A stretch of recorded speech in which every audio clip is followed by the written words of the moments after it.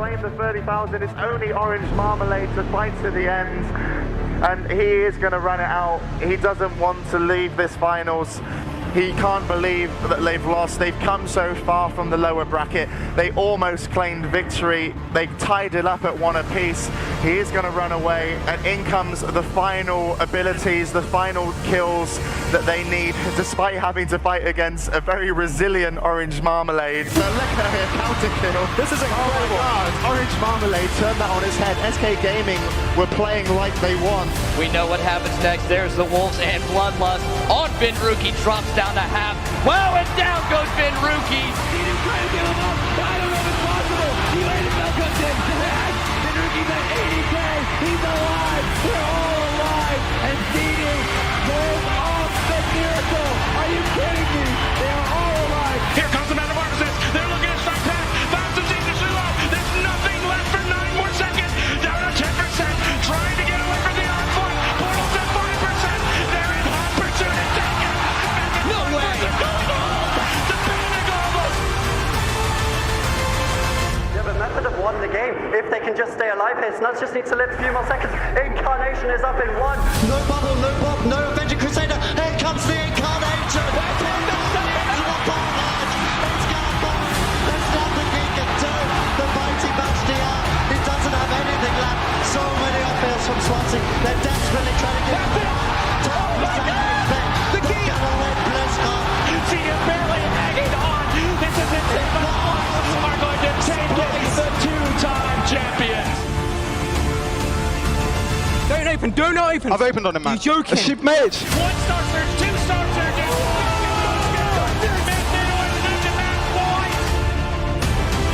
Big swap on Rooney though. Pistol stun into cheek, round into gas. And they take him down. What was that damage? The game winning gouge coming in from Watt, denying anything from Looney. That was absolutely insane.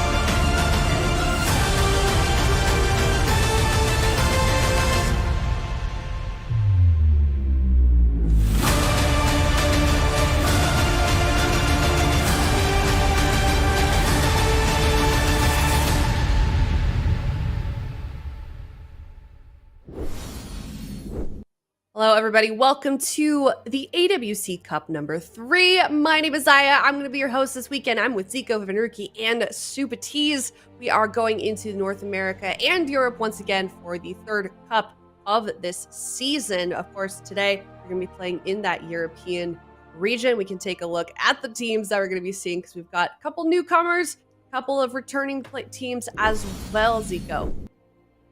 Yep, absolutely. We got another packed AWC Cup here, and most of these teams are teams that we've seen in the past, but we do have a couple of new-ish rosters here that we haven't seen on broadcast before. TEGRIDY Pump going to be making their debut, and it's TEGRIDY Damp from last year, but with 3 new members, so it's not really them. We're going to see Fnobbers returning from that roster, and then Ludex, Joel, DK, and Dakroth, of course, and not a stranger to the AWC and to competing in WoW in general. And of course, we also have Worn Out with Tana, Cassidy, and Kara, which was formerly Kawana Gaming last year. So a lot of experienced players kind of returning, and it's just going to make those points even more sought after. Yeah, it's so true. I mean, we know where these teams lie. They're, of course, trying to get points. Here they are right now. KUNGARNA is up in first place at 220 points. But you make a good point there, Zico. With these new players, these new teams that are kind of making it to the top 8, it's definitely going to make things interesting because they're certainly strong teams themselves, Supatees. What do you think? Yeah, I mean, teams like Casual Dad's not even in the top 8 this week, as well as Spawn of Damage. Spawn of Damage not having the best run these last 2 cups in terms of qualifying to the top 8 has given a big opportunity to get into the circuit stage of Europe at this point, and things are still heating up. KUNGARNA were finally kind of dethroned from that #1 position by SK Pieces last week. LF Org honestly didn't have that great of a run last week, so they're going to be looking to perform here now in Cup number 3. I'm interested to see what type of compositions we get from the teams now that we've kind of fleshed out for a week of having double legendaries and all of the equipment available. There might be even more surprises waiting in the wings. Yeah, I'm curious as well. And on that note as well, Subtees, we can talk about the first match that we are going to be seeing. That's Worn Out versus Bugs. We have yet to see Worn Out play, and we know that Zico just told us that that's actually KUNGARNA Gaming. So it's kind of weird that they don't have a Feral to kind of, you know, round out, or sorry, a Hunter to round off that roster, Benricky. I mean, it definitely is. It's going to be really interesting to see what compositions that they do come up with. But I mean, Kara, Cassidy, Tana, these guys have been around for a long time, phenomenal players, and they've made it into the top 8. So they've figured out something to get to this position, but do they have an answer for Bugs, which in my opinion is a team that has a lot more compositions. We've seen the Cleaves from them with the Windwalker Enhanced. We've seen the Fire Mage, the Windwalker as well. So I think for flexibility, Bugs might win out, but Worn Out, I think they're definitely going to come with some tricks up their sleeves. Yeah, I'm excited to see what these guys can do. You know, we've seen them together as a team of quite a bit of time, so I'm excited to see what they can do with that composition. And Ben, you know, is absolutely right. They made it here to the top 8, so they've certainly got something up their sleeve. But Bugs, they've had a good weekend. You know, they played pretty well last week, and I can only hope that they're going to return even stronger when we see them in this first game, Subsies. Very excited to see how Jamie's roster has been leveling up week after week. They're definitely a serious team. That Windwalker Mage looked really solid, and now I'm wondering how they're going to flex in with Jamie onto the roster. It was a very smooth transition. I mean, nothing changed. We're all still the same. You look the same. You look exactly the same. That's why mine is the best drawing. Like, you all didn't draw even close to the same. Okay, I agree. I got a 100% caricature of my. Is that the right word? Caricature? Caricature? Yeah. Something like that. I had perfect accuracy in my drawing. I put hours of effort into it just to make sure that it was as close as it could possibly be. Certainly looks that way. I mean, it was a perfect egg shape. That's really well done. But that being said, we're going to get game number 1 kicked off here. It's an elimination round, best of 5. Game number 1 at the Grand Arena. It's Worn Out versus Bugs. Let's see. Blind pick. What are we going to see? And for the side of Worn Out, it is going to be that Feral Druid, Retribution Paladin, and a Holy Priest. So interesting cleave setup, something we don't see too often, but Feral Druids did receive some buffs in the last patch. I'm curious to see what they can get done. I mean, this is going to be an explosive amount of damage from Worn Out. They've got some good crowd control. The synergy is there. Bugs going with a much more conventional composition with the Fire Mage, Windwalker, Holy Priest. And we'll see who comes out ahead here. There's going to be a lot of control from the side of Bugs with their composition, but Worn Out, they have a lot of all-out aggression, as well as a lot of off-healing from that Feral-driven Retribution Paladin. Yeah, they're going to basically have a lot of defense on the side of Worn Out, but they also have a lot of damage, and right now they're looking to do it onto Brunhilde, but he deflects it with that Eternal Aegis. And now Brunhilde going after Kara here with the leg sweep. Can I get the sheep? Doesn't look like Oscar is able to find it. Tana, they're going to be playing that Holy Priest. Ooh, nice blink there by Tana as well. Just evading the fight here a little bit on that Nightfade Priest. And so far, it's looking good actually for Worn Out. That first leg sweep didn't really get anything. Brunhilde taking a massive chunk of damage for straight out the touch of Karma. Kara's going to just be happy with that and just sit back for a little bit. And this is the combustion attempt of Oscar. So, and not able to find anything just yet, but now they get a stun onto Kara. Big damage coming in. He's going to trigger. There's the Mind Games. They're trying to pre-dispel his Divine Shield, but they won't get that Divine Shield. Instead, they will get that Guardian Spirit. And now, nice control here by Oscar, actually sheeping Kara on his offensive push. And they will get at least a trinket for that Combustion and that Guardian Spirit. So, Bugs finally getting themselves a cooldown. I mean, how often do you fight Ret Feral? This is not a common composition in the 3v3 bracket. They get good crowd control here, but can't follow it up. No polymorph. Oh my goodness, this damage from Cassidy onto Oscar right now. Massive hits of Feral Frenzy. Now Kara on the back foot, bubbling out quite literally as low as you could go right there. Kara manages to stay alive, but now with no trinket, no Divine Shield, he will be an open target for this team. They push forward and finish Brunhilde before that point hits, leaving him down to half, but no crowd control onto the Holy Priest next just yet. Kara is trying to retreat back behind the pillar, baiting Brunhilde into a bad position, but he's not falling for it. He's retreating back himself. Cassidy's going to leap behind the pillar to try and go after him. Worn Out running a Kyrian Feral Druid with a Necrolord Ret Paladin, trying to get the benefits of that Kindred Spirit, giving them bonus versatilities. It did get nerfed in patch 9.2, but it could still be a decent chunk of burst damage between the Ret and the Feral. But here comes more crowd control. Tana polymorphed on his trinket. Is Kara going to be able to survive? Wrapping behind the pillar. Tana trades out his medallion, breaking out the crowd control, but now they're swapping to Cassidy, blasting him down to half. Has to trade survival instincts. It does feel like Bugs have control in terms of offense. Potential opener here, but Brunhilde pre-Aegises the incoming stun, absorbing so much damage from that Retribution Paladin. Now they just need to avoid the Avenging Wrath. Moving towards Kara right now might be a bit of a risk. They're going for crowd control, that Quaking Palm. Cassidy trinkets, trying to assist with the Disorienting Roar, trying to get a heal. Gets counterspelled on it. That counterspell could be key to the kill. Tana grips Kara back to the pillar. Kara's going to interrupt Oscar on fire and manage to stall once again. Yeah, Oscar's doing a really good job just playing so aggressive. We're seeing that from a lot of these Fire Mages. There's such a durable target right now that can just play in your face, and with that new trinket, be really hard to kind of disrupt and control.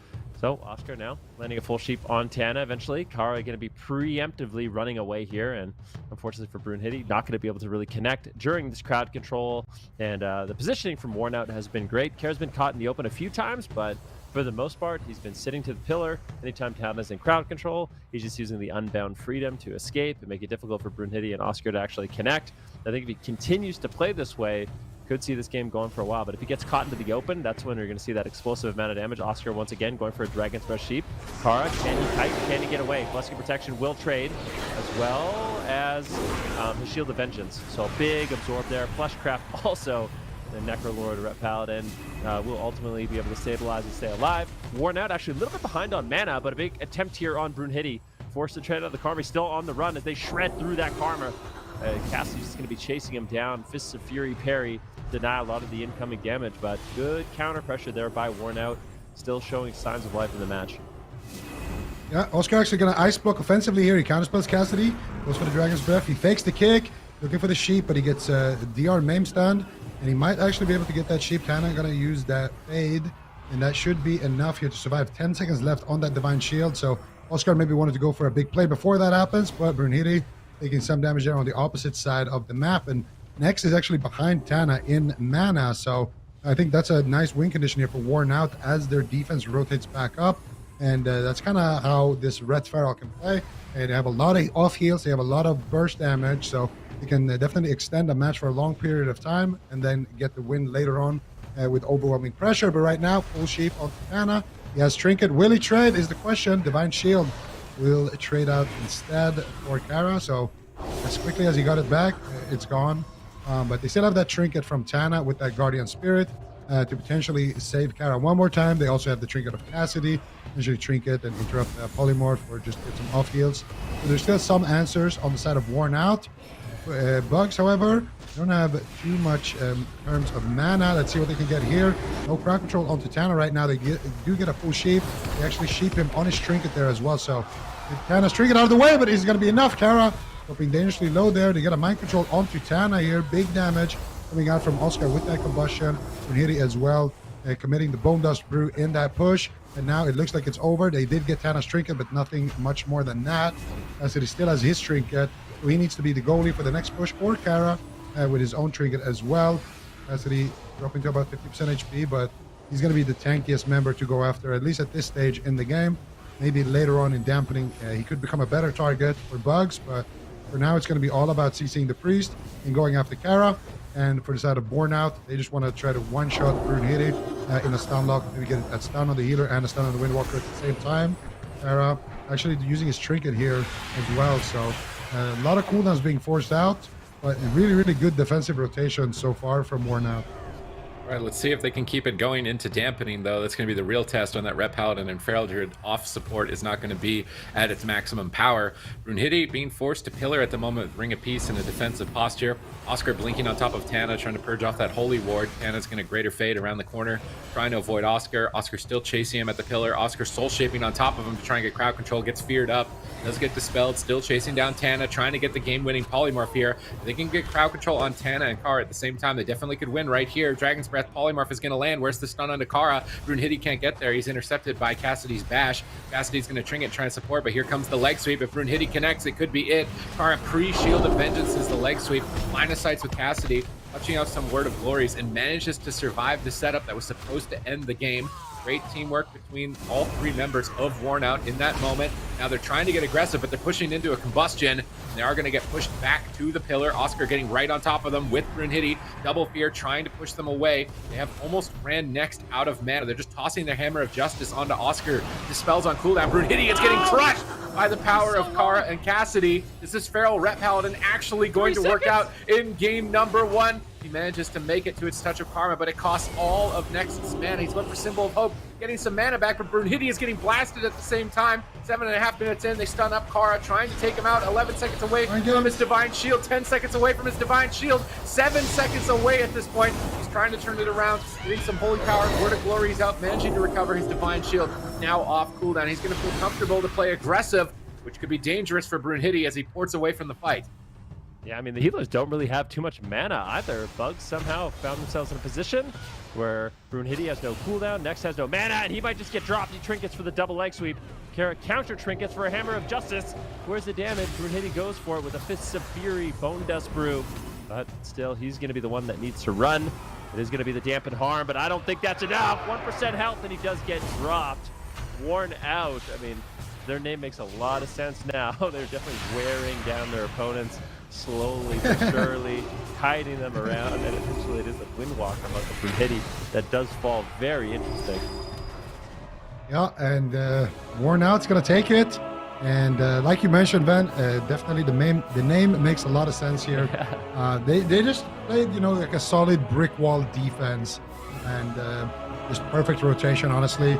And they never overlapped any trinkets, any cooldowns.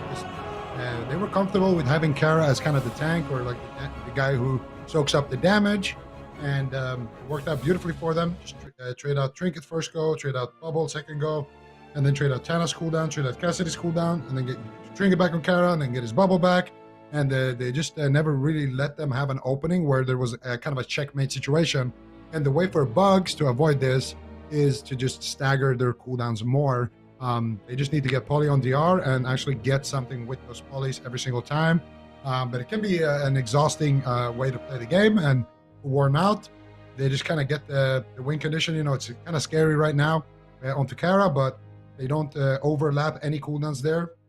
And you can see on his cooldown frame right now, he's going to have Divine Shield coming back up.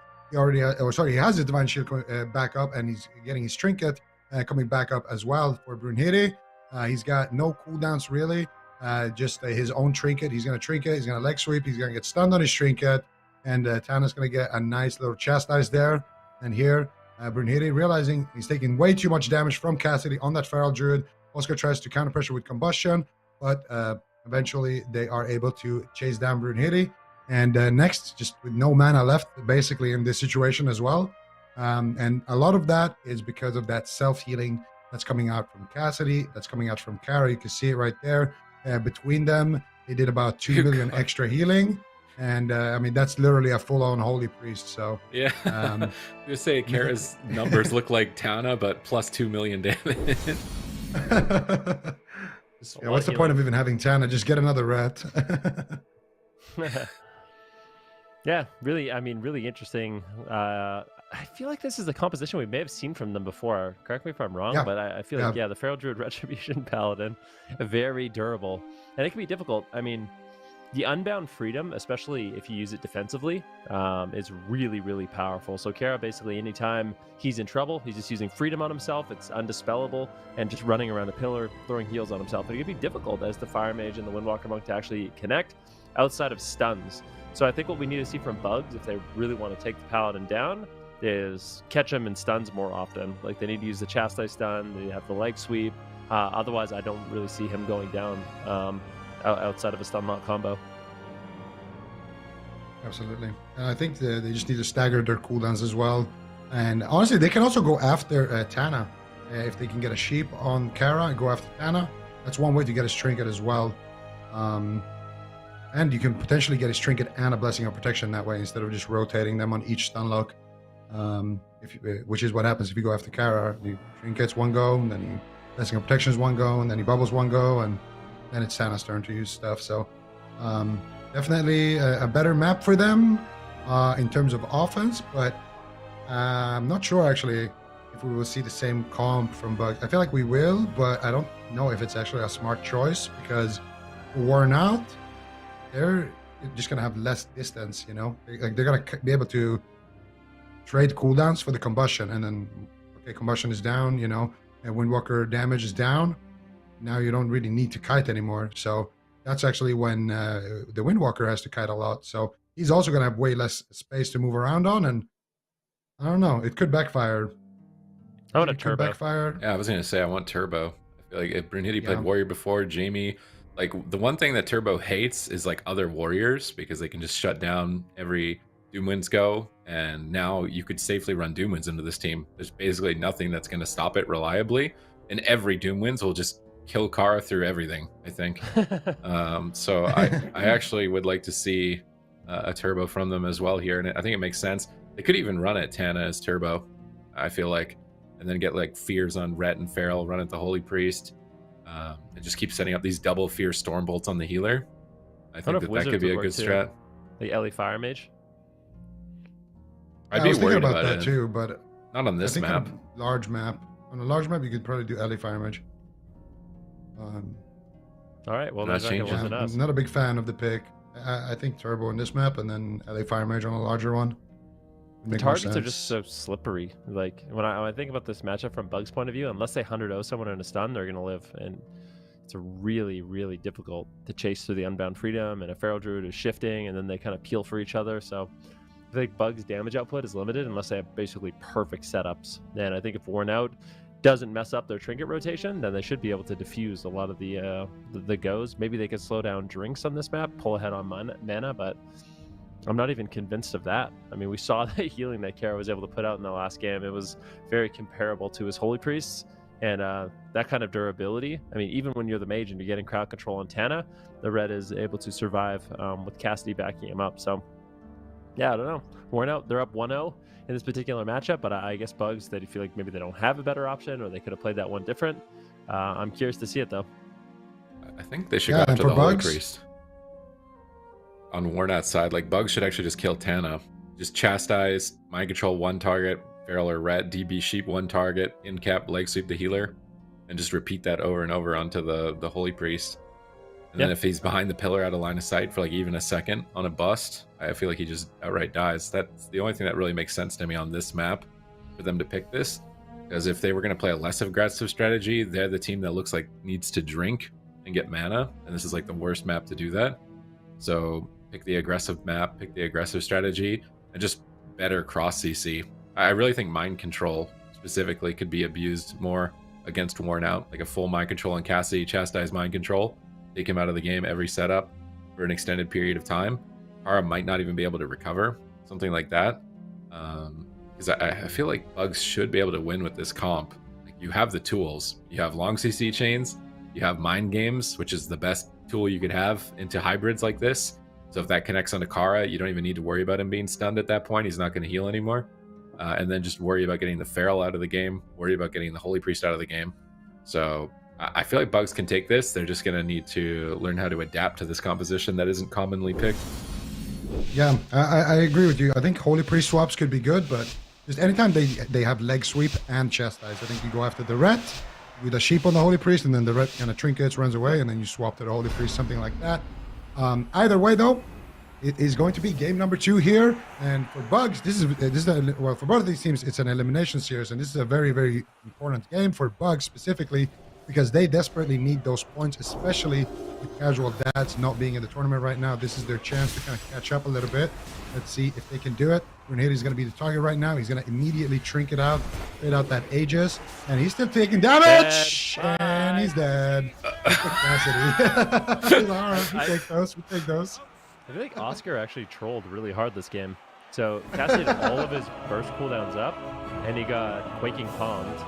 And then the mage, Oscar, just used his shifting power and broke it. And then Cassidy's like, okay, cool. I don't have to use my trinket. I have all my cooldowns, and you're one shot. So we'll see it in the replay. But that was really weird because last game, Oscar did a really good job shutting down that initial push.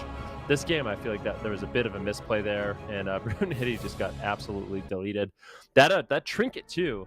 So the trinket that Brunhilde's using, really effective, the Eternal Aegis, but it can give you a false sense of security. So you're going to see Brunhilde at like 30% health. So here's what I was talking about. Look at the Quaking Palm. Quaking Palm still has a few seconds left. Boom. I guess it was like maybe a second or so, but Brunhilde has that. He has the trinket up, and that's that false sense of security I'm talking about. He's like 20% health, but he has a big shield on him. But that shield's only for magic damage, and Cassidy doesn't care about it at all. He shreds through it, and that's it. That's the game. You were making fun of me for wearing my Battle Master when we were playing, and this is my logic. If there's a physical damage dealer, you get no value out of it. Cassidy's just doing full damage. If he had a Battle Master there with a wall, this is a completely different scenario. Okay. No, it's not okay. No, it's not. Scenario. Got a physical DPS. Look at this. Like they just both. I was surprised that we didn't see that much damage from them in the previous game, but I guess it's like you say, Oscar just didn't peel them this time around. Yeah, Oscar. Last game, the opener was they opened. Oscar got a double Dragon's Breath. The entire thing sat. Then he Quaking Palm Cassidy. So to 7-second CC, and Cassidy 8-second CC. Cassidy just didn't move his character at all, and it was totally fine. This game, we didn't see that same level of peeling. I feel like they kind of. That can happen though. I mean, you play a long game, you survive a really long time, and you kind of, I don't say disrespect the damage, but you get like a false sense of security and how, what their damage output is, and then they flip it around. Now Worn Out, I mean, they're one away. Bugs is one away from being eliminated. Yep, and they need these points. They got 60 points right now, and some of the teams ahead of them, they're not here, like the Casual Dad. So this is Bugs' prime opportunity. To actually try to get a deep run here in one of these tournaments and kind of solidify one of their standings.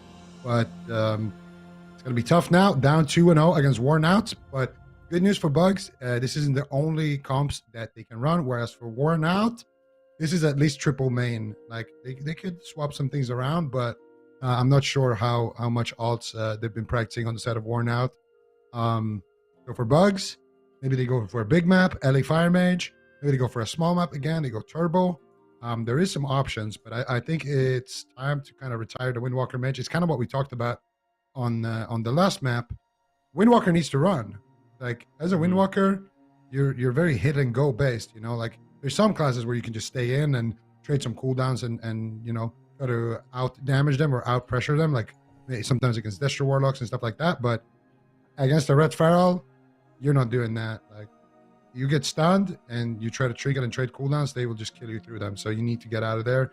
You need to move around and just be happy you got the trinket and kind of just do a very hit and run based strategy. And on hook point, you can't do that as easily because there's just not that much space. I mean, we saw it here. Brunhilde trinketed, he rolled away. He's like, okay, I'm chilling now. And then Cassidy just took 2 steps and he was back on his target and just deleted him. So I don't like map pick unless you're going cleave.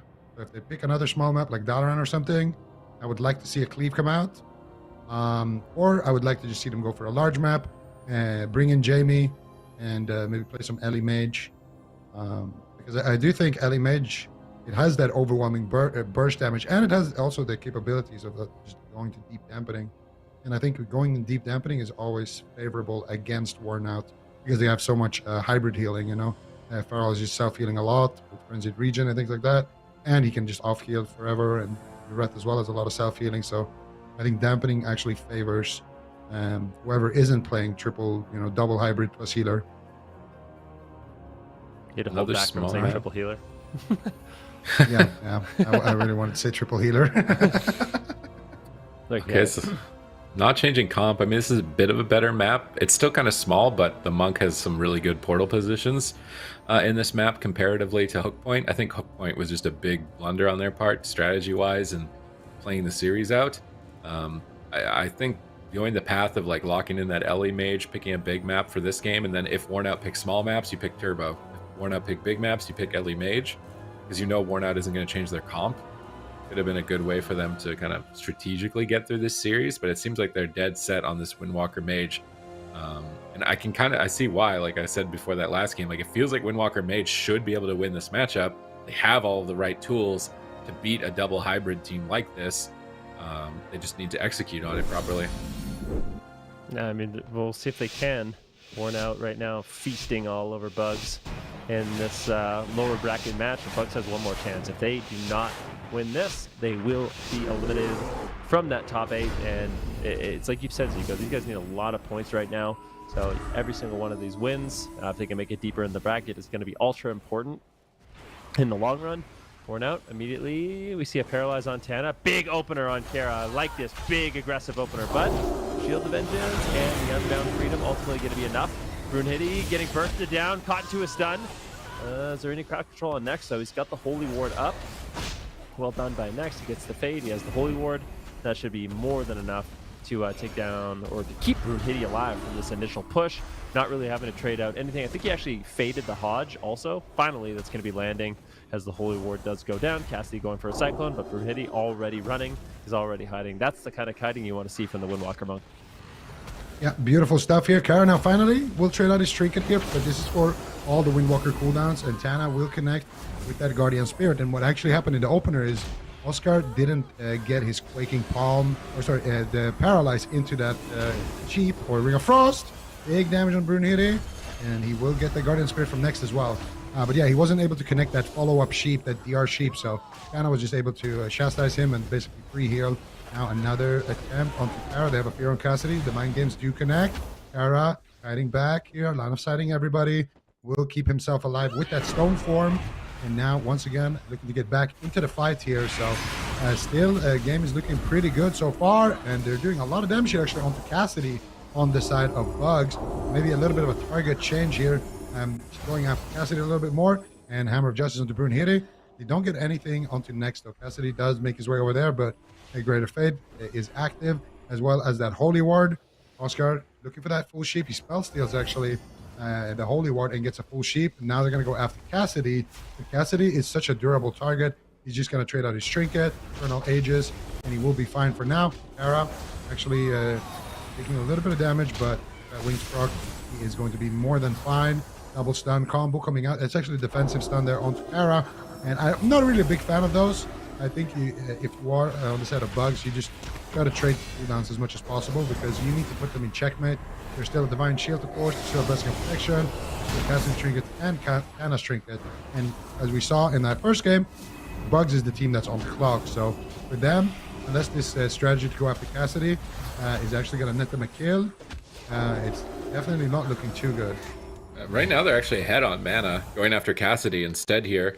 So maybe they can actually run him out of mana with this strat. Cassidy jumps away from the leg sweep, but leg sweep wasn't even off cooldown. Now he's caught in the chastise, spinning crane kick, but he did get into bear form prior to it. Love the mind control onto Kara right now, preventing him from supporting Cassidy for a moment. Mind game's still up for a second, but Cassidy seems to have weathered through the storm of this assault. Tana's finally out of crowd control. Cassidy's still going for Cyclones. Cyclone over onto Oscar. Oscar has also changed his Trinket, so he's running the Medallion. He's not going to get caught in these like 6-second stuns or 7-second clones. In those situations where he wasn't able to do anything. He's gonna have full control to also decide when the game ends with his combustion, and they're ready to send that. They've got Zwen, they've got Storm, Earth, and Fire. They're ready to go for the win. Brunhilde's rolling up on Cassidy, leg sweep. Huge damage coming out between the team of Bugs. Can they take down Cassidy? Cassidy jumps onto Tana, try and AoE and break him out of crowd control. Managing to stall and totally shut down that combustion, only using the Feral Druid's Medallion. Oscar now getting swapped to huge damage onto the Fire Mage. A bit surprising. Next, Will's out of a fear as their follow-up crowd control on the next. They get Ice Block from Oscar. Surprising amount of damage towards the Mage. They haven't even been looking at him throughout this series, but now showing that they have potential on multiple targets for a win. Yeah, I really like to see it. Good pressure out from Worn Out in this one. Oscar gets interrupted down to 20% health. Catches a huge heal, but it's Cassidy on the back foot. It is going to be a Bark Skin, and it looks like he should be able to survive with the Bark Skin, with the Aegis going for a Cyclone. Cassidy gets interrupted. Nice shutdown there by Brunhilde, realizing he was going for crowd control, able to shut that down and continue this aggressive push on Cassidy, where he's forced to kite right now. He's going to be in bear form quite a bit, just trying to reduce damage. Oscar getting absolutely blasted by Kara and his Avenging Wrath. A bash right now onto Nex, going for crowd control, potentially a full Cyclone. Cassidy empowers himself, really just going for it here on Oscar, but it looks like Oscar will be able to hold on with that Ring of Frost, and ultimately they stabilize. And now Cassidy kind of realizing he's in some trouble. He's got no Trinket, but he does have Bark Skin. Rake Stun now on Brunhilde as they make a swap onto the Windwalker Monk, down to 50% health. Both Holy Priests relatively even at this point, dampening just 15 seconds away. The intensity of this match is going to continue to ramp up. Oh, Cassidy sneaks away, gets a re-stealth in the middle of the game, in the middle of the setup right there. And look at Oscar. He's not playing tank mage. He's not playing Blinkstun. So right now he's got nothing, just to cauterize. So here comes the setup. The damage onto Cassidy, and I'm not in crowd control though, able to deflect it with that Guardian Spirit. And Kara actually did use his trinket as well in that exchange. He's got the wings active. He's taking a lot of damage here from the combustion. But Oscar here, he's got his trinket rotating back up just now. But he could be a very, very juicy target for them. Now they're going after Brunhilde, trying to set up a drink here potentially for Tana if they can get it. Doesn't look like it just yet. But if they can get pressure onto Brunhilde, make him move away from Tana, and have some pressure onto Oscar, maybe Tana could sit down there for a little sip. It's going to be tough though. Cassidy not having too much defense right now. He has his trinket at least to work with. He gets stunned up. He might need to use it. He's sitting through the crowd control for now. And it looks like it was the right call here. Maybe not. So close. Actually dropping super low. Touch of death range almost there for Cassidy. Absolutely getting crushed right now. And this new strategy from Bugs so far seems to be paying off. Tana is going to be completely out of mana. They get a mind control onto Kara. They get a sheep onto Kara. Cassidy, so far, so good. But for how long is the question? He pops his Berserk, pops his counter pressure here, trying to get some damage going with that Bark Skin active as well. And this would have been the moment where ideally Tana has so much pressure that he can actually sneak away and drink, but I don't think that moment is going to come to him at any point during this match. So Cassidy just needs to try to tank it out in bear form for now. Nice Blessing of Protection there on the Karma. Who are they going to go after though? Doesn't look like there's too many great targets right now. Full worn out, and this game is definitely heavily in favor of Bugs right now. Ooh, Mind Games connects here onto Cassidy. A lot of cooldowns have to be blown out. Tana's caught in the leg sweep. Devastating damage from the Bugs here on match point. Looking to turn around the series. They need a reverse sweep. This is the best they have looked so far. Can they finally close it out, though? These Feral Druid and Ret Paladin healing is just so difficult to get through. And next is actually almost out of mana. Brunhilde's not in a solid position. He drops the Ring of Peace, retreats back into the starting area to try and flee. Kara is chasing after him, gets polymorphed. Cassidy ducking around the corner, jumping now into the fight, trying to make sure that Next can't drink, trying to hit him through the pillar with that brutal slash. I think he actually did hit him through the wall with it. Brunhilde stunned up in the room. Cassidy doesn't want to walk into a death, though. If he gets stunned right now, he could easily explode. He's trying to get away from Brunhilde, trying to bait him into a bad position, letting Kara do a bit of the heavy lifting at the moment while Cassidy focuses on defense and support. You see interrupts onto Oscar, trying to slow him down, but Tana is still inevitably polymorphed. Cassidy trying to tank Brunhilde in bear farm, getting ready for the stun. It's coming up in 4 seconds. Brunhilde then portals away. He's afraid of going down. It's match point, but paralyzed. Leg sweep incoming. Is he going to go for it out of the... He didn't go for it out of the paralyzed. I'm really surprised there. I thought they were going to send that with no trinket, no bop for Cassidy and send a bunch of damage. Now the leg sweep is going to connect. They knock Cassidy into the starting room. Mind Games lined up by Next. Holy Fire lined up by Next, trying to dump out as much damage as possible, but it's not enough. Cassidy's not being overwhelmed. They have pressure on Brunhilde. They have pressure on Oscar. Oscar has no ice block, but Cassidy finally getting blasted. Is he going to go down? Guardian Spirit comes out. Cassidy makes a recovery. Now they stun up Oscar, swapping over to the mage, trying to take him out, but Next has a massive mana advantage here. 8 minutes in and 20% dampening, and I'm worried for the Bugs. They're on match point, facing elimination. Oscar's being raced down at the moment. Is he going to be able to avoid death? Trying to blink away from Cassidy, trying to kite away from Kara, trying to even just use Frostbolt for a little bit of a slow to get some extra distance. Managing to get away from his enemies. Now Cassidy getting blasted back by Brunhilde. If Brunhilde can connect here, potentially Cassidy is going to be going down. Not many options left. Defensive Ring of Fire. Oscar putting that on himself, trying to scare Cassidy and Kara away. Cassidy doesn't seem to care. He's still just chasing after Oscar, trying to go for the win. Oscar gets gripped away by Next. Cassidy jumps in. Kara hammers him, trying to finish him, but double leg sweep. They grip Cassidy behind the pillar on the Bone Dust Brew. I think Cassidy dodges the Bone Dust Brew as a result of that leap of faith, but the Fists of Fury are flying. They're cleaving Tana, they're cleaving Cassidy. Damage across the board. Desperation in cap, gets DB'd, no clone for follow-up. Brunhilde's all over him on match point. Can they close it? There's 0 mana left. 0 mana left for Tana. How is Cassidy still alive? Kara is just flash of light after flash of light at 26% dampening to keep Cassidy alive, to keep them going and just close this series out. They don't want to give Bugs a second chance. This is unbelievable. And Oscar might be the one that falls. He does have the cauterize. Cassidy on the run. This Feral Druid just does not die. Kara trying to connect to his target right now, but he is getting controlled. Put the control on Kara. Tana has no mana. Don't even go for CC on Tana at this point. Just continue this push onto Cassidy. We're at 30% dampening. All this off healing. It will eventually kind of go down. Next has a huge mana lead. Losing 70% mana. Continuing to go up and up and up. 100% mana. That 30% dampening. That's exactly what you want. But he gets caught in CC or the burst damage is too high. That mana is not going to matter. And Hitty gets gripped away. He does have the touch of Karma. Not opting to trade it out just yet. This is a beautiful game by Bugs. Karma's incredibly low. They're just going to be swapping around. Brune Hitty going after the Feral Druid, going after the Ret Paladin, bringing fires down. Big Fist of Fury. That Fist of Fury hits hard, but at the same time, Brune Hitty has to be careful. Trades out the Karma. And now, all of a sudden, Brune Hitty in a situation where he really doesn't have too much defensive cooldown. 33% dampening. Tana's mana has gone up somehow, which is unbelievable. A grip on the stun from Cassidy. Looks like Tana will be able to survive, or grip Cassidy to survive, but there's no touch of death. They need to actually completely take him down. It's not going to be available. This is a combustion as well, Hammer of Justice, but the damage is completely overwhelming. Worn out, they survive a long time. That was great kiting by Cassidy. I want to see where the healing's coming from Worn Out, because Tana was tapped on mana for like the last 5 minutes of this game. I think a lot of it just Kara doing retribution paladin things, but the strategy from Bugs seemed a lot better. Go after Cassidy, kind of limit what he can do in the match, and all of a sudden they're able to find those drinks as well for next, and just kind of dampen them. And that's the thing, right? If you can get that triple healer to go deep and deep into dampening, all of a sudden you need the healer to actually start spending his mana. And Tana in this one will fall behind and actually end up going out of mana there. And if you look at next, he's just been sitting there drinking. He's having a great time. And in general, in the match, he's been able to hold on to a mana lead. And you kind of see a little bit of desperation from Worn Out, just knowing that they need to CC. They're the team on the clock now. They need to try to get a CC chain going and actually take somebody down. There was a couple of close calls on the Oscar, but eventually he did survive that big push that they did. And at that point, they just need to get, another big setup onto Cassidy, and that's exactly what happens. Tana doesn't have Guardian Spirit. His healing is heavily reduced. He uses up his last Serenity charge right there, and he just doesn't have any heals. He needs to cast to actually keep Cassidy alive in this situation. And of course, Oscar has a counterspell. Tana goes for the fake cast. He's trying to fake cast that counterspell. Oscar is just holding it, doing a great job, and eventually he will go down there. And that's because all the instant healing just isn't doing enough at that point, the instant heals of Kara specifically with those Word of Glories is just not adding up there.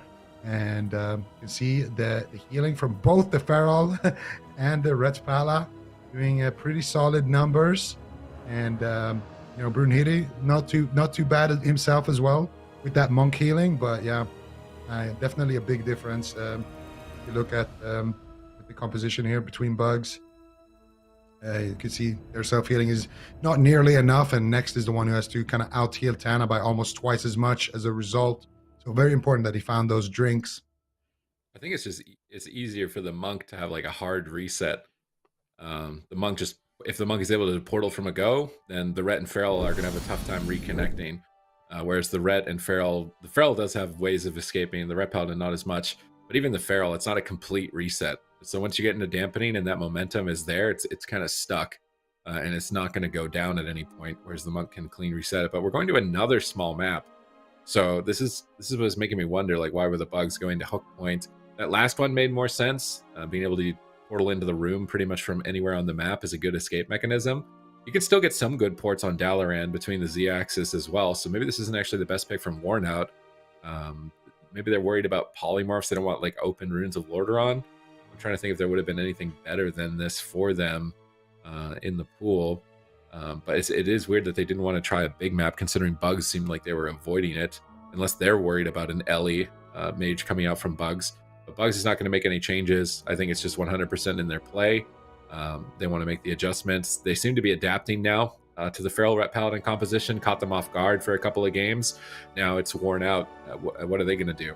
Can pull off this? Because they still need to just win one game to close the series. And every minute in the game is just giving Bugs more information on how to beat them, in my mind. Like, it's Worn Out that really needs some surprise damage here. They need like a game 2 where they win in 30 seconds, try and one-shot somebody. Don't give the other team any opportunities to learn how to play against you, because that's the main advantage you have with this composition right now.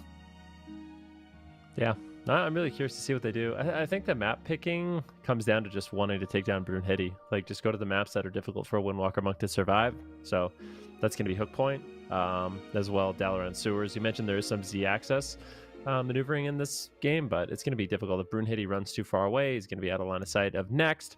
And I think that's kind of the play. Warnout realized they have to go after the Windwalker Monk basically exclusively in this one. And if they can have higher uptime, that's going to be kind of their ticket to success. But I do agree. It seems like even Oscar changing up his build made a huge difference. The fact that, you know, all the crowd control is going to be less on him. And during those moments where they actually want to make a push, he doesn't just get caught into like a long extended cyclone. I think that was a really intelligent decision.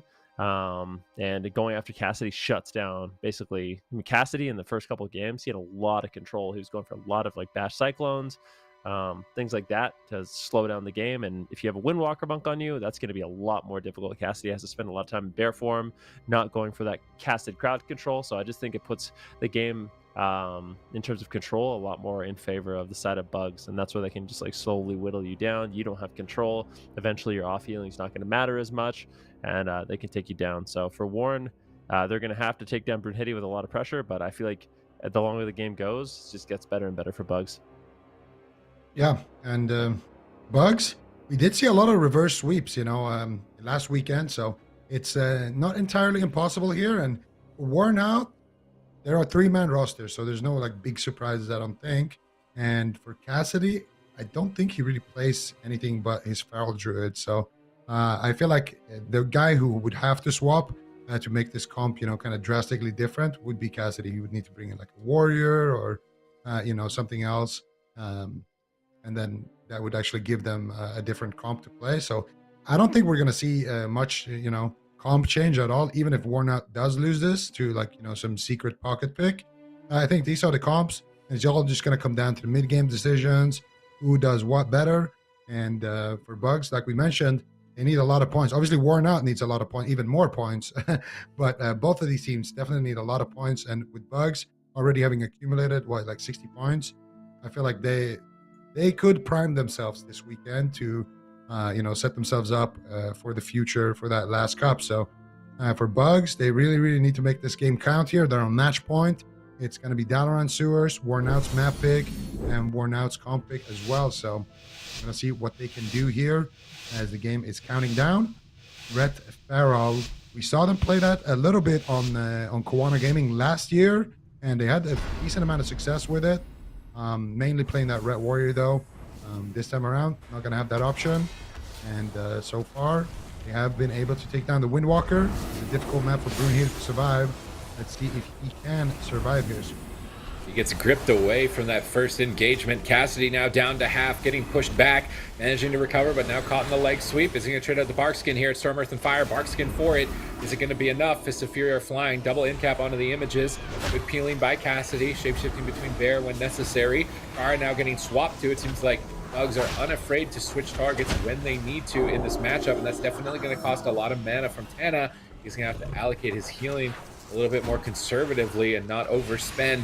He wants to go toe-to-toe with Next, but here comes more crowd control. Double Dragon's Breath, Fist of Fury flying, double Psychic Scream. Tana just staying in the back line, trying to avoid any crowd control onto himself. Now Brunhilde stunned up on match point. Trades out the Medallion as well as the Guardian Spirits. That surprise burst damage from Worn Out. Once again, pushing more cooldowns than was necessary. Maybe they can still get the kill through it. Guardian Spirit about to fade. They get that Kindred Spirits active, trying to take him out, but Cassidy gets stunned up. They're trying to finish him. They knock him behind the pillar. Can they take Cassidy down here? Manages to get Survival Instincts up between the stun lock. Now stunning Brunhilde, trying to turn it around onto him. Oscar just recasting in the back line right now, popping Combustion. Trying to go after Kara with the Combustion, but Shield of Vengeance soaks it and tosses a ton of damage back to Brunhilde. Next is in position, though, to immediately recover it. Now, no Medallion on Next, no Medallion on Brunhilde. If they can get double crowd control there, that's a win condition. At the same time, Cassidy with no Medallion, only Barkskin. When is he going to take the risk and go for the kill? Trying to heal up Kara with Regrowth, but Tana's now into the Dragon's Breath. Cassidy's trying to dodge crowd control by jumping through the air, but they're not even going after him. They're going after Kara instead. They're going to get the Shield of Vengeance from Kara. And if that explodes, it's going to do devastating damage. They stun Brunhilde, but they don't cross crowd control next. He's able to dispel that stun. Tana is slowly marching across midfield. Tana is trying to get a fear on next, but he's just walking out in the middle of the map. He's going to get polymorphed. Cassidy's now in trouble. Free bear forms the stun lock. Manages to get that Aegis up as well. Going to absorb a lot of Fire Mage damage here. I don't think that he should. Never mind. Huge Windwalker damage up from Brunhilde. Likely the set bonus there, providing him a huge increase of burst damage. But Cassidy does nonetheless survive. Tana trades up the medallion, recovering him back into the fight, trying to get him aggressive onto Brunhilde, chasing him behind the boxes. Brunhilde gets gripped away. Tana's chasing them down. Cassidy, Car, and Tana pushing in for the kill. They're going to chastise next. They're bursting down Brunhilde, full fear, trying to finish it here on match point, but I'm not sure if they can. Hammers down. Pre-dampen harm and Guardian Spirit here on Brunhilde.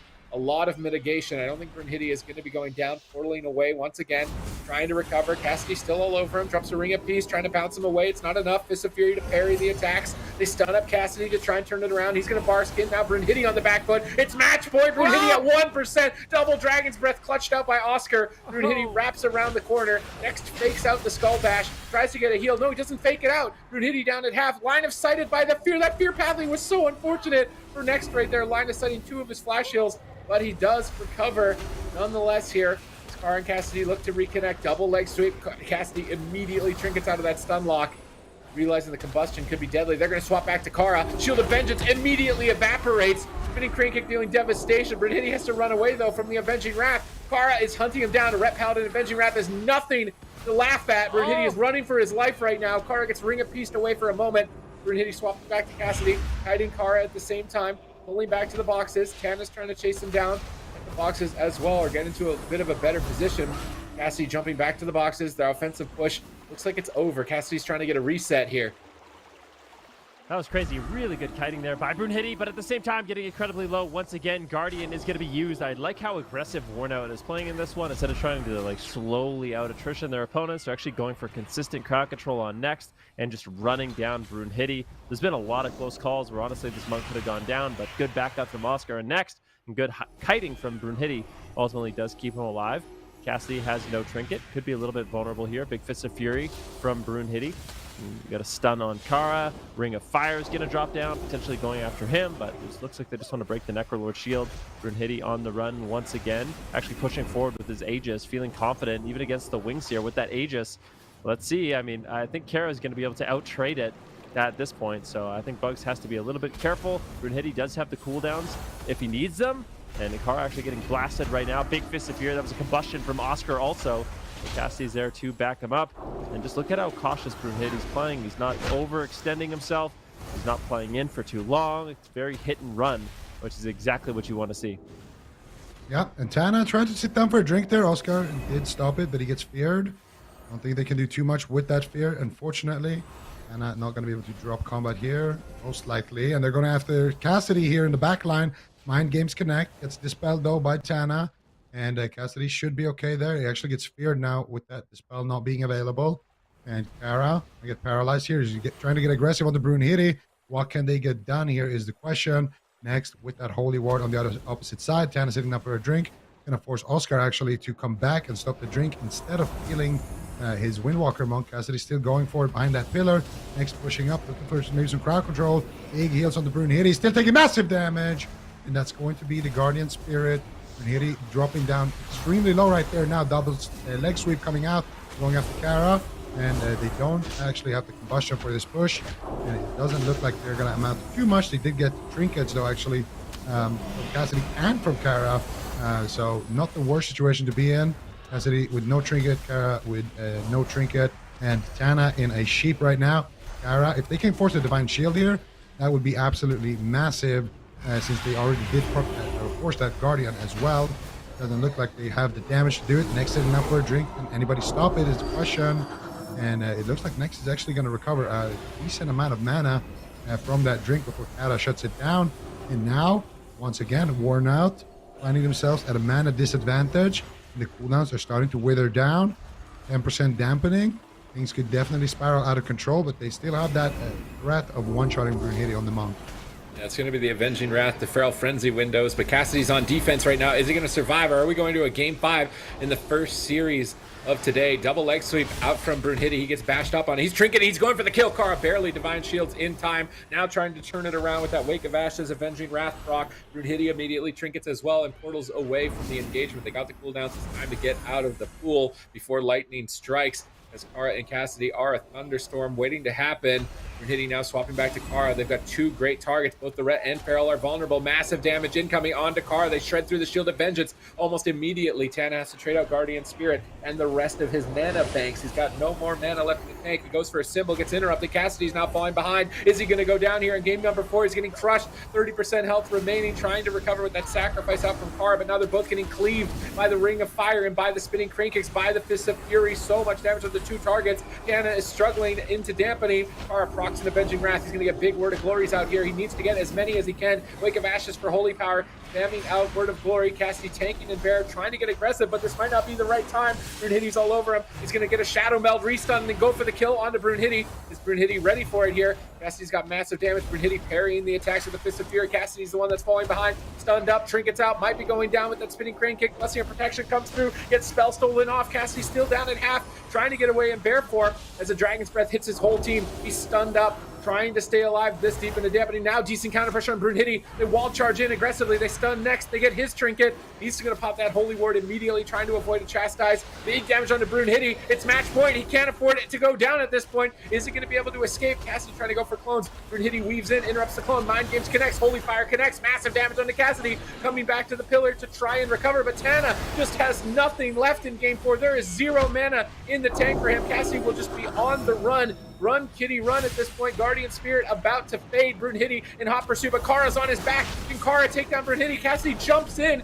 He's going to play a game of chicken, trying to get the dots up, and then line of sight from Brunhilde's Divine Aegis here as Tana's in a polymorph. Cassidy's on the run. No combustion, though, for a bit here. There's actually no real threat from bugs in terms of cooldowns. If Tana can get some mana here to actually top Cassidy off, jumping down off the side, baiting Brunhilde potentially into a bad position. He's not going to stay there for very long as he just move back up top side, swapping over to Kara. Facing the Feral Druid, realizing this might be a mistake. Going after the stationary Ret with no cooldowns is likely going to be a better decision.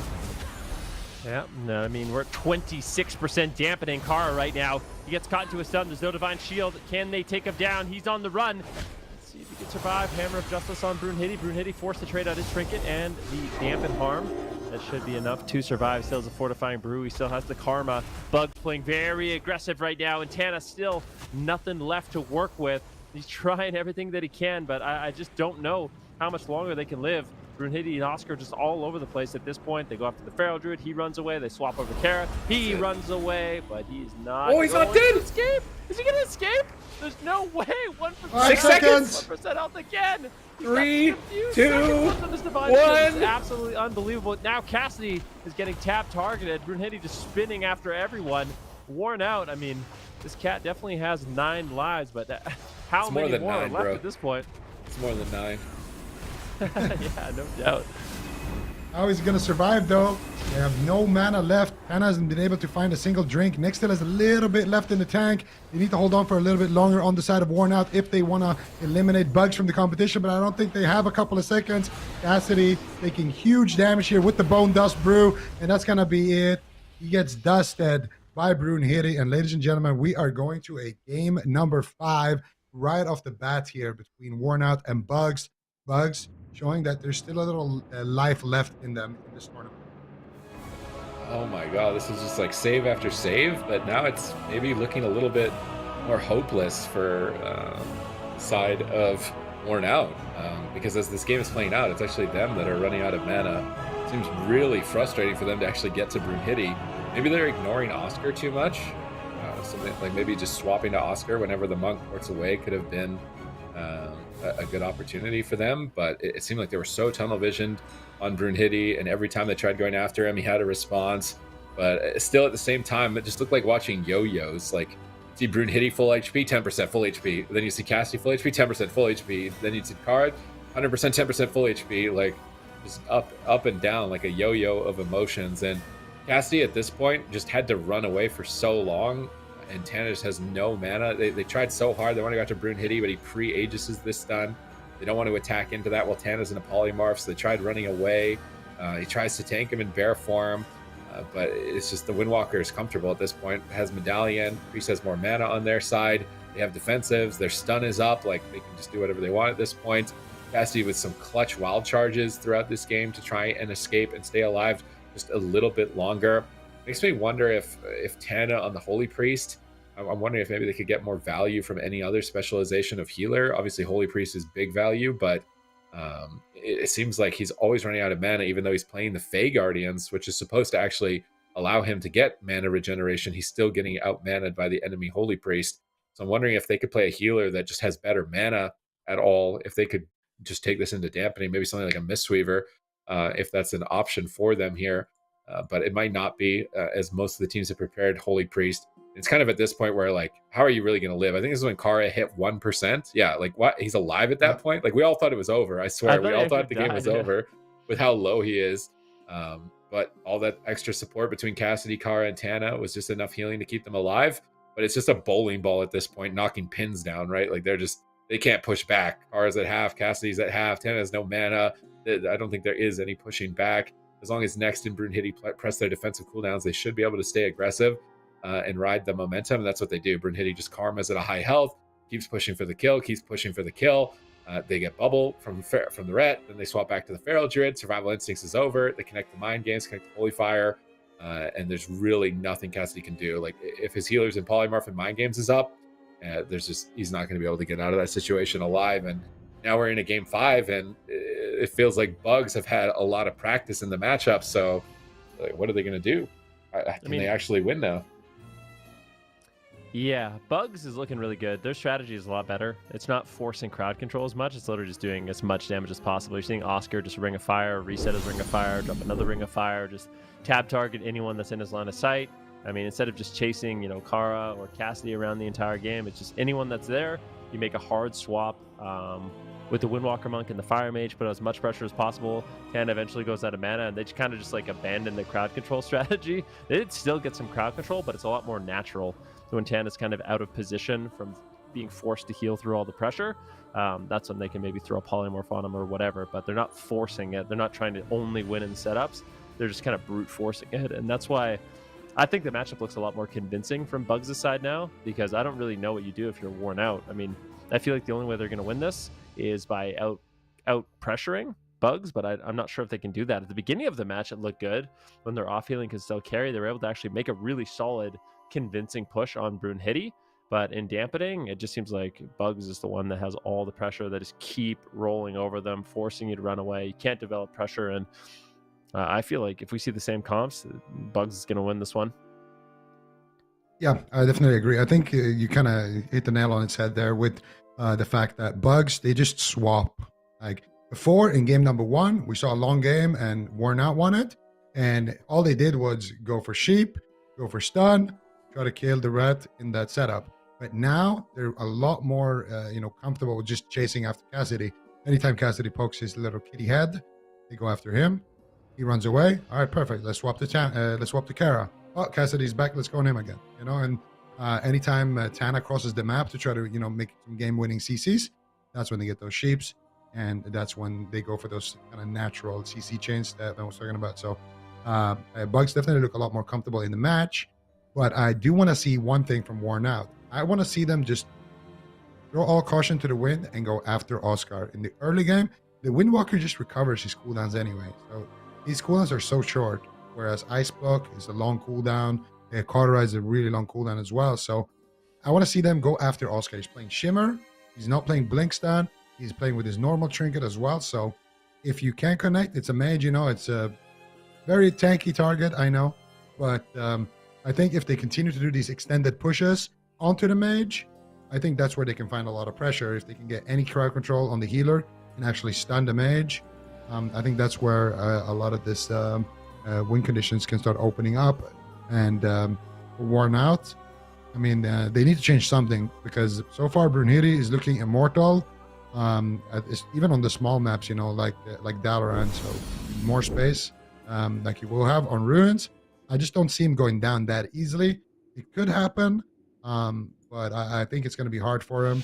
So instead, I would like to see them just try to go after Oscar more and see how that works out for them. Curious to see if they can. Runes will order on Game 5, first series of the day, and it would be a fitting final resting place. But it's starting to look like for Worn Out that the cat is out of the bag. Bugs now understand the assignment, and I'm worried about Worn Out and their ability to be able to pull this off. Seems like the pressure is so heavily in favor of Bugs, mana in their favor, defense in their favor, but this is a chaotic map with not many places to run and hide, so potential opportunities for Worn Out to just blast them out of this game. Kara gets stunned up though, big damage incoming, they grip him back, but now they swap back to Cassidy out in the open. Mind Games chastised. He managed to get a shield up prior to this stun lock, absorbing a lot of damage. Kara is still getting blasted. He ducks behind the tombstone trying to recover. Dana has a lot of work ahead of him here if he wants to recover his teammates, managing to pull them back into the fight. Maybe they go after the Holy Priest. They're starting to poke next a little bit behind the pillar, stunning him up, and they are going after the Holy Priest. A Hail Mary and all in onto the enemy healer. Not enough damage to take him out. Guardian Spirit manages to recover. Now Door of Shadows away from the engagement.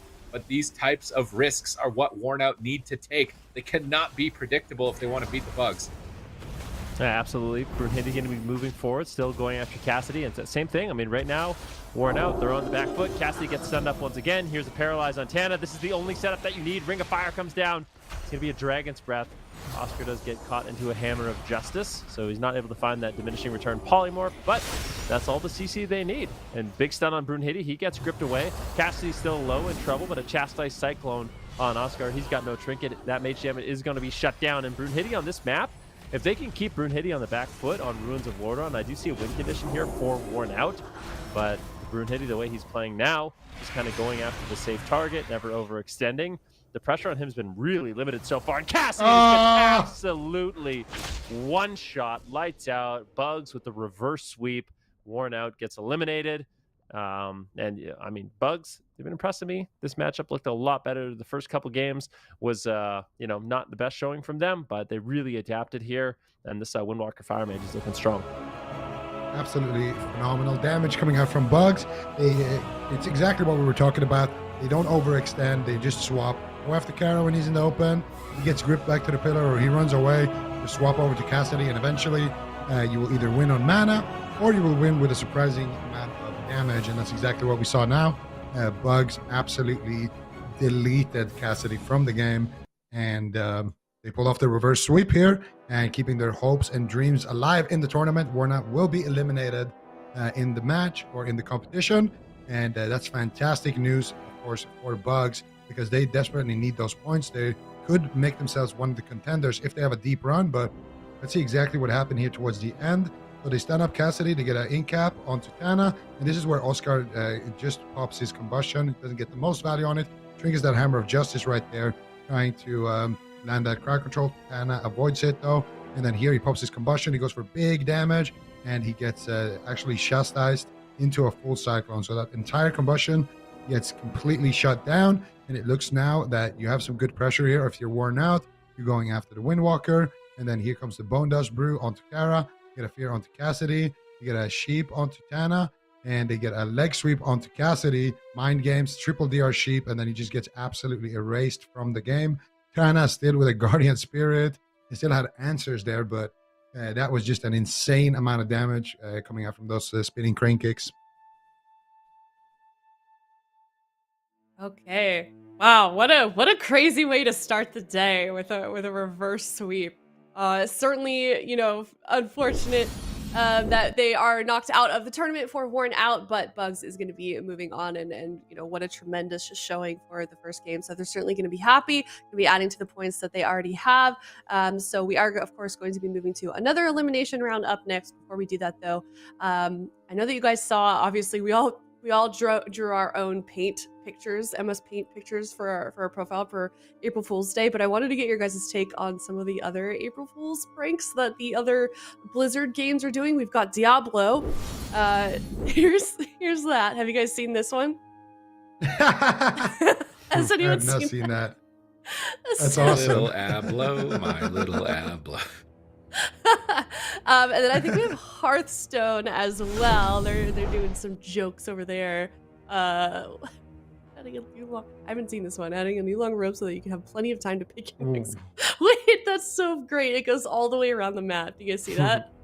Yeah. Is it I'm is totally it that actually in the guy. game?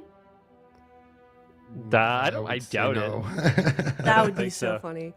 What were you saying, Zico? I was saying I'm always that guy when I play Hearthstone. I wait until the last second of the rope. You're a to enter. dampener in It's just Hearthstone? like it's a psychological thing.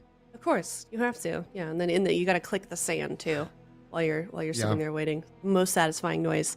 But anyways, yeah, super funny jokes from Hearthstone and Diablo. And on that note, we are going to head to a break. When we come back, it's going to be another elimination round before we head over to the upper bracket. It's Tegrity Dam versus No Money, Just Funny. Coming up next. We'll be right back.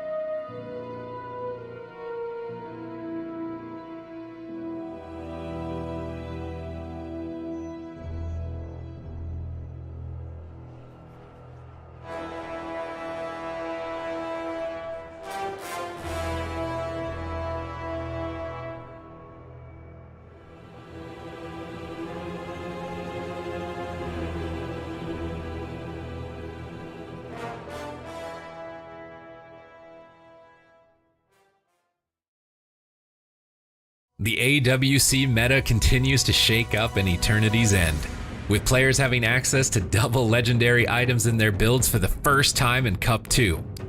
There were so many powerful builds in play this weekend. In this video, I'll break down 5 double legendary combos that pushed these specializations to the top. A spec that saw a real resurgence in AWC Cup 2 was the Necrolord Holy Paladin. Holy Paladin got the rare chance to embrace the side of death by picking up the Necrolord Covenant this weekend to enhance their Vanquisher's Hammer, as well as provide a tremendous increase to their Light of Dawn healing. Coupling Unity with Shadowbreaker Dawn of the Sun legendaries, this enabled Brain and Absterge to pull off many amazing saves in this weekend's best match. Fetching the 4th place position is the Necrolord Frostmage. Tessiel locked in the Necrolord Covenant, pairing the legendaries Unity with Slick Ice, and was able to accumulate an overwhelming amount of Frostbolt damage to crush his unfortunate targets here in this clip. With Morrow and Tessia here to play, we could be entering a second Ice Age in patch 9.2. He was expecting that. Now they're swapping into the monk. This is just looking so one-sided. They can go after whoever they want with these cooldowns. Every world is an oyster right now for LF Oregon. It looks like they're going to drop this DK. Outlaw Rogue almost stole the show. Peekaboo picked up Venthyr Outlaw Rogue and coupled Unity with Greenskin's Wicker's legendaries to grant himself a staggering amount of sustained damage to take out Kawhi's Drake. Not to mention that sick gouge on Brain. Caught in the gouge, kidney shot onto Drake. This could be the end of the game. Chastise under pressure. Triple TC. That is it. They're going to pot him, and they take it down. Crashing into second is the Destruction Warlock. Thugonomics unleashed the Necro Lord Destruction Warlock's full potential by using Unity in conjunction with Madness of the Azjakir to bolster his Incinerates and Chaos Bolts for devastating swaps. That swap onto Sea-Doo was particularly nasty. Don't drink it. Miracle swap from the Power Man, catching Sea-Doo. However, in the end, the weekend belonged to Team Liquid, and gripping the #1 spot is the Necro Lord Frost Death Knight. Cup 2 gave a big opportunity to the Frost Death Knight, earning the spec a 100% win rate. By equipping Unity as well as Absolute Zero, Lord Mez turned a scary situation into a triple kill. We're here as well. Who's going to get the next crowd control? It's down on the Oh my God. over Peekaboo. He's taking so much damage. He's done. That's Peekaboo. How is he going to survive? He's a 1%. And Peekaboo will get crushed. I can only imagine the freezer burn the Golden Guardians experienced. You've got to get your hands on a Frost Death Knight. The meta continues to evolve each week as teams get their hands on everything Eternity's End has to offer. Make sure to click subscribe and tune in this weekend to AWC Cup 3 as teams lock down their spots to the AWC Circuit. And until then, thanks for watching, and we'll see you in Azeroth.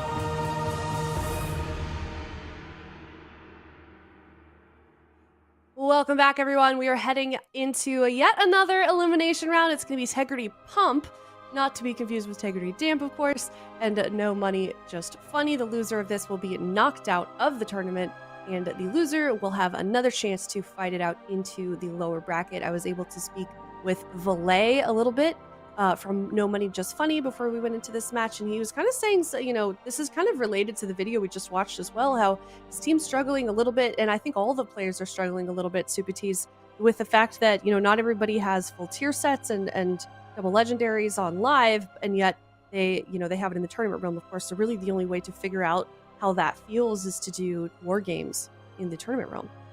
Yeah, it's always a tough position at the start of a new patch to be able to figure out what's going to be going on in terms of the meta, especially when your character may not be getting the best vault slots unlocked. So I definitely experienced that as well. But on the tournament realm, wargaming is definitely the best field. I thought you were going to actually have some like icicles in your hand there for a second. So funny. Just come back with a snowball and throw a snowball. Could get one, actually. It was snowing today. I'm happy the snow is gone here. It's snowing where you are. I'm happy that it's gone here now. I'm ready for summer. But in regards to the teams, like, it can be really challenging, especially if you don't have like another team that wants to wargame you, or maybe have the comps that you're interested in playing against for your specific matchups. But I think we're starting to see the meta settle down. And for No Money Just Funny, I think they were running a lot of Rogue Mage Priest last week. And I think the Shadow Priest Rogue is also something that might be a bit underrated. Running the Night Fae Covenant as a Shadow Priest, just making Vendetta almost basically no cooldown. Like, I watched Peekaboo yesterday when he was broadcasting the open bracket, and he was just melting teams every second round of Vendetta, which teams weren't expecting to be off cooldown. So I think utilizing Acro as Assassin and Valet as Shadow a little bit more could be good for them. But TEGRIDY Pump, like, this is a merger of two teams. So I am wondering what to expect from them. Is Dakrath going to be on the bench, or is he going to be getting in these games? I feel like Dakrath hasn't been able to get into the games a lot of the times on some of his most recent teams, but he's a phenomenal multi-classer, and they've got some interesting specs. So I do wonder what they're going to bring to the table in game one. I want to see Affliction on Holy Death Knight. That's what I'm wondering. Like, what are you? It says Ludix Hunter, like Hunter Warlock, like Hunter DK. Like, these are comps you didn't see since Kata.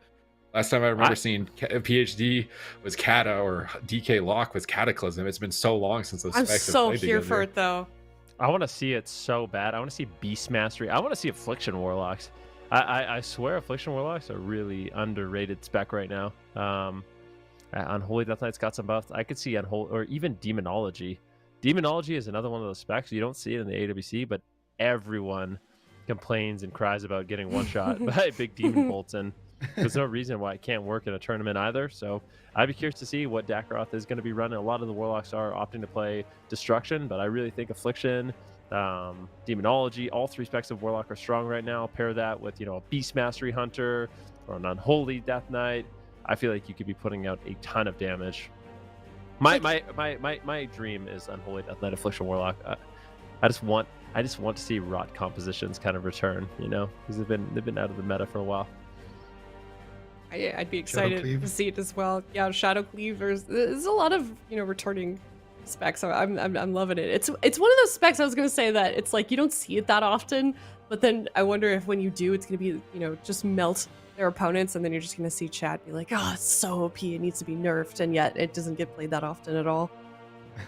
Always funny when you see that. It could definitely happen. I'm not entirely sure, but I think Lytics maybe has a warrior as well. I could be wrong on that though. So we might see some more traditional things coming out. Yeah. But we'll see. Supatis did say something interesting. Dakaroth is a phenomenal multiclasser. And it's true. He was one of the first actually multiclassers, because back in the days, you know, like back in the days of like Wrath of the Lich King and stuff like that, you didn't really have people multiclassing that much. But Dakaroth was one of the few people who pulled it off. He used to play a warrior, a priest, and his warlock as well. So he's kind of always been that guy who does that. So he definitely could be bringing in something else. He's been playing Shadow Priest, he's been playing a lot of different things. But obviously right now with how strong warlocks are, and with just the fact that, you know, TEGRIDY Pump here, I mean, they have Pump in their name. Are they not going to bring in a Destro Warlock or, you know, like overwhelming amount of damage? It just doesn't make sense. So hopefully we see him on the Warlock. And No Money, Just Funny. We saw them get eliminated instantly pretty much last weekend. And they were playing that RMP. So maybe we'll see Valet tagged in here, because they do have a lot of meta compositions themselves. It'll be interesting to see the blind pick here and what they decide to do. Yeah, and that's some other information that I got from Valet as well. He said that his team was had a couple of rough games early on. They picked up two newcomers that it sounds like they're completely new to tournament play, which is interesting. But, you know, obviously Valet is totally an a tournament veteran, excuse me. So I'm sure he's passing on lots of knowledge, and hopefully these guys just become a little bit more comfortable, because that's got to be a little bit nerve-wracking. You know, you've never played in tournament before. Obviously, it's going to be a completely different environment than just playing on a live ladder, and then, you know, you're playing with against and also with some legends in the AWC scene. So we will see what they bring out, what both of these teams bring out, but you can bet that they are going to be bringing their A game, because they do not want to get eliminated. It's cup number 3, so the points are getting more and more important as we head deeper into this season to qualify, of course. So we'll see where they end up at the end of the day. But one thing's for certain, someone's going home, someone will be returning to the lower brackets. Game number 1. They're actually playing it. They're playing Hunter DK. I was not actually expecting them to run this. Like, it's been so long since this composition. I feel like Jungyup was like the last guy that I remember running this comp in a tournament. So I'm very excited to see how this can perform. But No Money, Just Funny, I think we're preempting it. They're not locking in that RMP. They're locking in Shadow Priest Mage. And I do wonder how this Death Knight's going to deal with the Wizard Cleave. They are particularly tanky, but I think that Hunter, with no hybrid support, no extra off heals, the Death Knight can heal themselves, but not their allies, obviously, with the Death Strike. So I'm a bit worried about how Ludex is going to survive here, but this is the first time we see Hunter and Death Knight together in probably over a decade. Fnobber's already Shadow Deathing the first poly, trying to get his team aggressive here. It looks like they're going after Valet, but here comes Combustion. Massive damage onto Fnobbers. He's going to end Magic Zone. Valet is getting crushed. Greater, he's just getting decimated. What is going on with Valet at the moment? Almost going down to the initial stages of this engagement, interrupted on his mind games. This damage is endless from TEGRIDY Pump. They're just going in at him. They get the Guardian Spirit. They get his Greater Fate. They're still going for more pressure here with the Abomination Limb, cleaving multiple targets together. And that Holy Death Knight Beast Mastery pressure is really cooking Valet, but the swaps to Fnobbers could be equally as devastating. Can Valet stabilize to get there? He's trying to help out with that void volley, peeling Ludix and Joel away, catching some Shadowmans onto himself, but they are going to reconnect. Any crowd control onto JJ could be the end of the game if Valet isn't careful. He's right on top of him. He fakes out the Shadow of Death, gets the full freezing trap. Valet down at half has to trade out Dispersion for that freezing trap, and this Hunter Death Knight is looking threatening. Oh, I mean, it definitely is. There's a lot of pressure here, but Fnaubers, I do worry if they catch a mind games on him in a stun. Fnaubers could easily go down. There it is, double mind games. Can they take him down? Looks like he will be able to escape. So he's playing the Relentless. He gets out of that crowd control. He uses the Aegis, and now it's Valet on the back foot. I don't know if his health is going to go up once again. He uses the Fade. He's trying to run away, but this pressure is unrelenting from Joel and Ludix. Joel in a polymorph right now. Valet trying to cross the map. He does manage to escape, crossing as far away as possible, but still Ludix in hot pursuit. Fnaubers as well. Can he push in for a double fear? Does manage to get the intimidation stun onto GG. Are they going to be able to get a trap? They do. Master Spell potentially coming in from Valet, but Joel just cannot connect to his target. But I have to say, his pressure's looking good. Joel finally here. A-bomb's lit up in just a few seconds here, Zico, and that could be the end of the game. Yep, absolutely here. Valet needs to be careful. He's got no cooldowns really to respond with. And here we go. Asphyxiate onto Valet. Where is the damage? Haven't committed it just yet. Oh, here comes big damage onto Valet now, taking massive hits. Gets gripped back into the middle of the map. Fnaubers is in a fear. Could have enough damage to finish him off. He gets full polymorph there onto Valet. JJ time healing Valet, and Ludix right now forced to use that aspect of the turtle with his priest being in that crowd control. He might actually go for the camo right there. He did go for a Feign Death there in the turtle, and now it's going to be Joel here actually taking a lot of damage from the void volley. And Valet, this is where he's going to feel the pressure. Big hits. He still has his dispersion, just rotated back up right there. And Joel is basically solo carrying the damage right now with those pets kind of being frozen. They're doing damage to Theory here in the back line. And honestly, for TEGRIDY Pump, they just need to win on mana. They don't even need to actually take somebody down. They just need to make sure that Ludix doesn't die. And they still have some answers for that with that anti-magic zone available. They still have some of the cooldowns of Fnaubers as well rotating back up. So as long as they can keep Ludix in a good position, maybe stop this sheep right here, could be first step towards that. They do secure the sheep, and Ludix needs to preemptively run here. There's the stun, here's the damage, big hits, and that's going to be the anti-magic zone. And they get that at least checked off of the list. Now swapping over to Fnaubers, saying that Relentless could be a dangerous situation. He gets feared, he gets silenced, and he gets absolutely dropped. Does he have the res Lego? That is the question. And we're going to find out momentarily here. He does. And he does have the res Lego. So Fnaubers will be coming back to life right there. Oh, no. And that means TEGRIDY Pump still has a little bit of pump left here to go in the tank. All right, how's JJ going to recover? He's getting mana back. That's very important for his team. Getting evened out with Fnaubers here, but Valet is still being pressured. If they can get Dispersion outside of that Abomination Limb window, then that's going to be a win condition here for the Death Knight, and they might be able to get it here. The damage is quite high. JJ's interrupted. They get Dispersion.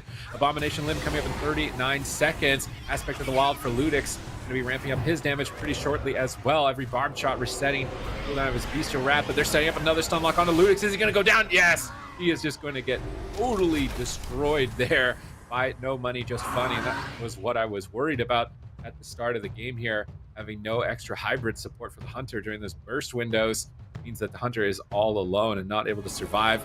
No Money Just Funny.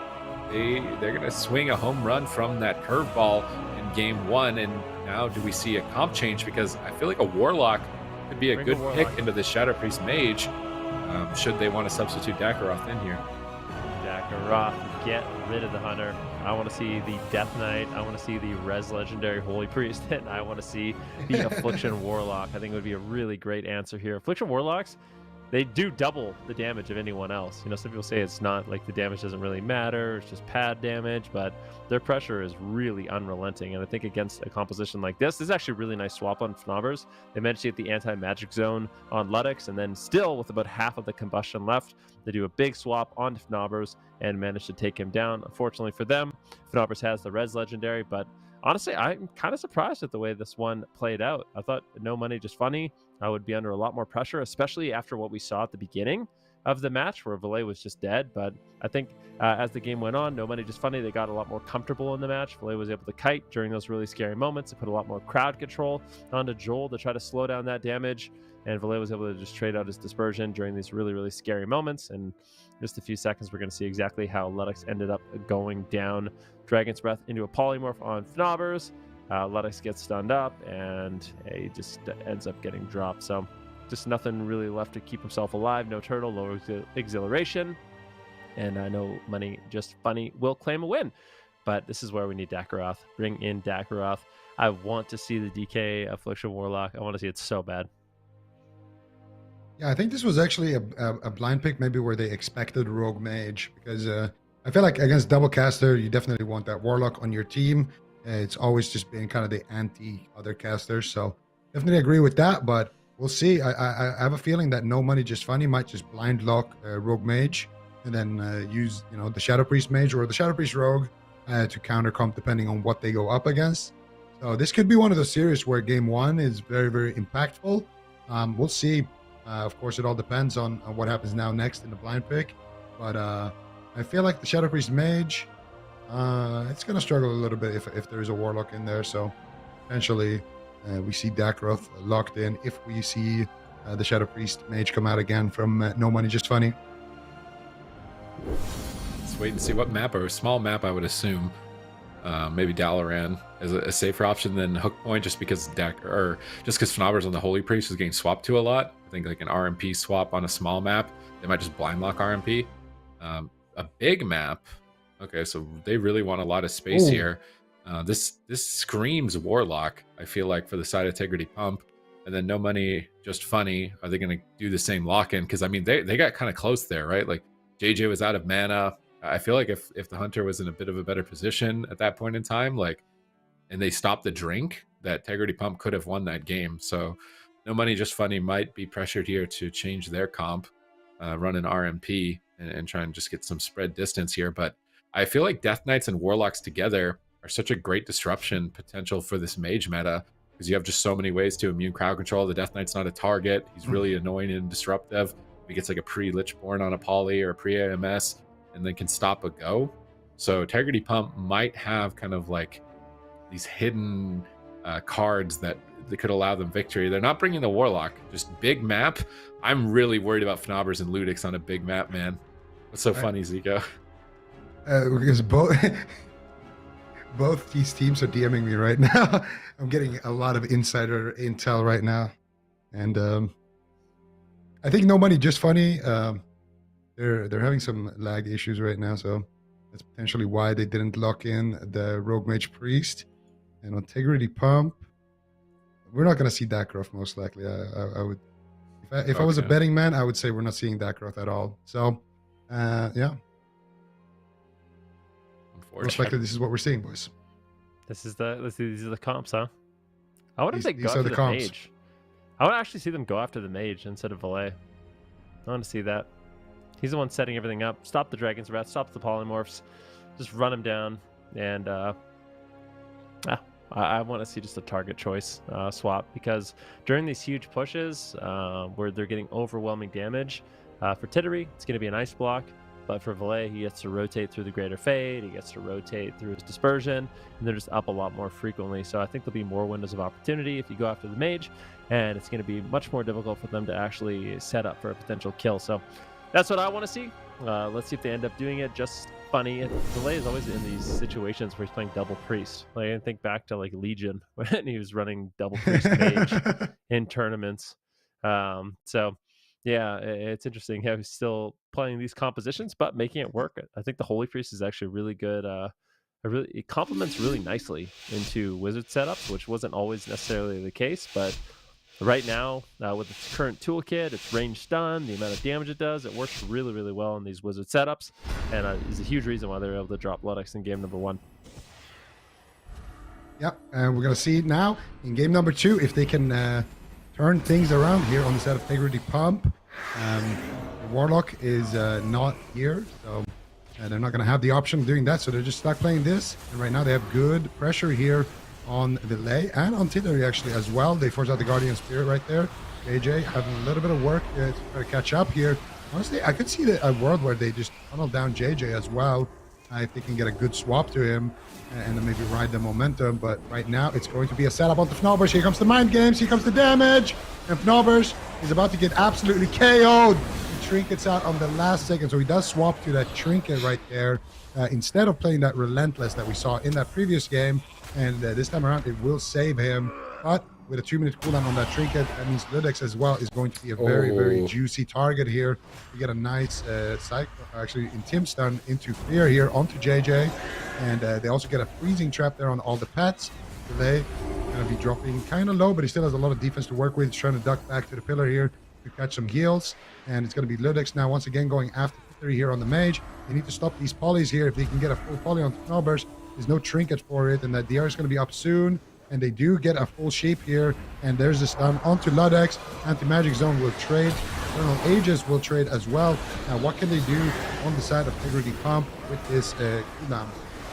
I mean, I'm really worried about Fnobers. His Guardian Spirit's a 3-minute cooldown. They procced him, and they use Trinket. I feel like as a Holy Priest, it's either Trinket Fade or Guardian Spirit are your two options to survive. If you use both the Trinket and the Spirit, it's like a checkmate position. He still will have the Res Legendary, and they're trying to kite across the map and drag the Shadow Priest and the Mage out in the open so the BM Hunter can just free pummel damage out at the Mage or the Shadow Priest, but it's just not developing any pressure. They don't seem to care. They're just ignoring it, chasing Fnobbers around the map as they continue to run laps. Door of Shadows from Delay looking to reconnect. Joel needs to use some Death Grips and try and get the Shadow Priest away from Fnobbers during these stuns. He's going to stun Valet here, but Fnobbers is caught in a Ring of Frost. They're setting up. They could go for the kill here. Is Fnobbers going to survive? I think it's the Res Legendary, 100% proccing here. Now Fnobbers is going to get some free healing. This is when Joel and Ludix really need to start getting some damage out, because Fnobbers can't be interrupted or crowd controlled during this Guardian Angel little phase for him, and he will survive. He's actually now got his medallion as well as Fade, so he can Trinket Fade the next setup, and they can use Anti-Magic Zone on the setup after that. So they actually do have answers quite a bit here. Tittery getting blasted, grip back in by Joel. This is the big cooldowns from the Death Knight.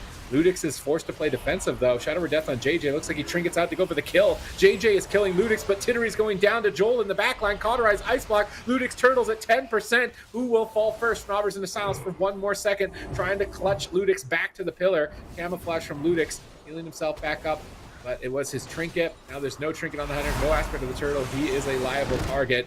I feel like they just need to send Joel at them, just like on a solo DK mission. Like, just send him at him and try and get pressure. Bait them to go Joel so he can just Icebound, maybe Fleshcraft or something, because Ludix and Fnobbers are just easy targets right now for the picking. Valet knows that he's getting aggressive, pushing in on Ludix's pillar at the moment. Ludix is trying to push him back with damage. Will he be able to do enough damage to scare Valet away? It doesn't look like it. Valet takes their pillar in position. Fnobbers pre-fades, but now he won't have fade to survive if they swap to him. They have killed him through all of his cooldowns before. They're gripping in for the kill on Fnobbers. Holy Fire connects. He trinkets into another stun. Multiple mind games. Anti-Magic Zone may not be enough. They've dropped every cooldown that they have. They're going for the kill on Tittery. They might pull it off. They might take him out here. JJ trying to recover in desperation. Drops the Guardian Spirit. Manages to pull Tittery back from the brink. Close call after close call here. Both teams working with limited options now. Yeah, Tittery trying to survive with all the time. Buys himself a little health, but he gets potted. And I think they will be able to drop the pod. It's basically impossible to heal unless you have an immunity. Getting through Beast Mastery Hunter on that pod it's not going to happen. So, TEGRIDY Pump. Playing very aggressive here on Tittery in this matchup. They managed to tie up this series, but there was a lot of close calls on Fnobbers in this match. That could have easily gone the other way. Absolutely, and I really like the strategy change though. Just go after the mage a lot more, because that's what we were talking about in the pregame. Belay's going to have a lot of short cooldowns. He's going to have a lot of healing, and going after the mage, you're going to be able to stop at least some of those sheeps and potentially even be able to take him down. And TEGRIDY Pump able to pull it off, but of course a massive swap to Fnobbers, taking him down. And when Fnobbers trinketed actually on like 1% HP as well to survive, it was very crazy back and forth. I think both teams are playing very well, and this time around it is going to be TEGRIDY Damp that takes it. But we can see some of those closer moments here where Valet kind of recovers here behind the pillar, and this is, I think, the swap to Fnobbers actually. So they fear him up. He doesn't want to wheel here, because that would put his trinket on cooldown, and then Mind Games, he does trinket into the stun right there, so they overlap it with the Anti-Magic Zone as well, the Eternal Ages, and he gets that dispel off on the Mind Games right there, and then immediately turning their attention to Tittery, which earlier on had to proc this Cauterize and had to Ice Block, And here he's spamming out the heals. He goes for the alter time. Very nice timing on this alter time that he's about to do here. And there it is. And he gets a decent amount of damage. He soaks it up to about 1%. And then he teleports back. But JJ, unfortunately for him, no Serenity charges available. Had to go for maybe a good old-fashioned casted heal right there, but just not enough time. Didn't want to get kicked as well. Joel was there, of course, with the Mind Freeze, so could have easily interrupted that as well, even if he did go for it. And just a nice attack there, kind of responding to that swap to Fnobers with just all-out aggression on the mage, and that's going to allow them to get another point on the board here on the side of TEGRIDY Pump. We're pumping this game. I mean, let's be honest. Look at the damage here. Hittery was pumping heals compared. I like what they did with the map, just try and chains of ice and get big distance so Valet can't get there for the swap. Like, Valet is an important member of the team, chaining the silence out of the stun, also getting the damage, so just like prolonging one of the casters from getting to the target is very important for Fnobers' team, because Fnobers is such a good target. But at the same time, Valet's team isn't tunnel visioning. Like, they're not afraid to switch to the Hunter if Fnobers is too far away. And they were very close to a win. Like, that's pretty much as close as you can get. So I do wonder who's going to take the series overall. And I wonder what kind of maps we're going to be going to. Like, is it really going to be the Shadow Priest Mage that locks in small maps? I feel like Runes of Lordaeron. Weird, huh? Like, Runes of Lordaeron, maybe it's just a double-edged sword. Like, no map is actually good for either team in a way. Like, if the Holy Priest gets caught in the open on a big map, dead in a swap. Hunter gets caught in the open, dead in the swap. Play a small map, you can't kite away from them. Like, I feel like none of these maps are actually like super advantageous, and they do decide to go to a small map. So no money, just funny. No, they can't play the long game. They need to get the setups. They need to get these burst damage moments, because they're not going to outdamage TEGRIDY Pump. They're doing triple their damage. If they try and play a slow dampening game, like, they are going to get overrun. So going to hook point should allow them to close the distance to Fnobers more frequently. And now it's up to TEGRIDY Pump. How are they going to deal with that?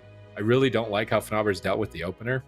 Like, if you use Guardian Spirit, it needs to be enough to survive without trinketing. Otherwise, it's Trinket Fade. That way you have Guardian Spirit for the next one that might not have Mind Games lined up with it, because the stun and silence are a little bit desynced in terms of cooldowns.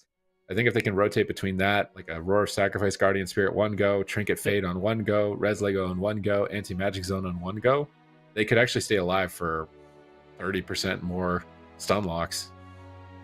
A lot more, yeah. Right. I mean, I feel like they can almost rotate indefinitely at that point if they're trading like Trinket, Fade, like you said, the Anti-Magic Zone, then Sacrifice, then you just gotta let yourself fall over with your Res Legendary, then you have Trinket Fade again, then Anti-Magic Zone, so you can live a really long time, you're right. And I think if they do, they're just gonna passively win the game with the pressure they're putting out. All right, so I got some insider info. Dakrov is off TEGRIDY Pump completely. He's not on the team anymore, so it was a little bit of a situation, and he's not there anymore, so he's off the team completely. We're not going to see him whatsoever. So I need to get that off my chest. And no money, just funny. Acro's still on the team.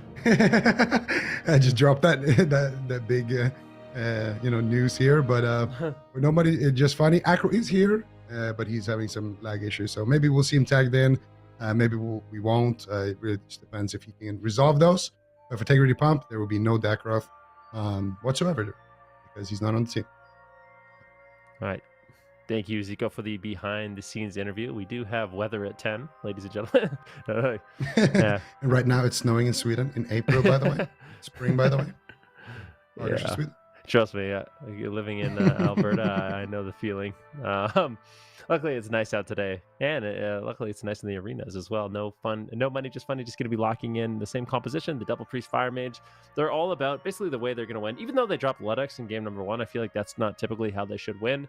It's going to be about going after Fnobers. But one of the things that's really like underrated, I think, about the Unholy Death Knight right now, I mean, it's not really underrated, but it's underappreciated, I think, is how strong Anti-Magic Zone is.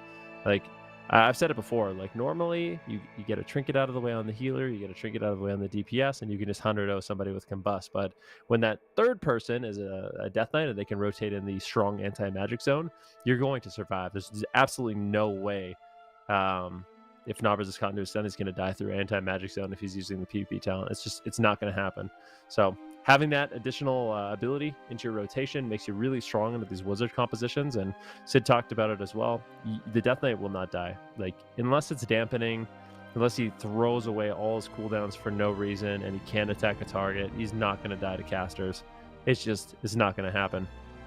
Really strong defensive talents that they can run if they really need to, and I just don't see it really happening. So Joel on that Death Knight, really nice to see. Keep in mind, both the Beast Mastery Hunter and the Unholy Death Knight did receive some buffs on Tuesday, so maybe these are, there's still some compositions. We talked about how the meta is kind of settling, but there is some specs that got a little bit of love in this most recent build, and it's interesting to see that Tegrity Damp is actually going to be, or Tegrity Pump, sorry.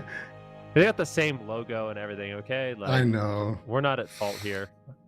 You guys always messing with us with their names, but yeah, Tegrity Pump, a bit of a shift here. Instead of playing, the long, drawn-out games, Fnaubus has actually recruited, some more aggressive classes potentially, and they're really able to put a lot of damage, which is what we saw. I don't blame him, man. Yeah. Healing those dampening games as a Resto Druid, I've experienced it. Eventually you hit a breaking point, you snap, and you go to the other end, and you have to play only aggressive comps and run people down. So I'm glad Fnaubers is getting to experience the pump side of WoW Arena. He's been on the damp side for a bit too long. Yeah, definitely. The games that actually qualified them to the top 8 was mostly Hunter Warlock. So they did actually play Hunter Warlock, but now they have to go even more aggressive here, bring in the DK, and yeah, I completely agree with you guys. It's a lot more fun to watch Tegrity Pump compared to Tegrity Damp, in my opinion. Tegrity Damp, they definitely lived up to their name, playing those triple healer kind of comps like Shadow Priest Lock and stuff like that. And now we're seeing, a completely different side of the coin, bringing out the Hunter, DK, very old school setup. And I'm interested in the map pick here from No Money Just Funny, because it feels like this is not, an ideal map for them. Honestly, I want to see Tegrity Pump go after JJ. Send him. I think they have enough damage to actually take him down, and I don't think he's been playing Res Ledger Lego as well. They could go after JJ, and they could go after Tittery as well, with a little bit more limited space to kite. I think that could work out for them as well. But the gates are open. It's game number 3, Tegrity Pump versus No Money Just Funny. Both of these teams, playing for their lives here, and desperately in need of more points. So let's see who can take it. Who's going to qualify to the circuit here in game 3 as each team moves to match point. We see Shackles onto the Hunter Pet to remove that Roar of Sacrifice, immediately going after Fnaubers. Massive damage, and they just proc him right away. He is running that Res Legendary. He didn't overlap anything with it, so he's going to be able to get away with that. Has to fade and cancel it. Doesn't want to get one shot. But now they're swapping to Ludix. This damage is ludicrous from No Money Just Funny, as now Fnaubers goes into a Polymorph. Joel is trying to turn around the fight here with the Abomination Limb, going after Tittery. Ludix retreats across the map, managing to get behind the pillar, but now he's left Fnaubers behind. Fnaubers grips him back to Joel here, but now Fnaubers is silenced. This could be it for Ludix. He feigned death at 10%. Aspect of the Turtle has to trade, but there's no support. Fnaubers into another Polymorph. That Aspect of the Turtle ticking away, a couple seconds left. Fnaubers needs to top him before it fades. Now having got that Res Legendary out of the way in the first stun, pressure onto Ludix. No Money Just Funny can really pick any target here. Dragon's Breath on Fnaubers, setting up for the kill onto Ludix. He's stunned up in midfield and getting blasted down. Guardian Spirit trades onto Ludix. They may be able to proc it with a bit more damage, but doesn't look like they have it. Fnaubers fading around the corner, trying to avoid the Ring of Frost, trying to reposition away from Tittery and the Shadow Priest, but offensively, they have not managed to really even scratch the surface of No Money Just Funny just yet. Yeah, not at all. I mean, this game is looking a lot better from the side of No Money Just Funny. Really aggressive pushes, but Fnaubers still has his trinket. They still have anti-magic zone. They do have the cooldowns to survive the upcoming combustion. So that's coming up in about 5 seconds. Let's see where they decide to go after that one. JJ burning through a lot of mana here in the early stages of the game. Tittery under a lot of pressure as well, trying to blink and get away. The chains of ice from Joel just so devastating. Look at how slow they are. They're getting gripped away. Big combustion now. Fnaubers hitting the zone. Did he miss the zone? Ah! Oh no, that's devastating. You think he would have lived with it though? Unfortunate. You really think he would have lived with it? This has been rookie. They definitely have the cooldowns to survive that upcoming combustion. Yeah, And I he mean, dies. they did. Just he's playing Dome of Ancient Shadow. There's no way you're dying. You through sure Dome. you wouldn't die through that? I know. It's like It's, 80% damage reduction. Yes, Okay, he's not gonna how do we die. do that? We need some quick math on this. Is there a mathematician in the chat that can calculate never, like the ever- seconds that it There's took no to kill way. him and then figure out the I've percent? never, ever seen someone die through like it's just not going to happen. What if he like, mind controlled the DK on it? We're going to see in the replay what happened. Like I don't think he was in crowd control, and even if he was in crowd control, he had trinket. So there's no way just- you can say that was anything but a mistake on the side of Tegrity Pump. Yeah. I don't want to hear it. It's just not. That was a mistake, 100%. It just reminds me of those AMZs where the DK is like go fetch, and he just like throws it like you have to like run to it a little bit, No, if Novers also didn't have trinket, I think he will right before that as well. Find out. I think he that did use. I think he's pulled on trinket. It was like 5 or 6 seconds left when he actually went down, but I think he willed the fear. I'm not entirely sure. Right here, we'll see. yeah. Yeah, right there. So he gets feared, he wills it, and now he has no trinket. So the only thing that can save him is the anti-magic zone. And then here they stun him. He's stunned up. He can't move. Oh, I think Joel is out of range for the anti-magic zone. I think he was trying to like place it on the edge. He was rooted in a Nova. Yeah, he couldn't actually. He had to trinket the Nova and place the anti-magic zone. And he tried to greet his trinket there and place it from max range. And which was just a little sidestep too far there. That's very unfortunate, but yeah, that's the curse by Benruki. they have everything to survive. They do. There's no way they did. lose here. I don't like how they played that one, to be honest with you. I don't like the way they rotated through their cooldowns either. Like I feel like they just get through the res immediately and they just fall behind on healing, and the hunter has to use every cooldown, and all of a sudden, we see Fnobers have to trade out his guardian spirit. Like just press zone. Like just let the Death Knight trade out his zone at the beginning of the game when you're all stacked up. The first combustion isn't going to do anything. And then you have all the momentum moving forward until combustion is back up, because they're not going to be able to get that kind of residual damage where they go after the priest, and then when he's an angel they go after the hunter, and then the hunter has to trade out all his cooldowns, and it gets really awkward because Fnobers can't trinket, because if he does, he doesn't have his res legendary, and everything just spirals out of control. So for Tegrity Pump, what I want to see from them is just trade your cooldowns, use the zone on the first combustion, and then you can kind of rotate through them. But I feel like they're not respecting the damage when they really should, because there's such small moments where No Money Just Funny is able to capitalize on, and if you just respect those cooldowns and trade yours and then just go all out, I feel like they're going to come out ahead every time. At least I think they should. You lose a lot of value if you're going to use the res Lego in the first go, because when you're in that angel form, you can actually use the time to reset your serenities. So you could use your serenities throughout the game and then use res Lego on a third go or something like that and reset your serenities and then come out and have all of your maximum healing again. If you use it right at the start, then it's tough to get value. And he had to cancel it just because he didn't want to get set up on, because if you don't do any healing in it, you come out at 1 HP. So he had to use the fade anyways. So I don't like the res legendary as the first go. I think it's at least better to try and greed a little bit of value out of the legendary later in the game. Yeah, absolutely. And it's not just like the individual spells, but like your bigger cooldowns as well. Like if you have a combustion, okay, that was my trinket. Okay, that was the anti-magic zone.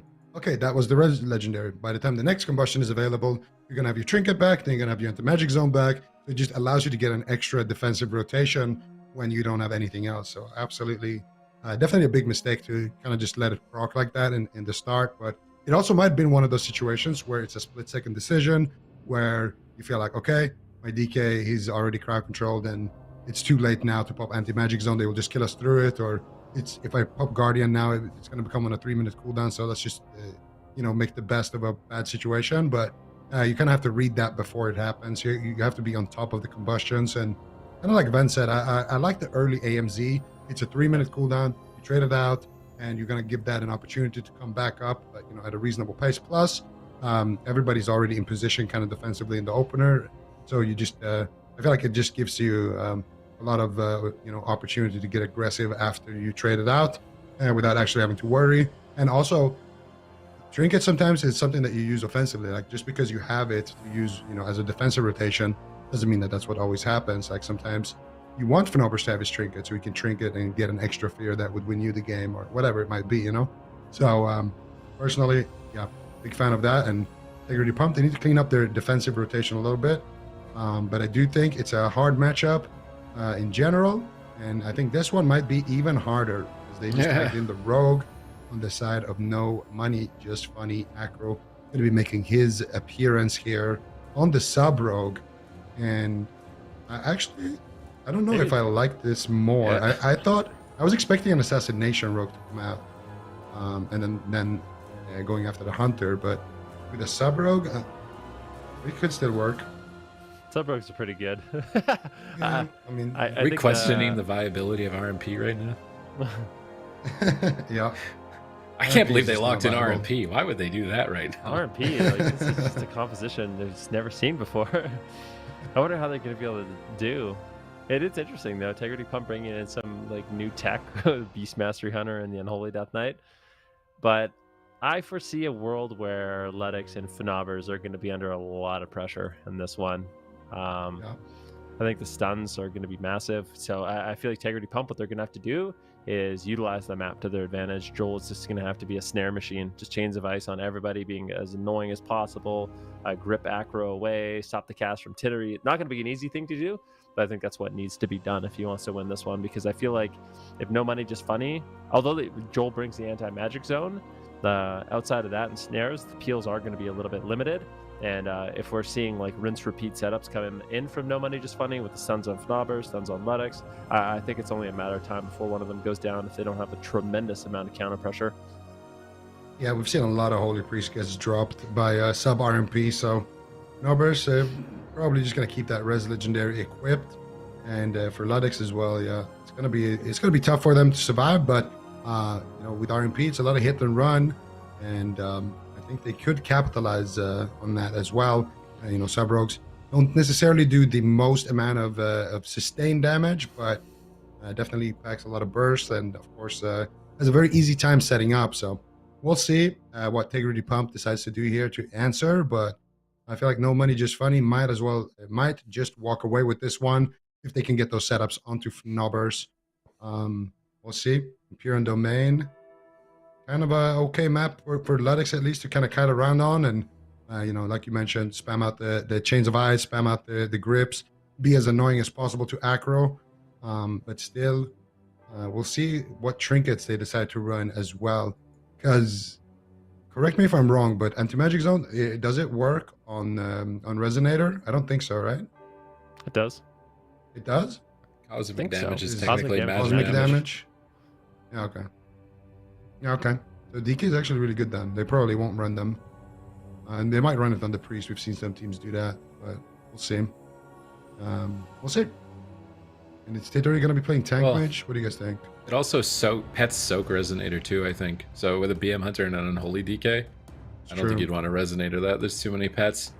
Tank Mage with Blink Stun, I don't even know if he needs to. I feel like he doesn't even need to. He can just play Shimmer to double blink to the Priest. And as long as he gets to the Priest, what is Snobber's really going to do to be able to survive? I'm really worried about Integrity Pump, because this comp can set up more frequently than the Shadow Priest comp, and it's more unpreventable damage. Like, Acro gets to the target, he's going to be maxing out those Eviscerate hits, whereas the Shadow Priest, maybe you slow him down a little bit with an Interrupt or a Stun before it happens, but Acro is going to be able to get around the map. I'm very worried for Integrity Pump here, but this is their ultimate test. Can this composition they're bringing in, no one else has played it in years, be enough to stand up against the meta, current existing, Rogue Mage Priest, Shadow Priest Mage type of compositions that have been kind of terrorizing the meta game for a while now?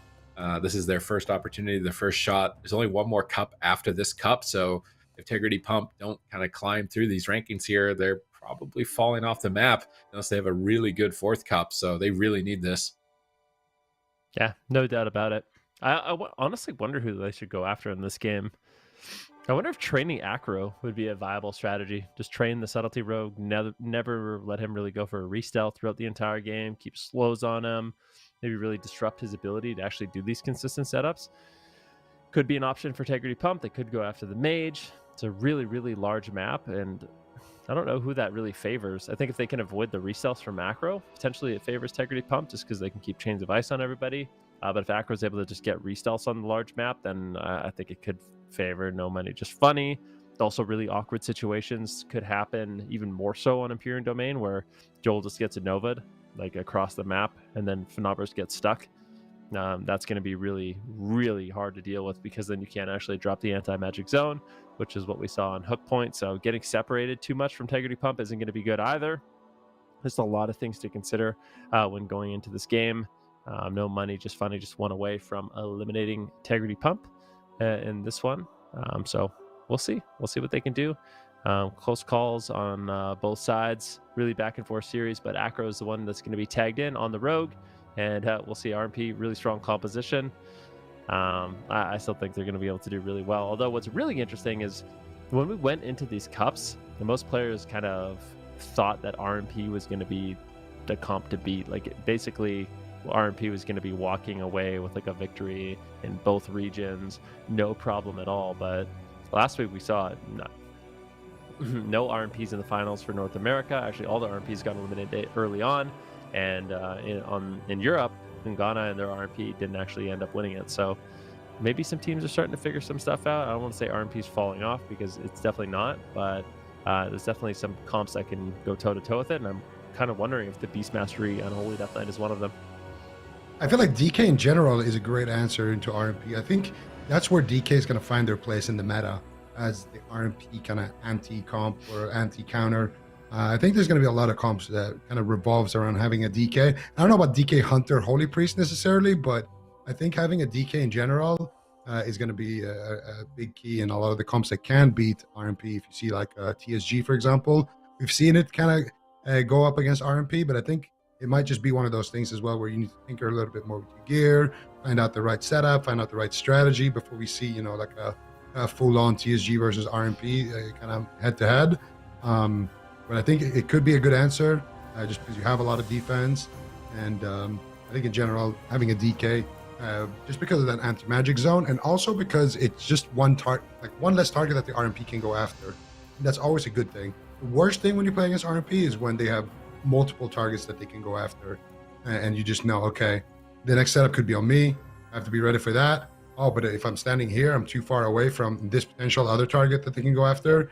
And that's when we see a lot of these healers get caught up in tough situations where they necessarily don't make the right call.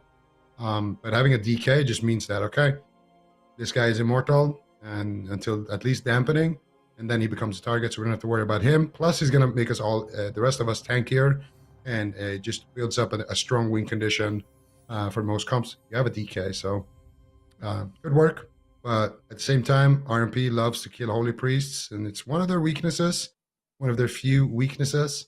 So I do think Fnaubers is going to be tested. They need to have perfect defensive rotations. They need to have perfect, offensive setups as well. And it'll be interesting to see who do they actually go after on the side of the DK Hunter as well, because sure, you have a DK, but Hunter cooldowns also very long. As we go to Turtle, I think is a 3-minute cooldown. Exhilaration doesn't really do too much when you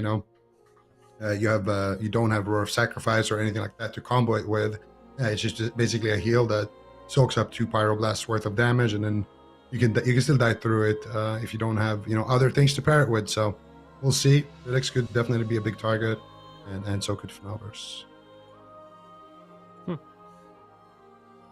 Well, I mean, analyze this game quite a bit. Analyze this matchup quite a bit. Kind of wondering, where it is going to go. And yeah, we can talk about, since Dakroth isn't going to be on the roster, what would be a good fourth for them? Because I actually like the idea of having a Warlock on this roster. I think a Warlock and a Unholy Death Knight, maybe even Warlock Hunter, could be interesting. Looks like we are going to be getting into this match in Empyrean Domain between Tegrity Pump and No Money Just Funny. Game number 4, Tegrity Pump, they need to strike back in a big way, but unluckily for them, or maybe luckily for them, Acro is, I think, going to be here on that Rogue. So I don't know how this matchup goes. Maybe Tegrity Pump ends up pulling out a win, and pulling out ahead. It'll be it'll be interesting if they beat the RMP and No Money Just Funny has to go back to the double priest mage. That'll be something I don't know they necessarily expect. All right. Curious to see if the substitute of Acro is gonna work out for them in this matchup, because it was looking really dominant in that last game as Shadow Priest Mage. So even if he wasn't able to come back, I'm surprised that they are deciding to switch it. Maybe they just want to see how it feels, because there are other teams in the tournament like LF Org. I think Swapsy is going to be the other team that brings Unholy Death Knight, and this could maybe tell a story or get some practice into that specialization as RMP to get some data for the rest of this cup and potentially future cups if that's how the meta decides to evolve, because not very many teams are running the Unholy Death Knights here. They did just get buffed as well. I think BM Hunter also got a small buff, so their damage output going to be maxed out here. Just a matter of if they can survive these stun locks to be able to get that massive overall damage connected. What target do they go after? I think the Rogue makes the most sense here. The Mage is just so tough to take down with the alter times every minute, just lining that up and just negating an entire health bar. And then when they're kiting you, Frost Novaing all your pets while you're attacking them, I think, and Dragon's Breathing all of your pets defensively.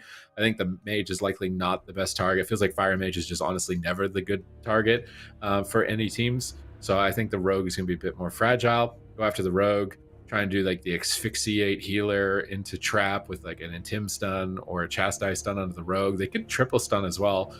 Chastising Mage and then Intim stun the healer and then Asphyxiate the Rogue. I really want to see like triple stun lock setups by this PHDK or the Hunter Death Knight, isolating the Rogue, just going for sustained damage and overwhelming, staying on target, riding it, forcing Acro in this position where he has to cheap shot defensively and maybe run away from the engagement. It's going to be their best chance, and that's what I would like to see play out. Yep. And what's a good fourth? Integrity Pump. Yeah. Warlock. I think Warlock? I'm thinking Rogue. You know what else could be good? Actually? Huh? Rogue maybe, but I actually think Feral Druid could be good. Feral Druid on Holy Death Knight is actually it's a lot of damage. Doesn't necessarily have like the most peels, but overall like rot pressure and your ability to swap around is strong, and then you could play jungle too. So might actually give them some interesting composition options. But I always like Fnobbers. Fnobbers is always playing like these random compositions. Like he was playing the Shadow play last year when nobody was playing it. Now the Death Knight BM Hunter when nobody's playing it. I just like his commitment to these kind of random comps. Yeah, maybe they can poach Cassidy now that he lost with Worn Out. If they have like a really good placing, they can just be like, "Yo, Cassidy, you want some points? Over here. We need a Feral." Hey guys, I'm jumping in here to give you guys an update of what's going on behind the scenes. Basically, a player locked in their composition on the side of No Money Just Funny, and then they had a player basically lose internet. So unfortunately, they are going to forfeit that game, and the admins are working hard behind the scenes to get the next draft started. So. All right, right. We're all tied up. Told you guys. Yep. RMP. RMP. Yeah. Not that good, huh? I told you guys. Could be a risk. You should have picked Asa. All right. It felt strange. Again, you get your map. Two games in a row. This is a good day. You didn't finish the sentence last time, though. I was so upset. You only did the first half of it. No, I was waiting for it. Yeah, that's true. Well, I want to go in the VOD. I said as a No, I swear. You only said. What was the first half? You only said it's a fitting final resting place, and then you just stopped there. As it could be a cemetery is what you missed out on. I didn't hear that. Did I really miss saying that? You did. Yeah, you did, I think, actually. Yeah. Wait, that's the first one of the season? Oh, no. Have you I lagged out, okay? It's not my fault. Okay. Yeah, of course. You and the Rogue both. Man, maybe you yeah. Does Acro live with you or Acro something? cursed you. What's going on? Yeah. Well, now they're stuck with the Fire Mage Shadow Priest, but I feel like it's not even that bad. I was surprised that they even changed it in the first place. With how good that last game looked. Small map, open field, really good map. Oh, Fnobbers made a big change. He's running Druid. I feel like that's worse. I feel like Paladin, if anything. He doesn't die. He does die to Mind Games. Yeah, I feel like Fnobbers' Resto Druid gets KO'd harder than Holy Priest because you can't trinket. You could trinket Trank, but then after that, you're dead. Like every go with double Mind Games, you're completely dead to Shadow Priest Mage. So I don't like this. I think Paladin is probably the best healer you could play into these types of setups, but even Paladin into Shadow Priest, if his RMP, Paladin might be good. Is there really any healer that's good into this? What healer doesn't just die to Shadow Priest Fire Mage? I feel like it's such a hard comp to live as a healer. Like, it's just a straight up healer killer. But he'll be on his main at least, right? He'll be on Resto Druid, he'll be on his main. That's what I'm thinking. At least it's like, compared to Fnaber's Holy Priest, it's gonna be Fnaber's on Druid. And he's a monster on that Druid, so I think he will survive better. Maybe Druid doesn't live better, but I think Fnaber's on Druid will live better compared to his Priest, because his Priest, he just trinketed into a swap and wheeled into a swap, and like every game he's been a little bit exploited on that Priest. You know, there's a few things he could do better, I think. So I think overall picking the Druid is going to allow him to live, because he's just going to read the situation better and going to be more prepared for the swaps better. But we'll see. Definitely could still go down mind games. Scary thing. It is. I do like the idea that he's going to be a little bit more mobile on that Resto Druid, and it's also going to be harder for Tittery to actually like land a polymorph that they can set up out of. So that's one thing to consider. Also, if he does get away, he can go for re-stealth, making it a little bit awkward for them to just kind of chase him down. But yeah, unfortunately, the one thing that does suck is if he dies, it's over. There's no resurrecting as a Resto Druid. So that's definitely one thing that could be brutal. It doesn't really change my opinion of this matchup that much. I think Integrity Pump, what I want to see from them is trade out your cooldowns earlier. Like, just avoid the damage entirely. If it's a combustion in a mind games, drop the zone, avoid the damage, don't let them swap around, and then get aggressive. Keep them on the back foot the entire game is the ticket for Integrity Pump. And for No Money Just Funny, it's just going to be all about aggression, going after the healer. Fnaber's actually playing Relentless too, so bit of a risky call. Definitely a bit of a risky call. There's two mind games on the side of No Money Just Funny. You have to shut them both down. I feel like this could backfire in a huge way, but we'll see. Maybe it pays off. All right, ladies and gentlemen, Integrity Pump versus No Money Just Funny. Elimination series. Loser goes home. Winner will stay alive in the tournament. And who is going to be able to pull it off? It is Fnaber's on the Resto Druid, and it's going to be that Hunter DK once again against a double Priest Mage on Ruins of Lordaeron. Yeah, Ruins of Lordaeron, a fitting final resting place, as it is a cemetery, but they've already got a polymorph on Fnaber's. They're moving towards them. Dragon's Breath trying to hold him in position. Mind games from JJ. If Valet and JJ get here with the mind games, Fnaber's is in a lot of trouble, but Anti-Magic Zone is already down. Great positioning by Integrity Pump to avoid that. Another setting up on Ludix, but he's still got value from the zone. Triple Fear is going to break. They're still gunning down Fnaber's here in the room. Can they just take him out without a stun? Nature's Swiftness going to completely shut that down. Fnaber's looking a lot more confident here on the Druid in game number 5. In cap into Cyclone, onto the Shadow Priest, trap onto the Priest. Love this crowd control from Integrity Pump as they're going after the Fire Mage, trying to take him out. Fnaber's now kiting across the map to stay far away from the double Priest. They need to keep Chains of Ice on the Priest, keep Fnaber's away from them, and just keep pounding damage at Tittery here if they want to maintain their advantage. Tittery blinking up onto the tomb, grips onto Valet with Ursul's Vortex. Fnaber's retreating back into the opposite starting room, trying to get maximum distance, but Ludix is getting blasted. Joel got left behind. Joel got left behind in a polymorph. He can't get to his team. They are going to be taking over this room. Fnaber's and Ludix about to be overrun. They're trying to escape the room, trying to get out of the line of sight of the casters. A free Iron Bark, but Ludix looks like he's the target. Is he going to be enough? It doesn't look like it. Aspect of the Turtle will be forced out alongside the Iron Bark. He's still dying through it, feigning off the dots, trying to buy some time. Fnaber's blocking that Tree of Life, trying to kite to the opposite side of the map, but no Chains of Ice on Valet. He's just freely rolling up on Fnaber's here. Decent damage on Tittery. They need to get a Cauterize here, need to get an Ice Block here if they want to stay in this. Their offensive pressure is just so minimal at this point. They're not finding the damage to do it. Valet playing Surrender to Madness, getting greedy with his talents to get more damage here.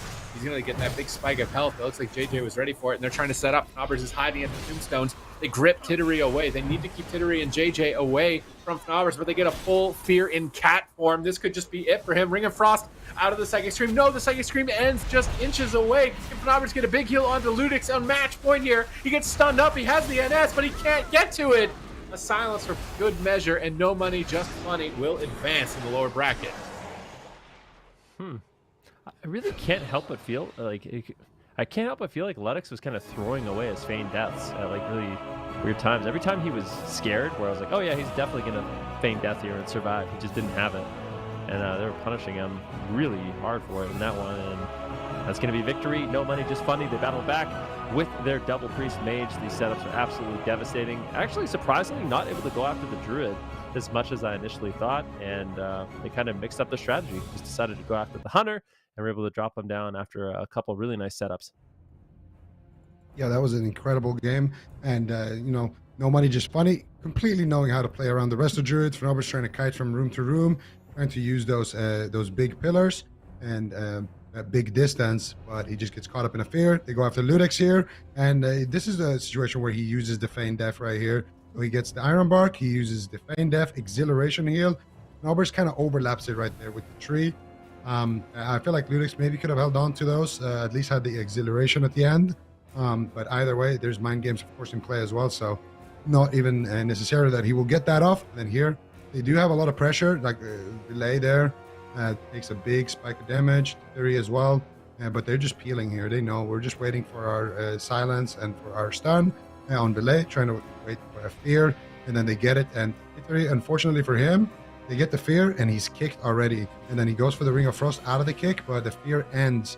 And unfortunately for him, he doesn't connect with that Ring of Frost, but the Dragon's Breath into the disarm, into the silence. And here Ludex doesn't have his Feign Death, doesn't have anything to work with, so he just gets dropped. And overall, a very clean game from No Money, Just Funny. With or without their rogue, they are going to survive this match and keep their dreams and hopes of winning this cup alive. They certainly are. They're going to be moving forward into the lower bracket. They're going to play the loser of this next game we've got coming up here. But yeah, good way to end it, especially with their little flub in the where they had to forfeit a game and they still managed to. We got to win, so well done to them. I am curious though, like, is there a world, do you think, Supatees, that comp that Tegrity Pump was playing would work? I feel like if they got a Warlock, I think a Warlock DK would have done a lot better, especially as Affliction in that matchup. So losing their fourth member was a big loss for them. I think that he was going to be, Dak would have been a key role for their team here. As far as Hunter DK as a standalone, I don't think so. I think it's more likely we see Warrior Hunter or Warrior Death Knight, and that's going to be from teams like LF Org, I think, in the upper bracket. Mm-hmm. Well, maybe we see them try it again another time, but either way, they are, unfortunately, that's going to be the end of them for Cup number 3. So, No Money, Just Funny moving on, and now we're going to head to our upper semifinals. We've got an upper bracket match coming up here. It's KUNGARNA and it's looking for Org. Two very powerful teams. KUNGARNA currently sitting up at the top in first place in terms of points. I believe they're at 220 right now. So very powerful team, looking good at the moment. So I'm excited to see what they bring to the table in this upcoming game. We've got a break and then we will come back to KUNGARNA versus looking for Org. We'll be right back.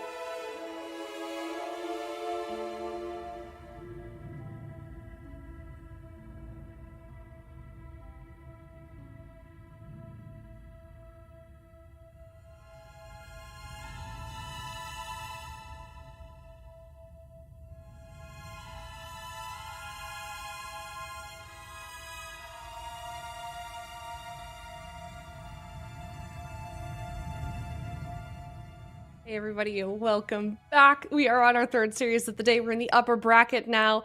Upper bracket game is going to be Kungana versus Looking for Org. The loser of this will be dropping down to play against No Money, Just Funny. They were looking pretty solid in that game that we just saw from them. So it's definitely not one you want to lose, Zico. What do you think?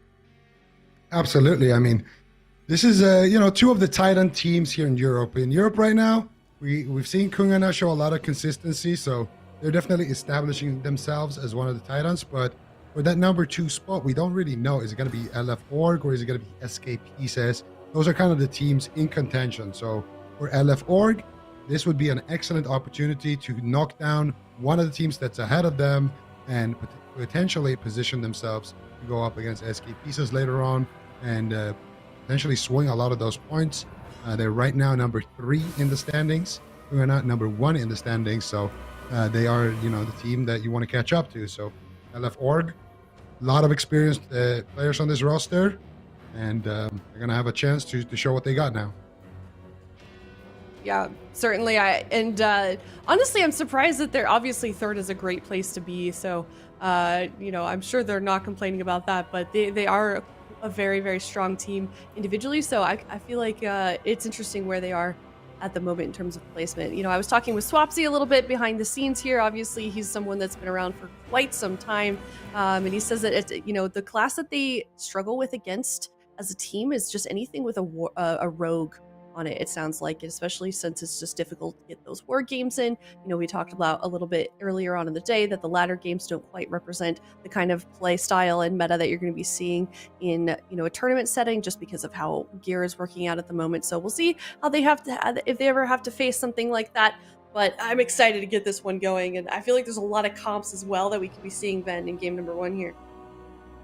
All I want to see from LF Org is Warrior Death Knight. That's it. I want to see Warrior Death Knight. It looked really good when we saw these two teams meet in week number 1, cup number 1. LF Org in their game number 5, they ended up locking in the Warrior Death Knight, and it worked well. So with some of the buffs coming to Unholy Death Knights, I know Swapsy said he wasn't happy with his build. That seemed like a real solid answer into RMP, which is more than likely what Kungana is going to be running. So that's what I want to see. I know we've been talking a lot about the Death Knight. We just saw Death Knight lose, but I still think that composition is really strong. And if that does work, then I don't know what Kungana is going to be able to run into that. So I'm curious to see if that's what we're going to see in game number 1. That's my prediction, though. Yeah, I'm curious as well. Also, if you look at the match record between these two teams, Kungana and Looking for Org, they've played twice against each other so far, and it's 2-0 is the score. The overall game record being 7-1. So Kungana kind of statistically has the advantage going into this. But what do you think that it'll take, Zico, for Looking for Org to maybe beat them this time around? I think Ben hit the nail on its head there. I think it's just all about that DK. How much have they incorporated Swapsy on that DK? Because we talked about it a little bit earlier. I think a great answer to RMP is that DK. You're going to have an unkillable target, more or less, until deep dampening. And you're going to have somebody who provides extra defense for the rest of the team. Somebody who can also, if it's a Frost DK, you can set up the team for a big AoE push. If it's an Unholy DK, you're going to have that consistent damage as well as some good burst. So I just feel like the DK is the key for this team. They have an extremely experienced player in Swapsy, one of the best WoW players just period. So use this man. Of course, you might want him on Warlock as well, but I think the Mage Lock versus RMP matchup, it tends to just go in favor of the RMP more often than not. So I would just like to see Swapsy get tagged in, tag in Blizzo, and that's going to be a really, really strong core to take down the RMPs. I want to see them perfect that TSG, make it one of their main comps, and that way they will have a good chance, I think, in Kungana. And typically as RMP, that is one of the comps that you struggle against, but we're not going to see any of that. We are going to see some more Mage Lock coming out of LF Org. It's going to be the Frost Mage, Cassia playing it, Swapsy on that Destruction Warlock, Lothar on the Holy Priest, and Waz in the Assassination Rogue. So Meh is making a change here. Usually the Priest and RMP run Venthyr Priest for mind games, but he's playing Night Fae to give Waz's Vendetta basically no cooldown. So getting that double Vendetta pop is going to be really good for killing something like a Warlock. You're going to get every cooldown from the Warlock with the first one, and then you're just going to kill the Warlock with the next one if LF Org aren't ready for it. So maybe in their war games or something, the TSG wasn't working out. They want to try the mage lock. Perhaps they've perfected it a bit more here, but Raikou and Waz are sneaking into the room here to get crowd control on Lone Tar, and they do get a sap. Tessia's going to Frost Nova Waz out of stealth, try and get him under control and prevent him from getting to Swapsy, but he does just Shadow Step to Raikou, get in line of sight. Here comes massive damage from Raikou. They get Dark Pact. Vendetta now committed, but Waz is actually quaking palmed on his Vendetta. He's not really going to be able to connect here.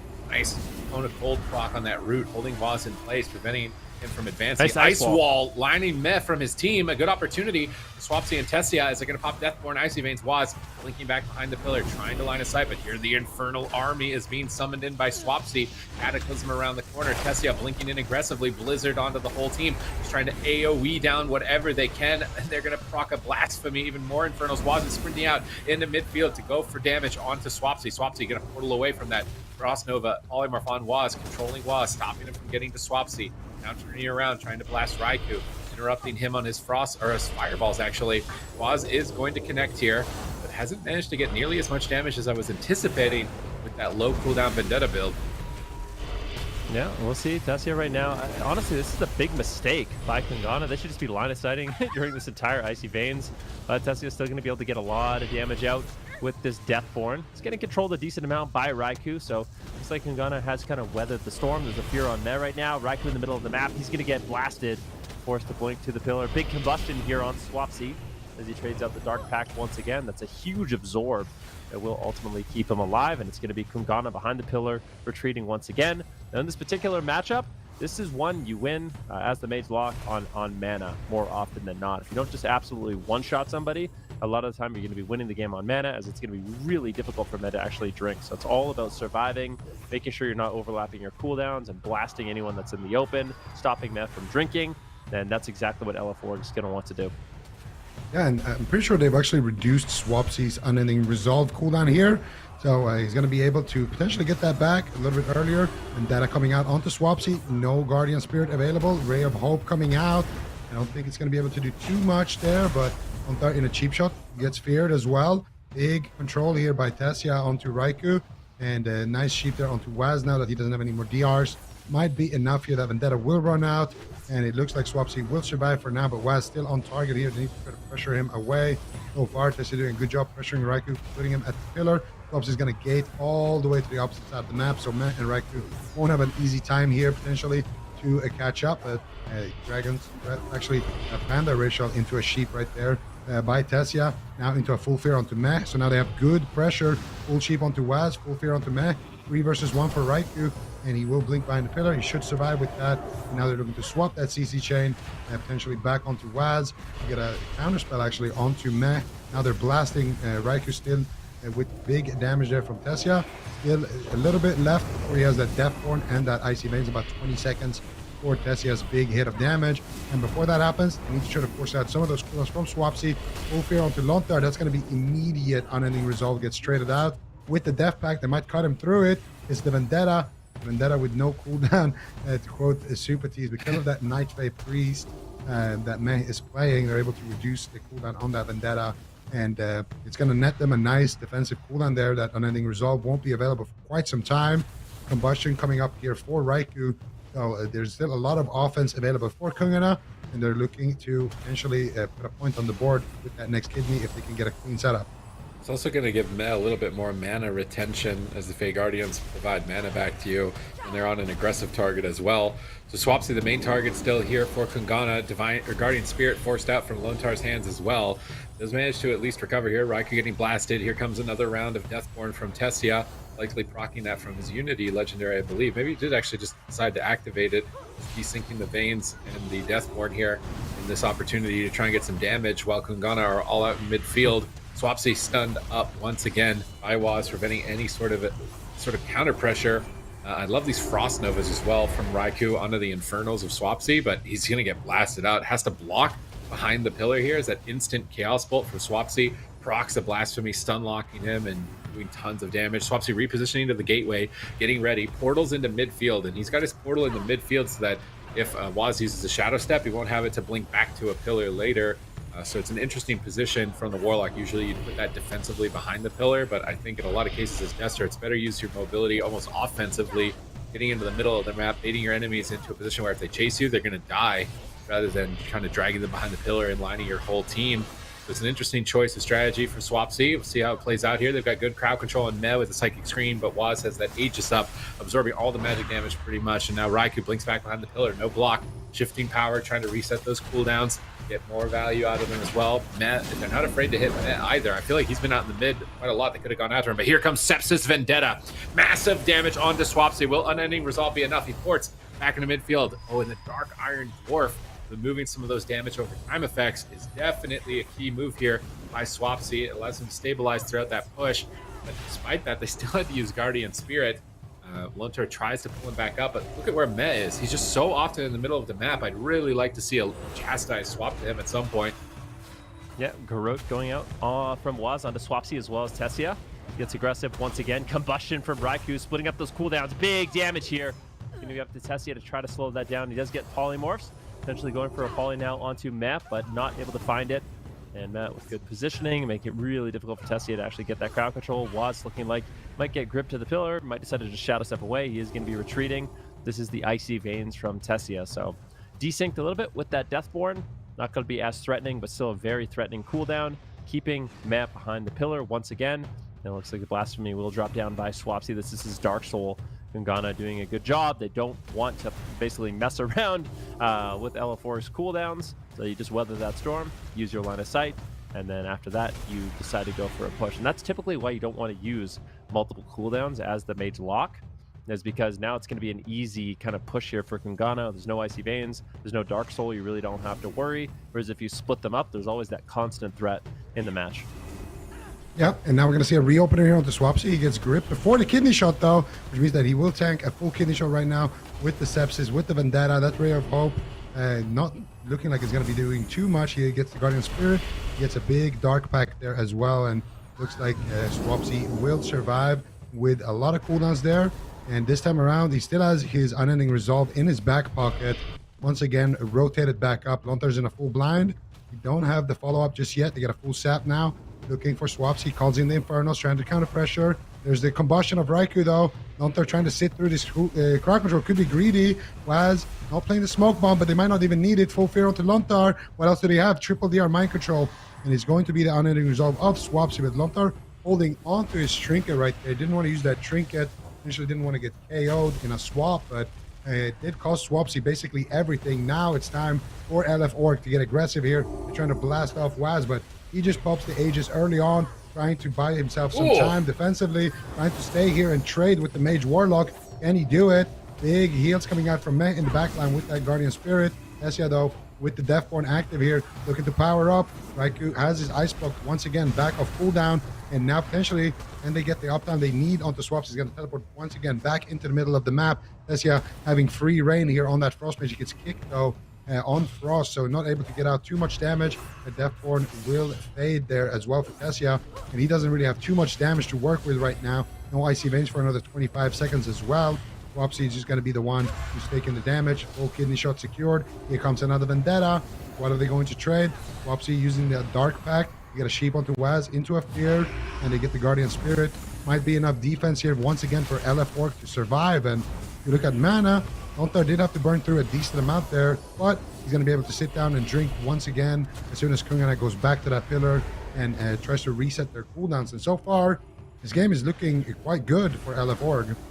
Let's see if they can keep it up here. They're making good trades in these Vendettas, but another crowd control onto Lontar with that Polymorph. Triple crowd control. Swapsy isolated, getting gripped back by Lontar. They get the Medallion just before Blind is coming off cooldown, just before Vendetta is coming off cooldown. Swapsy could easily be dead here in a moment. Ice Wall dropped by Tessia, trying to line of sight Meh away from Raikou, and Raikou has to Ice Block immediately. That was a high-value Ice Wall. They're still going through the block. Massive damage, full fear. Raikou gets procced. He's on the run, burning down. Waz is trying to help him out, but I think this is it for him. Guardian Spirit is going to be active just at the last possible second. That was the highest value Ice Wall we have seen in the Cup so far on these weekends. They get every single cooldown, almost get the kill, and they also buy time on the clock for Swapsy's defensive cooldowns to trade for this next Vendetta, because Vendetta and Blind are now both available. Although Waz just pulls the trigger on the kidney shot. They do fish for Dark Pack. They get a cooldown. They could press Vendetta immediately after this Dark Pack, if they want to go for it, but they're holding on to it. Love to see an aggressive cloak potentially from Waz here with this next set of cooldowns if they get Lone Tar perfectly cross CC'd with it as well. Both teams not working with very much left. 31% dampening.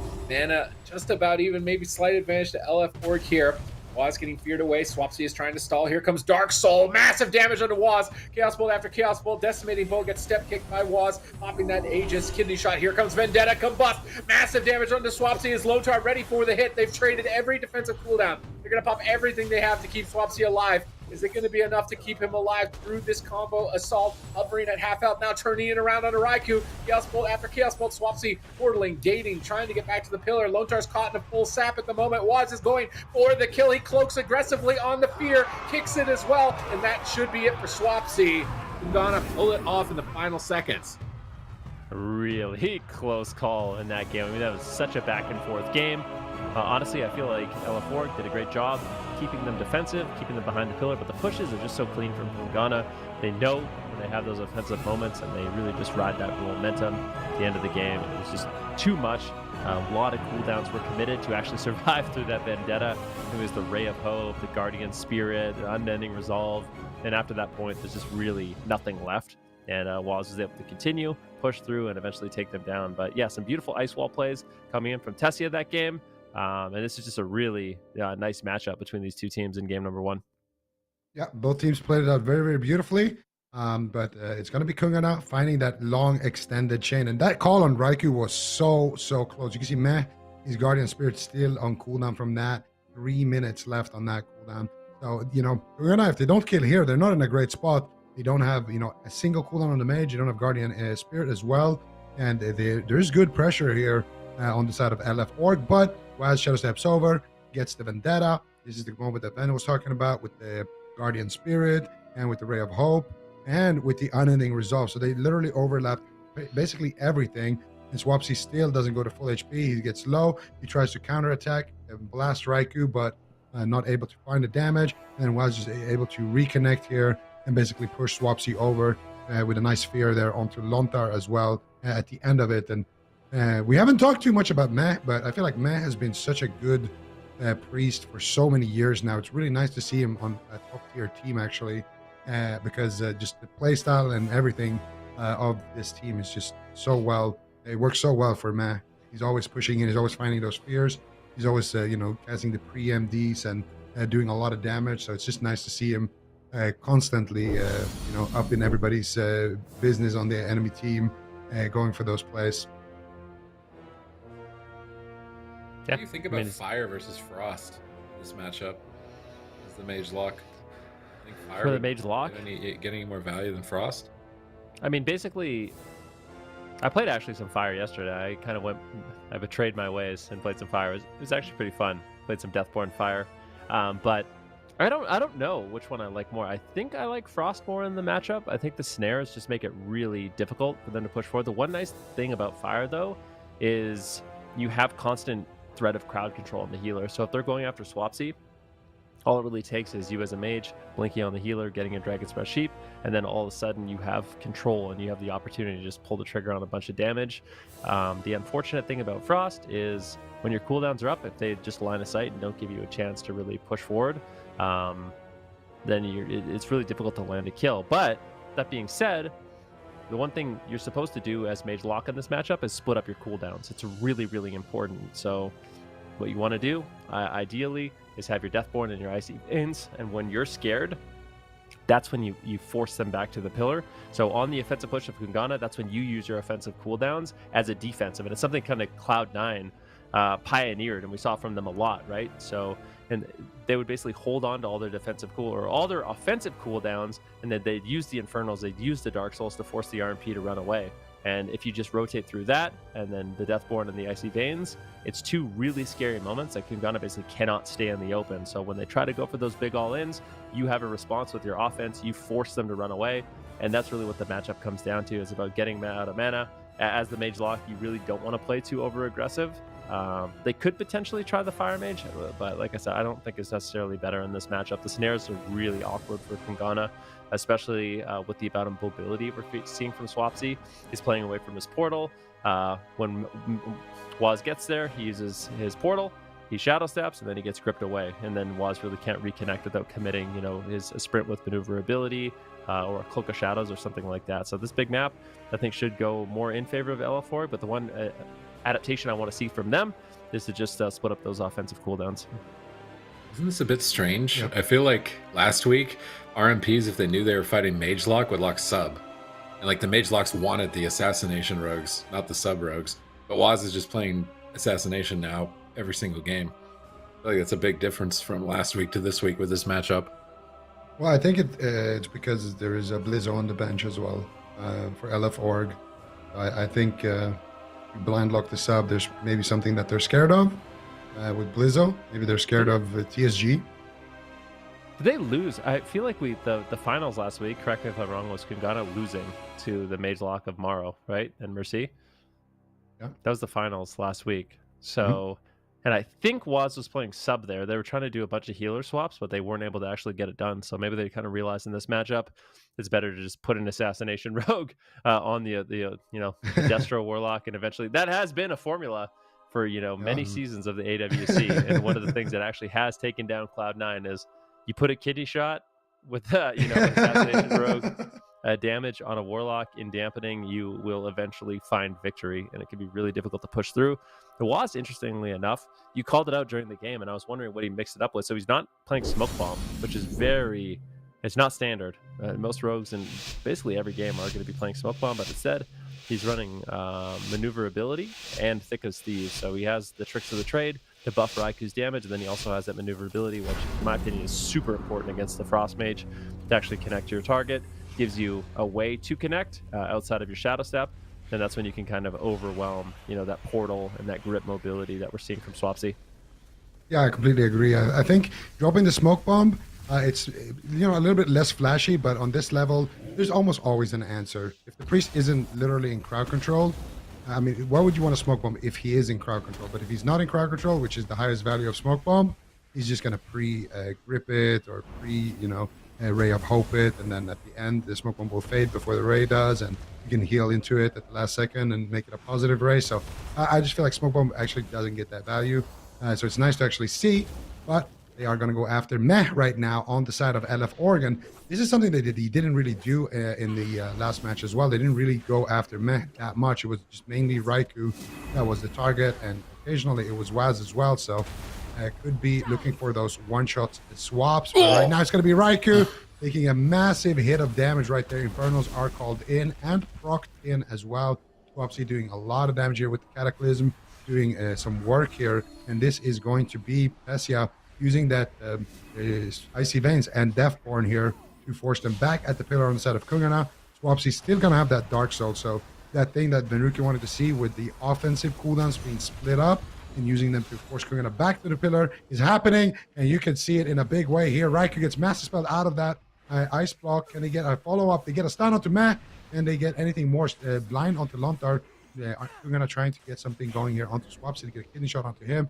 Waz going for the sap here. He does follow up the sap there, and now back onto his target. Here comes the Garrote, but now Swapsy is no longer stunned. He trades out the Aegis. It's going to be enough. It soaks up a lot of that damage, because a lot of that damage from the Assassination Rogue is nature damage, and of course the Fire Mage damage. So Swapsy kind of survives a very, very scary situation there without actually having to use his Unending Resolve and without Lontar using his Trinket. So, and they get the Ice Block as well. This is a great opener for LF4.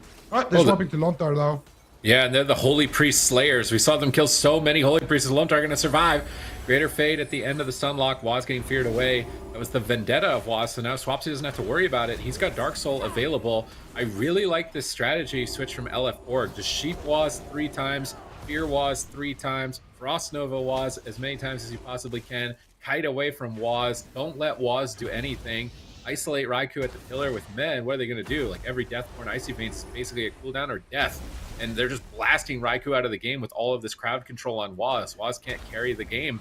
And it's really that assassination pressure that needs to be carrying it. So rather than focusing the Rogue and letting him get some free uptime, this crowd control strategy is looking really good for LF Org. Raikou with a nice alter time there on the Chaos Bolt, recovering his health. Meh caught into a full polymorph here. This could be an opportunity to push onto Raikou. They pop that Death Coil and pop a Dark Soul as well with it. Could be a good opportunity. Still holding on to it. Might be using that Mortal Coil actually defensively I saw him use that onto Waz when they were setting up for Raikou. But they've got Meh isolated here, and they go after him. Swapsy popping that Fleshcraft, actually just trying to get ready for the attack from Waz rather than get aggressive onto Meh. They're going to use a Fear on Meh, a Polymorph onto Waz, and Raikou just hiding behind the pillar, trying to poke a Fireball every once in a while, but does not want to run into line of sight. Caught in a Blizzard right now, but Swapsy gets step kicked into a Kidney Shot. Vendetta, Swapsy's going to get gripped on it. Now Swapsy can port and gate if he needs to avoid this, but with Guardian Spirit and Dark Pact, I don't think so. They're pushing in with the Deathborn. They've got Infernals. They landed a Spell Lock here. Shadow Fury, Fear onto Waz. They got good crowd control. They could go for the kill onto Raikou right now if they can connect. They're trying to chase him down here. Waz is just stuck in Frost Nova. He's going to use Vanish, but Raikou gets blasted. They proc him. Can they pot him? Guardian Spirit is up. Tessia's moving in for the kill. They have to blind Swapsy defensively just to stop the assault, but the damage is already done. They got the Cauterize, and they proc the Guardian Spirit. Yeah, I mean, it's a huge victory here, and it's not over yet. Tessia trying to get in range to cast Frostbolts. Raikou desperately on the run. He uses his Aegis, but the Frostbolts are unrelenting. And now Swapsy in position to huge damage. Raikou at 1% health. Can he hold on? Tessia there as well. Forced to trade out his Ice Block. Great counter pressure there by Waz, punishing the aggressive plays. And it looks like Raikou might be able to survive. Can they get a Polymorph? No, that gets shut down. Swapsy now, he's got his Coil, but there's no Dark Soul, so the damage is going to be limited. Raikou on the run. He's got 30 seconds left on his Ice Block. Going to be very important that he holds on to that, but I really like the fact that they're punishing Raikou here. You called it out. Go after the mage, keep him at the pillar, and just blast him, because in the last game, Raikou was able to get a lot of polymorphs, a lot of damage, and here's a nice wall. Raikou blinks immediately into the open, away from Meh. Like the ice wall, though. Tessia trying to separate Raikou and Meh, but Raikou doing a great job with his shimmers to get into position to survive. And this is exactly what you want. This is the position you want if you're Mage Lock. RMP behind the pillar, eating the Blizzard. Waz just going to Shadow Step into the open, and they actually are going to go after the Frost Mage. Tessia already trades out one Ice Block. You could get a second, and this might really throw them for a loop. But if you leave Swapsy open for too long, you are going to get punished. So just look out for Swapsy. And this one is all I have to say. Yeah, and Swapsy will have that Dark Soul coming up in about 20 seconds, so he is definitely going to be a big player here. He gets Kidney Shot, though, right now. They got a sheep onto Meh. Waz is just playing goalie right now. He's making sure that nobody is taking too much damage. They're maybe setting up a swap onto Meh here. He needs to be careful. There it is. Big damage coming out onto Meh. They have a stun into a stun. Do they have the damage, though? Doesn't look like it. Meh will survive there. And Tessia... Yeah, we were all looking at Meh, but Tessia got erased by Waz. Like, you see the replay, I think it's Vendetta just completely melted him. What happened to Tessia? Didn't he still have an Ice Block? Yeah, but he looked like a snowman in summer. It was just not going to be good for him in that situation. Melted. And, like, I mean, I was looking at Meh too at the same time, and I looked down and I was like, Tessia is dead? When did that happen? And Waz just put him in the dirt. So Assassination looking very strong here for this matchup. That double synergy with a Night Fae Priest, a very important component developing in strategy. We see teams like Golden Guardians also utilizing this. So this time we'll pay attention to Tessia. It's like, yeah, Meh stunned in the middle of the map with no trinket. We think he's going to die, but really he's a distraction. It's Tessia is the one that we should have been looking at during all of this chaos. And Waz has Vendetta. Raikou has a Bust lined up. They pop Bust here. They grip Tessia. He's at half health. Ray of Hope and Guardian Spirit from Lone Tar. So this Bust got big value. And Waz, how does Waz take him out here? Is this a different POV? I don't think. Okay, now we see the stun. This is when it happened. Is this when it happened? Yeah. They get a Polymorph on the Meh, and then they swap to Meh right after this, and that's when Tessia goes down. And we're gonna see it. We're way in the future, I see, or way in the past of the game. Now this is where Waz solos him. I think Waz just Kidney solos him, groats him, pops Vendetta, Sepsis, gone. What? Waz literally just his face doesn't even move. Look at him. He's there. Look at the smile. It looks like the tiniest little smile there. I don't think he can believe he's dead. He was probably worried that Meh was about to die. He's like, I'm just going to go for it. And then it actually worked for him. Like, I feel like he was not expecting to kill Tessia that fast. So scary. That was another really back and forth game, though. Like, Raikou barely survived, 1% health.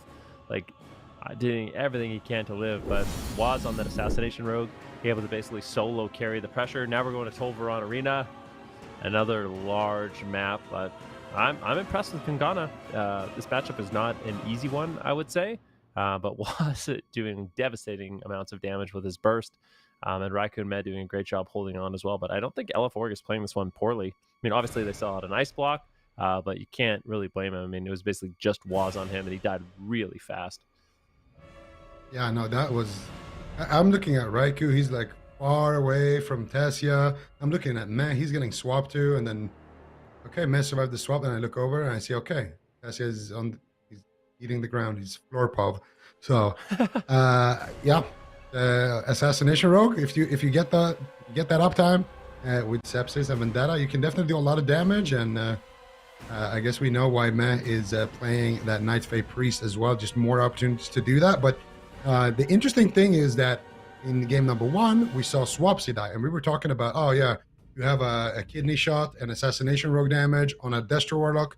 That's a great formula to actually taking them down, and it has been in the past. But in this game, they're going to go after Tessia on the mage, and I think it's the right thing to do in that match because, I mean, not just because it worked, but because Tessia was playing so aggressive. He was blinking in behind the pillar, just threw all caution to the wind, and he was really causing a lot of damage to Kungana. He basically solo forced out, the proc from Raikou earlier on. He procced the Guardian Spirit.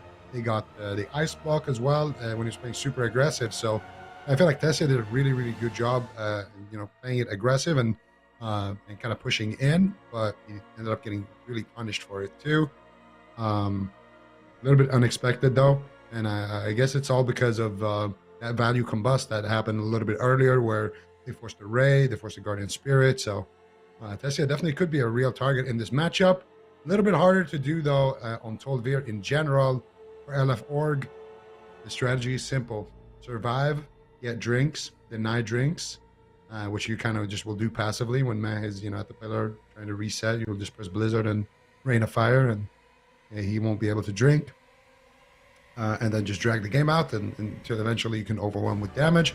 For Kungana, it's a little bit more tricky. You need to navigate through the sands, through the desert, make their way to, a slippery mage or a slippery Swapsy, and potentially take him down. So it's got to be tough, but this is an upper bracket game. So if LF Org does lose this one, they will be sent down to the lower bracket.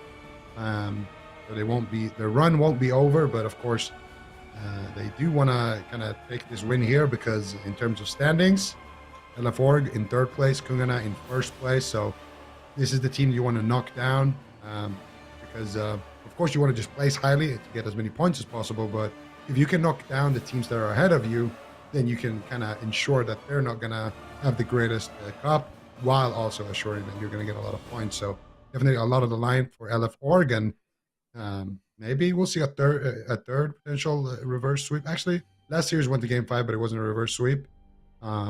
Yeah, maybe we'll see a second reverse sweep. Still a lot of maps to go through and a long road ahead of them, but it all starts here.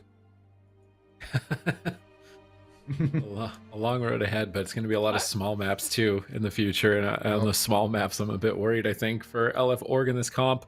I'm really surprised that they're not usually utilizing the Death Knight. I guess that this assassination version must just be running over the warrior with how much damage they can get out so frequently. So just sticking to the mage lock. Looks like they want to master this comp.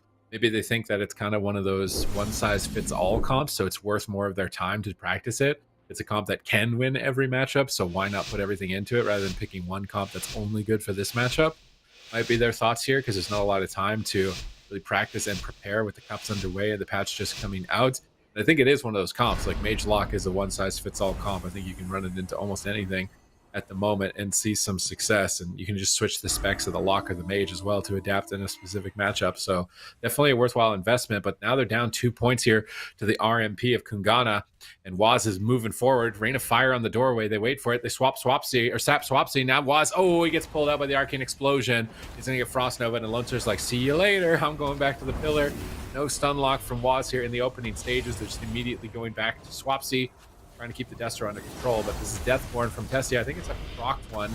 Not 100% sure. He hasn't used Icy Veins with it just yet. He's not going to be ramping those Frost Bolts. Swapsy is pulling Waz far away from the pillar at the moment, trying to set up Tessia. Here comes Icy Veins. Waz immediately soul shapes behind the pillar, but he's out of line of sight away from his team. They could dogpile on top of Met and Raikou. Waz is over in the corner off screen at the moment. Swapsy dotting up whatever that he can at the moment. Looks like Raikou Chaos Bolts flying in the air. Massive damage over onto Raikou as he tries to line, but now they can swap back to Meh. They've left him behind. Massive damage onto Meh here until Overrun. No, they're going to sheep him and stay on Raikou. I'm really surprised, but they at least get Mez Trinket amidst all of this chaos. That's definitely a big win so far for LF Org. Yeah, no doubt about it. Let's see how they can get done. Can they get any more, really is the question. Swapsy right now being attacked by Waz. Tessia still just throwing out these huge frost bolts. Finally, that damage is going to fade. And KUNGARNA has sort of weathered the storm, but Dark Soul is available. Swapsy's just going to use it, but he gets put into a full kidney shot. And now, once again, this is where KUNGARNA, they really have to respect the damage. And if they can survive this Dark Soul from Swapsy, that's when they kind of have free reign of the match. They can get really, really aggressive. Big bolts onto Raikou. A little bit of a swap here on Waz. He has his trinket, though. Should be able to get out of this one alive. Looks like he will with the Aegis. And now he'll be able to march forward. They've weathered the storm. There's no Deathborn. There's no Veins. There's no Dark Soul. This is all KUNGARNA. Unless we see some really good crowd control out onto Meh, I feel like pressure is going to be heavily in favor of the RMP. Yeah, and we're going to see another attempt here onto Swapsy, but no real cooldowns being traded. Waz has his Vendetta, looking to potentially pull the trigger on that next kidney shot. He actually vanishes out cleanly there and uses his trinket. Doesn't want to fall behind on that swap. Meh with no trinket, Waz with no trinket. They could try to KO one of them. Let's see though. First, the Vendetta probably is going to be committed here. Full blind secure onto Lontar. Trying to bait out his trinket without actually committing that Vendetta. Waz doesn't have a vanish here to actually go for the sap. They're going to go for the Chastise stun. Raikou gets interrupted there on his Ring of Frost. Not going to be able to find any follow-up CC, and they don't pull the trigger on their cooldowns. They had the combustion, they had the Vendetta right there. Maybe trying to debate Lontar into using Trinket and then swapping to him, but now Waz is going to be the one taking a lot of damage right there, and it will be Waz getting gripped back to his team. And now once again, we're going to see Tessia pushing in on one side, Swapsy on the other side, Lontar in the backline going for drinks, and that's going to force Waz to come back out again and look for that next kidney shot. What can they get done with it though? Stun to Waz. Chaos Bolts connecting. 1, 2. Swapsy doing a lot of damage right now, but Waz gets healed up. And now Waz has an opportunity to get aggressive. There's the Shiv, and he gets gripped. He gets sheep. He's not going to be able to pull the trigger on that Vendetta just yet. And actually, Guardian Spirit gets used right there by Lontar. And that is traded for Raikou's Combustion here. So now they're going to have an opportunity to potentially get aggressive. It looks like Waz actually wants to go after Lontar with that Vendetta, but so far Lontar has just been holding on to his trinket, holding on to his cooldowns, and made it almost impossible for Waz to find that swap. Right, let's see if they can go after Waz here. They're focusing Raikou a lot less. Big hit of damage onto Waz in midfield. Meg grips him back to the pillar. Out of line of sight of Swapsy. Ice Wall comes down, but it's a little bit too late. Tessia's going to have to cancel it. Pop a Blizzard around the corner. Rain of Fire trying to AoE down Med. Maybe try and run them out of mana. Play a safer game here on Tolvaron Arena. They're on match point. They cannot afford any more mistakes, so they will be going down to the lower bracket. Big damage onto Waz. Looks like he is going to get a big shield and manage to recover, having re-stealthed here. Raikou down at half health, but with Blazing Barrier up, he's going to soak a lot of this Incinerate damage for free. Waz is making his way towards Lontar like he wants to try and sap him, but not going to bother. Opening up on Swapsy immediately. Polymorphed on his Garrote, not finding the kidney shot. Tessia trying to blast Raikou, but he's still at the pillar. They could swap to Waz here out in the open. Immolate stacking up their dots, getting ready. Chaos Bolt gets step kicked by Waz. Swapsy on the back foot. Lontar trying to get in position, but gets caught in the Chastise. Can they get any follow-up on this Chastise? Doesn't look like it. That's actually good for Lontar. He can heal through the Combustion now. They still trade on any resolve that it is Vendetta and Combust. Rather be safe than sorry here, even though Lontar isn't crowd controlled. And that was a double all-in from KUNGARNA, which means that if I was LF Org, I would start thinking about getting aggressive here. Waz is going to pop Aegis just to stay on target, try and get even more cooldowns from Swapsy, but his whole team is crowd controlled at the moment. Met in a fear into a full polymorph. Raikou trying to get back to his team here to help out. Maybe Dragon's Breath Sheep onto Tessia.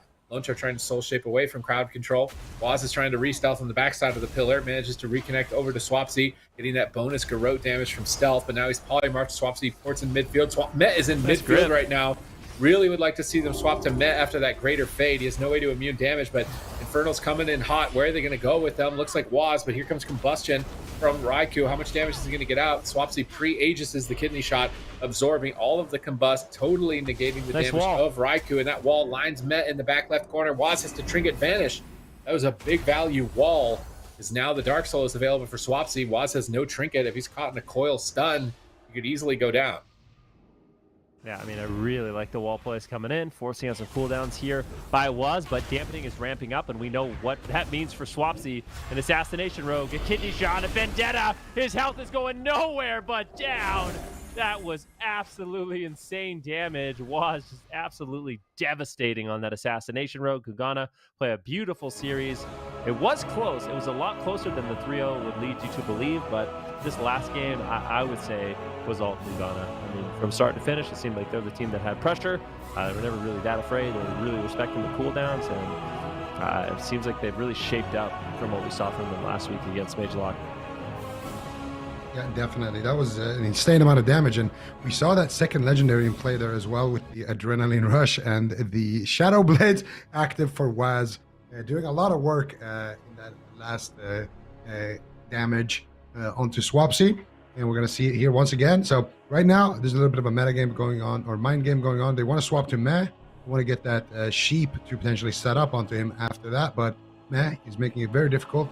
Here, he uses that Greater Fade, and then he uses the Shadow Word Death right there, and then Tessia realizes, okay, we can't swap to him anymore, so he drops that Ice Wall, and that whole time, you know, they're falling behind onto Waz, so really nice Ice Wall there from Tessia, forcing out some of those defensives, but Waz, of course, still with the Cloak of Shadows, still with his damage as well, waiting for that Vendetta to come up, waiting for that Dark Pack to fade, and then as soon as he is able to reconnect here, they get a full sheep, and they connect onto Swapsy there with the Kidney Shot, with the Vendetta, he gets gripped, and they just kill him through the Guardian right there, just chop him up, and yeah, KUNGARNA's going to take it 3-0. I think Assassin, starting to think Assassin might be better than Sub. Like, this is a scary combo. It's almost like the RMP have gotten even stronger now, finding this new Covenant. Yeah. Okay. It's really good. I mean, if you can ever desync defensive cooldowns, that's basically one of the best things that can happen. Didn't even desync it. He just killed him through it. Yeah, I know, but you're just forced to react in these situations. I mean, the damage is crazy. Let's not kid ourselves. The 2-set, the 4-set for the Assassination Rogue, the double legendary, all very powerful, and you're seeing teams kind of ramp them up. You're seeing that's what the Shadow Priest is doing, going Night Fae. Now we're seeing some Holy Priests go Night Fae as well to really ramp up the Assassination Rogue damage. And yeah, I mean, we can't say Sub has really fallen off, but I think we could all agree, you know, going into these cups that we all thought Assassination was going to be pretty good, and they're showing it. Mm-hmm. Yeah, definitely, and well done to them. Very, very clean sweep 3-0. Looking for Org. Obviously had a lot of strong moments there, but weren't able to get a win out. So that means that they will be moving forward on the side of KUNGARNA. Looking for Org. Now dropping down to that lower bracket, they're going to face off against No Money Just Funny. And I do wonder if they get Acro back online, because we know that, you know, this team does struggle against rogues. So we'll have to see. You can stick around for that match a little bit later on. We're going to go to another upper bracket game before we do see that series. It's going to be MYWAY versus SK Pieces. Both of these teams also showing very strongly as well, pretty high up there in the points. And you can hope, or you can bet, that they're hoping to get even more as we head into this next game. So stick around. It's going to be another upper bracket, MYWAY versus SK Pieces, coming up next.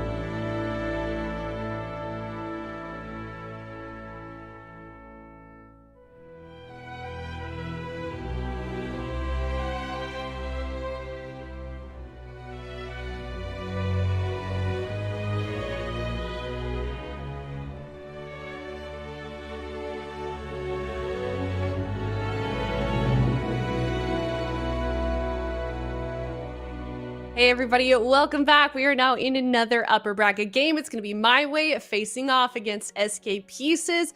Both of these teams, I feel like, especially SK Pieces, didn't quite perform as highly as we expected them to for Cup number 1. However, the last time that we saw both of them doing pretty solid. So SK Pieces and MYWAY obviously looking to continue on in their winning streak here as we head into this series. Who is looking stronger in your mind at the moment, Zico?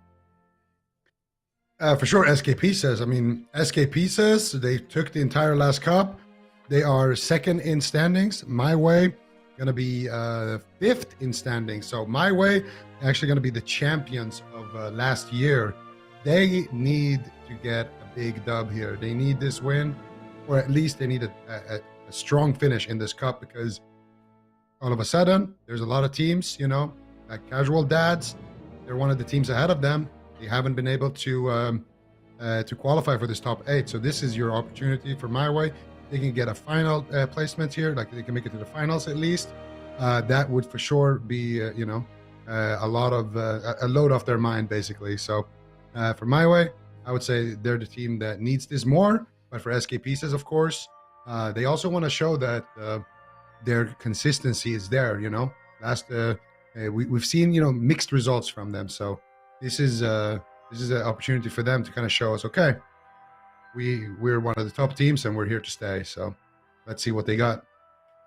Yeah, I mean, we've seen very strong performance from MYWAY in the past, so hopefully they can rise up once again. But on that note, from SK Pieces, we actually do have a funny picture from Asgarath from this weekend in the offline cups. I guess he's playing remotely from London, so this was his really cursed setup. He's got, I don't know what those boxes that his monitors are, barely balancing on, but a jigsaw puzzle or something like that, but, It looks like my original setup. It looks like really? what I gamed the on end as of a kitchen table? It was a much smaller table than that. Oh no. And it was a wooden chair with no cushion. So he's actually upgraded a little bit from my original setup. How does he play with his keyboard like that? Like he's not using the things that the little thing in the back that you can use to elevate the keyboard a little bit? It might be, it's just hard to see. It's better for your wrists to lay it flat. Wait, really? That's how I have mine. Yeah, because think about it, you're bending your wrist up quite a bit if you're using that. Whereas if you put those down and you lay your keyboard flat, it's in a lot more neutral position. So it's better for your wrist health. Zico. Is it better for your rating?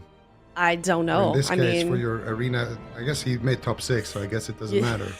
And I guess he's won BlizzCon in the past, so yeah, I guess it's fine. But yeah. Question his keyboard positioning as a champion. Yeah. Mine's flat. Yours is flat too? Well, confirmed flat keyboard is superior. I swear it is. I don't know why. I don't know how people play with it upright like that. It's so uncomfortable. I feel my I'm with wrist Zico. I play with mine Feels- upright as well. With I feel like I press my buttons better. Yeah, I mean, if you're used to it, I guess it makes sense. I feel like personal preference has to play in here. Probably. I think one of them is. I'm just saying one it's of more them is statistically better. ergonomic. Okay, yeah, that's actually probably true. Let us know in chat how you play with your keyboard. But in the meantime, we're gonna let these players get started here with their game. It's MYWAY versus SK Pieces, game number 1.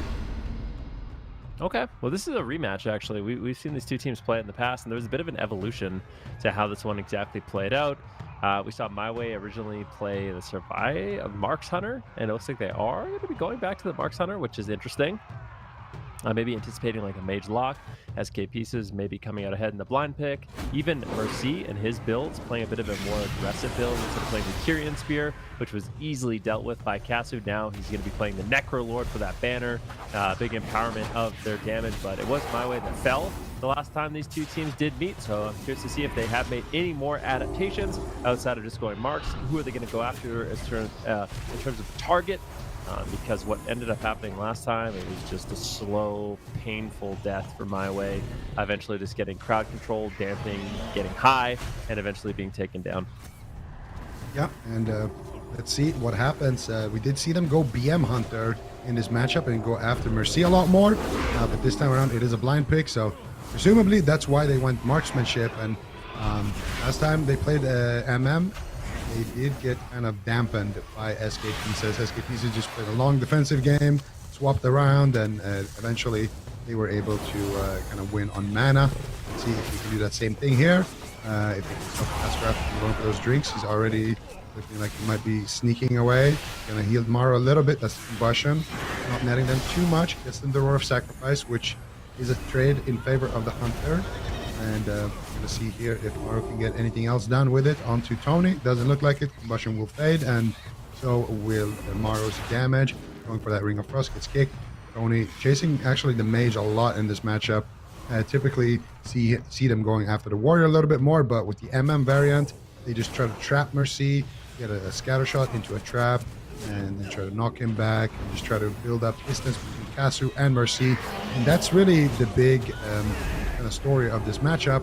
If Mercy gets enough uptime, then Casu loses. Casu builds enough distance, and Casu wins. So that's really the thing that you want to be watching out for, the Hunter and the Warrior. And of course, Asgrath doing a lot of roots onto Casu will allow Mercy to actually stay on his target. We should potentially see one right now, and Casu is actually line of sighting it right now in this moment, while Asgrath has that Tree of Life that root is instant. So we're going to see a lot of off dashes, a lot of roots onto Casu, and just in general, Asgrath trying to build up a little bit of momentum for his team by helping out Mercy with his connection on that Hunter. So far, it's looking good for MYWAY, though. Able to just avoid Mercy as much as possible and just kind of extend the game at this point. Yeah, Relz is actually playing Kyrian, not Night Fae, so the boon of Ascended from Relza could be maybe an X factor in terms of damage output for his side. Curious to see how they're going to utilize that together with the Marksmanship Hunter. They are kind of exploding Maro at the moment, but Asgrath immediately recovers. Iron Bark, Nature Swiftness. Now they're going to Cyclone Maro. Also have some heals. Trying to assist Casu here as he is getting stunned up. Vortex down by Asgrath. Casu manages to escape with that. Master's Call, dropping a Scatter Shot. Scatter Shot looks like it breaks early, but they do go for a Freezing Trap. Stunning Asgrath. Maro blinks in on top of a Hunter. Not very often you see the mages blinking on top of a Marksmanship Hunter. It used to be kind of like deadly counter for them, but this tank build of Fire Mage is just such an impenetrable wall that you can even blink on top of Marksmanship Hunters, it looks like. Tony now getting blasted away in a bit of a swap as they switch off that Roar of Sacrifice, just maxing out their damage, trying to make sure that they could win on mana. Here they do land a counterspell on Relza, swap back to Casu. Is he going to be going down anytime soon? Doesn't look like it as he disengages away. That Guardian Spirit getting good value. Quaking Palm onto Tony. Maro using Alter Time, trying to line of sight Casu. Finally some counter pressure here. Asgrath going to Cenarian Ward with full hots and extend those with Swift Mend on Maro. With that Adaptive Swarm, those hots are going to heal a lot. Maro's going to go back to full health. Oh, that Vortex on Casu. Nice wild charge by Asgrath into a bash on Casu, pinning him in place. Really good teamwork from him to make sure that Mercy gets the uptime, but Relza manages to recover it for now with that Ray of Hope. Yep, let's see how this match is going to play out. Relza down to 50% mana right now. Maro pushing forward, looking to get a Shifting Power out, potentially a Dragon Smith. Does manage to find it. That was a bit of an interesting angle. Maro does get stunned up after his blink, so he's playing the blink stun, but if he blinks in aggressively, that's where he can kind of be punished. Ring of Fire is going to be dropping down as well. Maro blinks away once again. And the thing that makes Maro so durable in this matchup is the talent he's running, Blazing Soul. Every single time he blinks, he gets a Blazing Barrier. And normally, Blazing Barrier is a 25-second cooldown, that shield you get on Mage. But when you're running Blazing Soul, because of the conduits for Blink, it's only a 10-second cooldown or an 11-second cooldown. So you have your Blazing Soul, or you have your Blazing Shield on a 25-second cooldown. Then every time you blink, every 11 seconds, you also get a full value shield. And then on top of that, you have conduits that heal you when you use Blink, as well as heal you when you absorb damage. And that's why Maro could be so durable in this matchup. It's really difficult to take him down. He could play in the face of the jungle, reset his barriers and blinks once again with the Shifting Power. And you can see him right now going for a Polymorph. Can he find it? Gets a full Polymorph on Relza. Tony's going to be throwing in some regrowths. Keep Casu alive. Good control. But yeah, both teams are looking really, really stable here at 5%. This is kind of how it played out last time as well. Dampening. I think we actually had a record dampening between these two teams. Casu almost getting dropped, but Feigned Death and Guardian should keep him alive. He still has his turtle also. But I do believe we went up to 60% dampening when the last time these two teams met. Yep, that's true. And there was a lot of damper games between these two comps, so we're not expecting a kill to happen maybe in the near future, and you can kind of see it on the defense as well. Everybody still has their trinkets on both teams. Mana still looking somewhat healthy. Relza is starting to fall a little bit behind, but not a big indicator at this point. He can still go for a drink. He doesn't have to spend too much mana as well, with Tony assisting him with the off heals. And at this point, you're just trying to get yourself ahead with one big defensive cooldown before them. If MYWAY force out that ice block on Maro, for example, kind of early in dampening like this, it would be massive. If they can force out Aspect of the Turtle on Kasu on the opposite side, then that would be absolutely huge as well. So both teams fishing for that first big defensive, and both healers, of course, trying to deflect it. Relza did have to use his his Will of the Forsaken on that Warrior Fear, I assume, since it is on cooldown. And we're going to see Asgard going for some hibernates. Tony not going to be falling for those just yet. Maro looking to build up some damage here onto Kasu. They're getting a good uptime here. Mercy could potentially get that Aspect here if he can. There's the root, but he gets dispelled and gripped, or I think it might have broke as he got gripped right there. Very unfortunate, but if that grip landed in the root, that would have allowed Mercy to connect with Kasu and potentially force out that cooldown. Mercy now once again in a stun, and nice Ursul's Vortex by Asgarath. He's going to pin everybody into place. Mercy, here he goes. Big damage onto Kasu, and they force it out. He's looking for the Aspect, but not able to find it just yet. Relza out of crowd control. Kasu with that camouflage as well. Likes to go for those feign death, kind of vanishes with that camo. Going to buy himself a couple of seconds. But here comes the damage. Trades out the Aegis. Is it going to be enough? He gets the Roar of Sacrifice. He drops to 1 HP. And that is going to be Kasu finally forced to use those big defensives. Mana not looking great for Relza.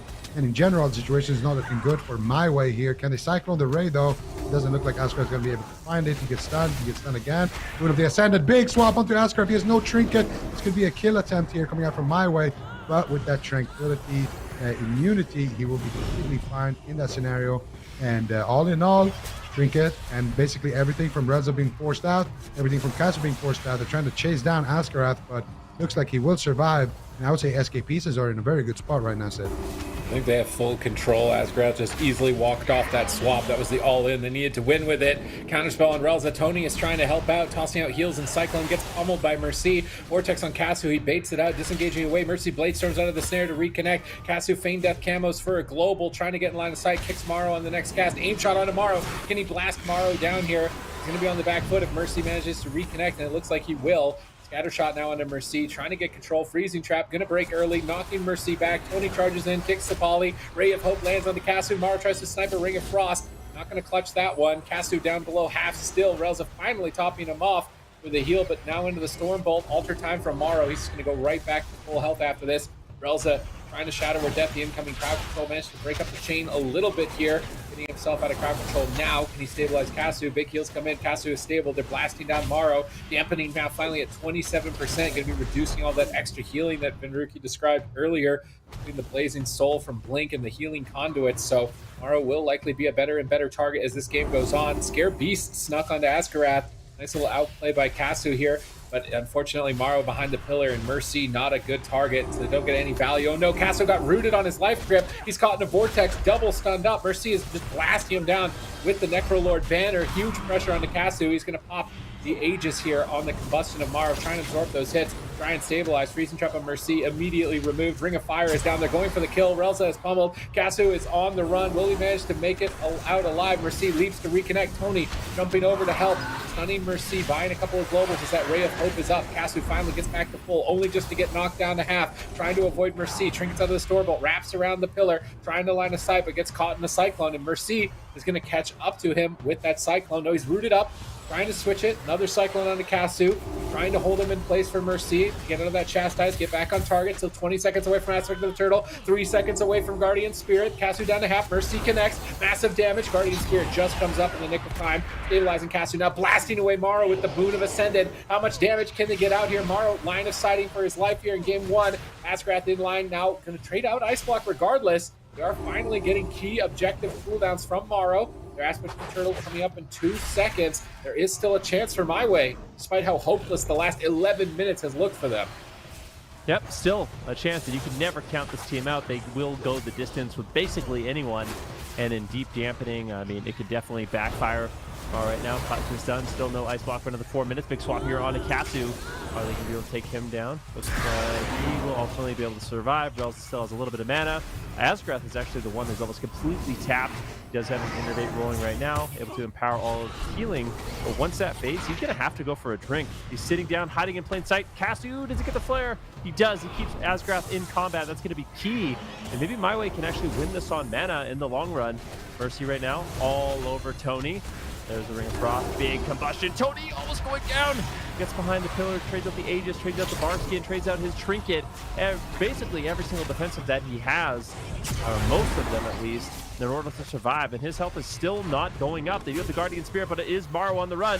Manages the soul shape behind the pillar, shifting power to reset some of those barriers and the blink. Crowd control on Asgrath. He's forced to immediately trade out his trinket, but he is burning down his mana really, really quickly. We're going to have to see an alter time here from Maru.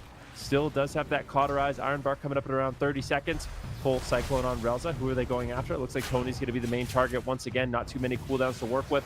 Baro potentially landing a full polymorph. Relza gets out of line of sight behind the pillar, able to heal up Tony, and now it's still Maro in trouble. He has Alter Time up right now, hiding behind the pillar, doesn't want that to be dispelled. Will Alter Time to the middle of the map, unless it did get dispelled. Dragon's Breath comes in. There's a Mind Control coming in from Relza, denying the damage. He's just rotting down. Nicely done there, but Maro gets topped off. Asgarath has an opportunity here to potentially reset some of his mana. Look how far away he is. How far away he is. Casu trying to get their big polymorph coming in from Maro. They're just trying to buy time. Relza has no mana at all, and Asgarath is drinking. This is a nightmare situation for MyWay. Beautiful stuff here from Maro. Getting that sheep on the Casu was huge. Asgrath should come back with a decent chunk of mana, but now he needs to pick up Maro. Can he do it? He gets scatter shot. Maro still with Cauterize available. Asgrath in a 2-second trap into a full fear. He might have been drinking too long, because I think Maro is about to get popped here, and he pops the combustion. He tries to stay alive, but there is the seed. Can Asgrath keep it alive? I don't think it's going to be possible at 50% dampening, but he's trying, but the seed will get cracked. And unfortunately, Asgrath, I think he spent a little bit too much time drinking there. Unfortunately, he gets caught up in that scattershot trap. Fear combo with no trinket, and Maro will go down as a result. And after buying so much time for his team, it's going to be MyWay running them over and taking game number 1 with the Hunter. And last time these two teams met, it was game 5. So anything is possible between these two teams. Game 1 could be very, very important.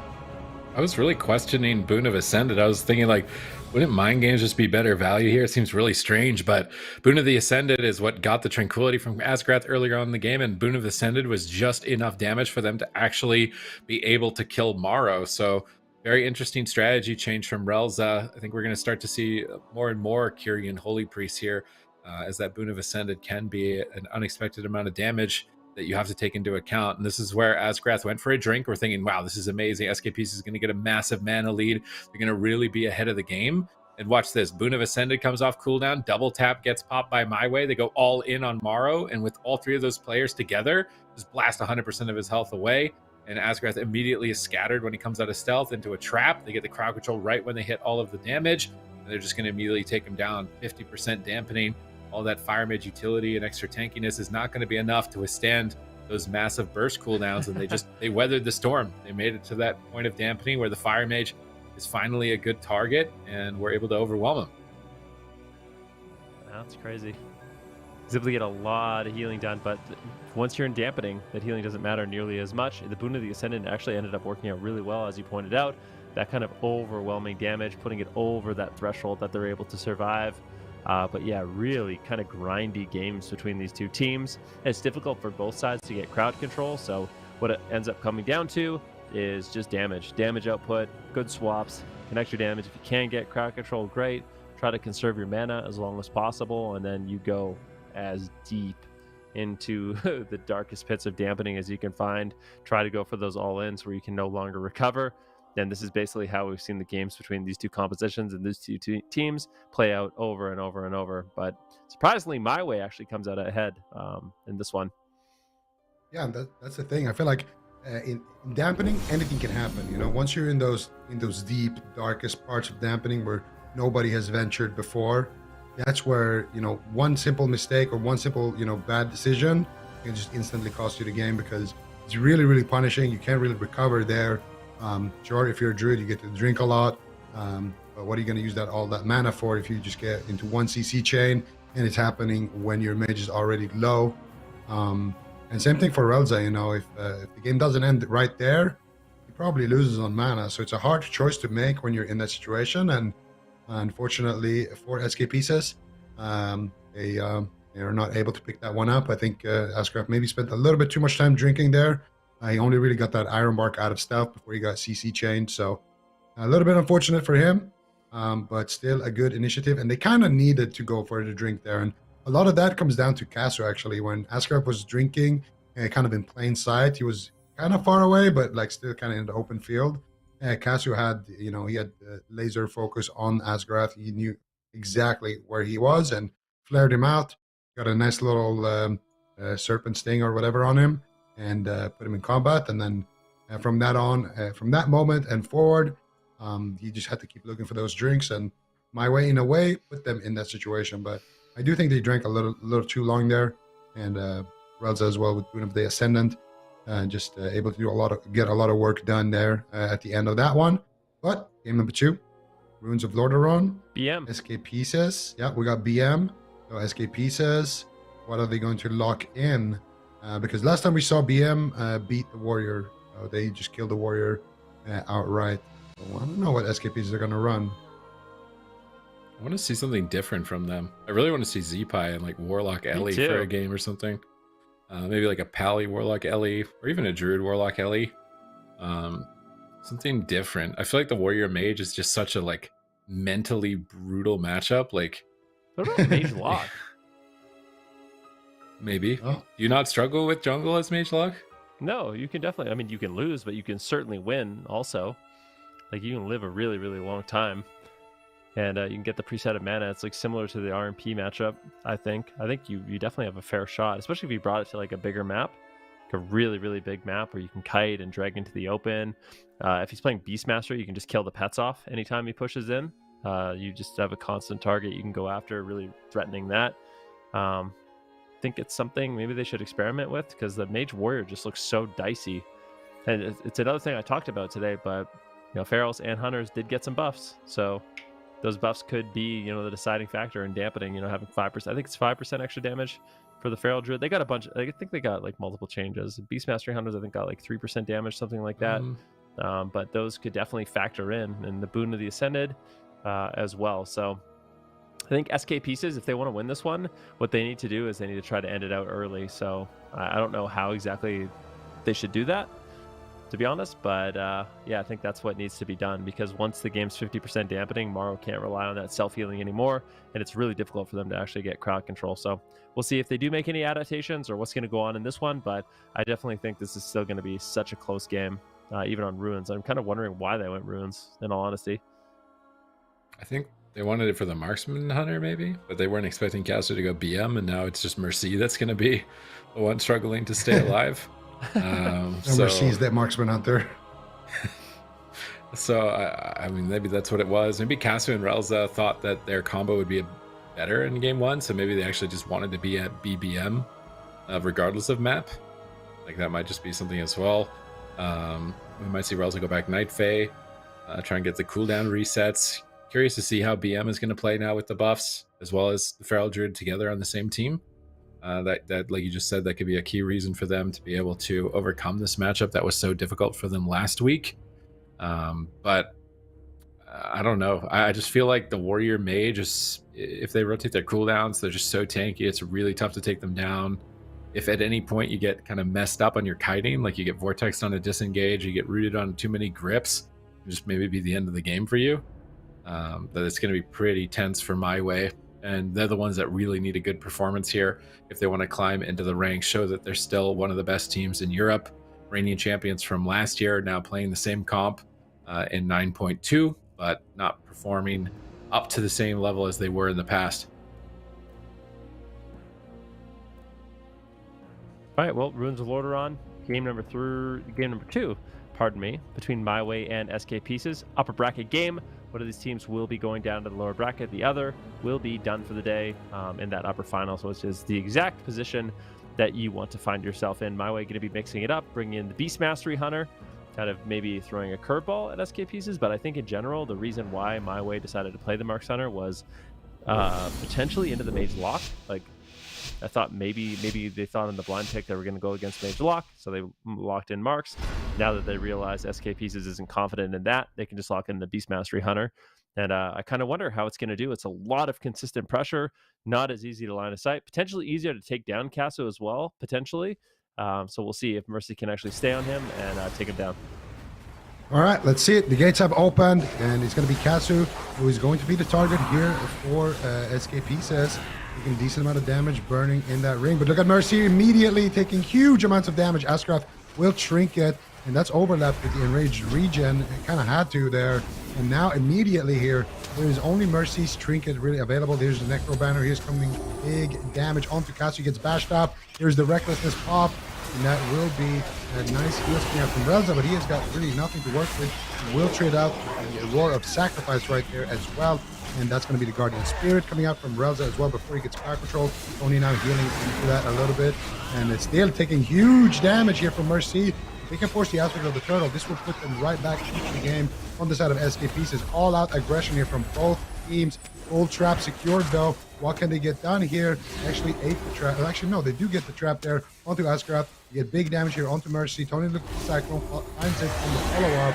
But Mercy already kiting here. Doesn't look like he's going to be taking too much damage with that early Battle Master, but he will fall there in a second. Catches a big overgrowth. That's going to be the Tree of Life from Ascraft as well. Now Maru finding another sheep here onto Casu. Big damage from both sides. Casu paying death. Should be enough defense here. Relza now finally out of crowd control. Mixed with the Leap of Faith. And looking for some more heals. He gets bashed up. Ascraft now looking for the Cyclone. They should be able to find it. Actually finds it onto Casu. Casu now cloned up on 50% HP. Ascraft looking for the Cyclone onto Relza, but not able to swap it. And that will be the Ray of Hope connecting onto Casu. Should be enough healing done into that one to keep it positive. And now a trap onto Ascraft. And Mercy could be in big trouble. There's the Mind Games. That's going to be Mercy's trinket. Mercy with the Fleshcraft and with that trinket should be alive. And now it's going to be potentially Casu is going to be on the chopping block next Sid. They get Enraged Regen as well as the trinket, so good value trade here for MyWay. Maro's trying to counter assault with Combust, but Casu literally just re-stealths it. Let me go get a re-stealth quick here and completely avoid that combustion. Casu says, tries to land an interrupt maybe here onto Asgarath, Door of Shadows, Freezing Trap from Stealth. He's trying to find some opportunities to CC Asgarath. He does get the Door of Shadows, Freezing Trap, stun onto Mercy. How are they going to respond? Mars just polymorphing the Hunter over and over and over, trying to stop Casu from getting any damage on Mercy. Asgarath finally out of the Freezing Trap, big heals coming out, chasing down Casu with that Stampeding Roar Blade Storm, looking to connect. Love the teamwork between Asgarath and Mercy to stay on target here. Asgarath now proccing that Tree of Life, has those instant entangling roots. He's spamming those roots on Casu, trying to hold him in position, trying to go for the win. They get Aspect of the Turtle at 10%. Hibernate being casted here, cheekily not going to find it. Ring of Frost onto Relza, Tony and Dragon's Breath. Is he going to be able to survive here? A half Cyclone, Casu down to half health, trying to disengage away from Mercy. Mercy leaping in, Stormbolt onto Casu. And now he looks like he will be able to connect for a moment, but Ray of Hope is up, absorbing all that damage, healing Casu back to full. Now getting aggressive. Mercy jumps on Asgarath, trying to eat the Freezing Trap for him, but he is just caught in a Psychic Scream. Relza fishing for Mind Games, gets counterspelled. They do secure the Freezing Trap onto Asgarath. They're going for the kill onto Mercy.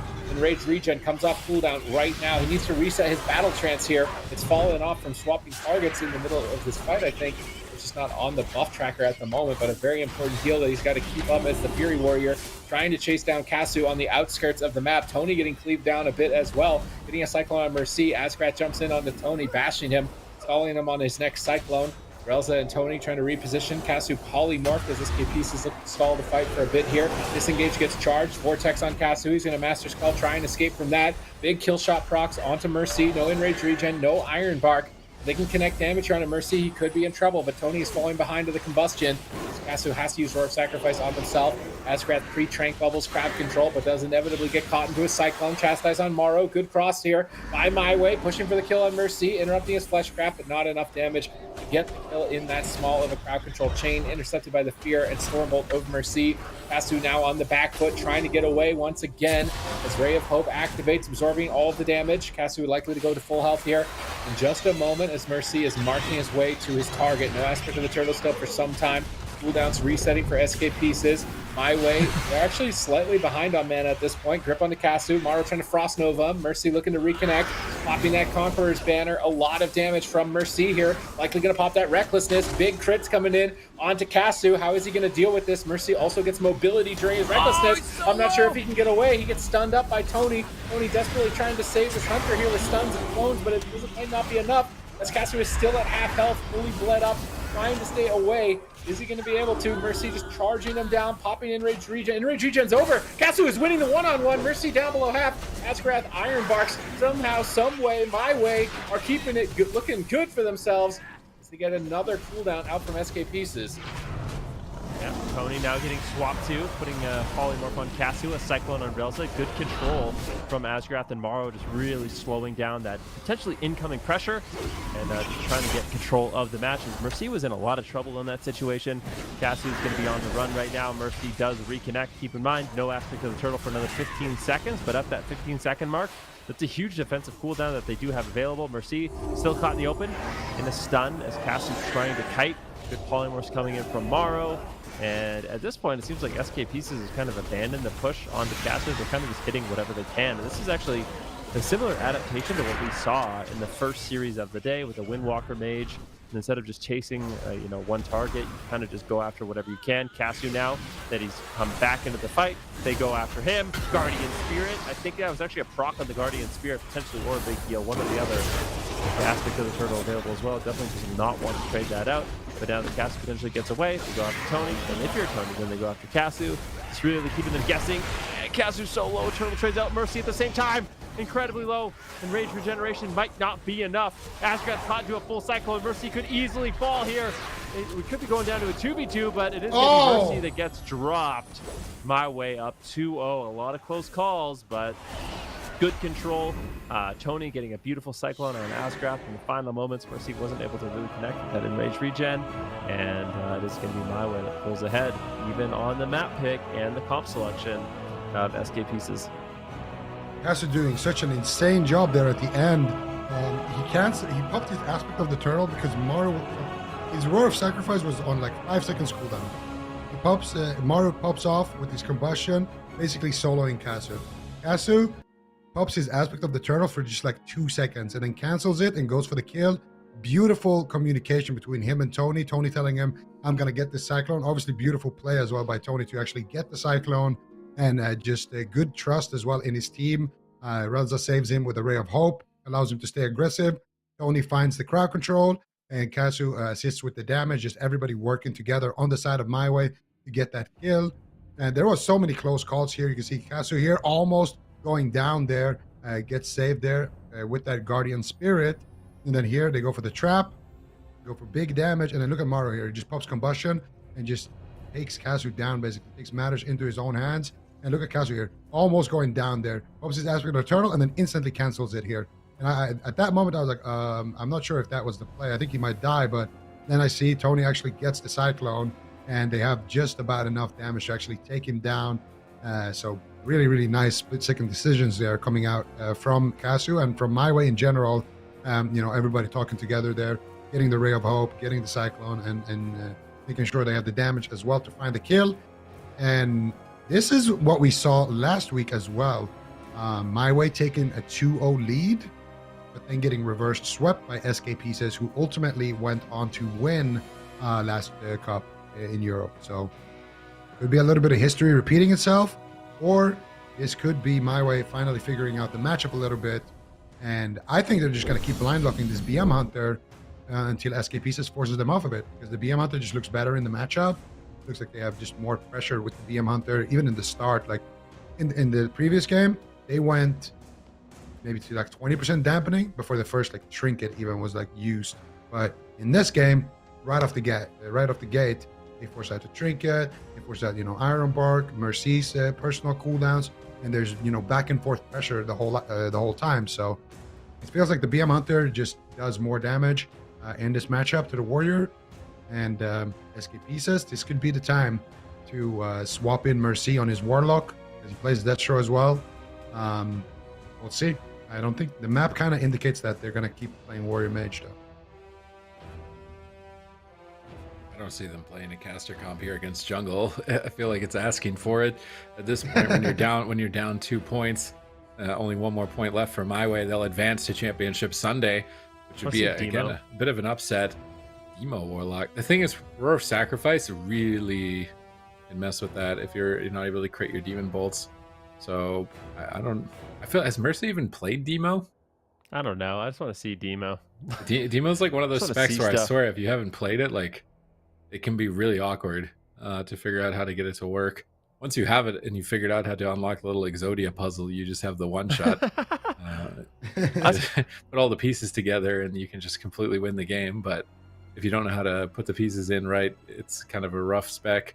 What else could they play? Like they would have in the past played Turbo into jungle, and they tried it, I think. Lose, right? But should they lose though? I feel like, did they only play one game of it? I feel like it's still not that bad. Yeah, Turbo with the Holy Priest, Turbo with the whole Necro Paladin maybe could be good too. Yeah. Turbo with Necro Pally I think would be really good. You can play aggro, just bop off the Feral Frenzies. A bop is a complete stop on a go. I would really like to see them actually go back to that as their answer for jungle. Warrior Mage, like, I feel like it's comfort for them. It's just like, that's Maro's comp. But I don't actually think that it's their best option here. I wonder if Druid is actually best too. Like, why did we like Druid so much for Asgrath in that matchup? Could Warrior Mage work better with a Holy? Nope. All right, well. The question was going to be, does it work better with a Holy Priest? Because a lot of things just work better with a Holy Priest right now, let's be honest. But yeah, I guess the Druid, you're going to get that control, which I think can be really valuable in damping. But so is the Holy Priest. Like, I don't know. I think, what do you think about this, Sid? Like, why do you think they're going with the Druid instead? Comfort. I swear, it's all comfort. Like, Asgrath, Druid, Maro, Fire Mage. Getting like the pre-barks on plays. Holy Priest could definitely be high value. You get a Mind Games on the Feral, that's like an extra cover of crowd control during a go. And so you can get like a Polymorph on Relza, Mind Games on Tony, and then you got Casu Isolated. You get Chastise Stun plus Stormbolt. I guess Life Grip doesn't really enable you too much. Like Asgrath on Druid, having Vortex and Root is actually helping Mercy a lot, whereas a Holy Priest probably wouldn't help him. But at the same time, they could just get like a stun Tony, mind control Tony, stun Casu, DB Relza, get like a triple CC. I really don't feel like they're playing too aggressively with their comp. Like they're just trying to dampen MYWAY. It's like both teams are trying to like dampen each other and figure out which one can win being the most damp. And I actually think SK Pieces could play more aggressive and maybe jump in for triple stun locks. DB the healer, Bash Clone Feral, Stormbolt Hunter. Trying to isolate the target more. That's how they won last week. Remember? Mercy was playing like no Stormbolt. He was playing like Kyrian.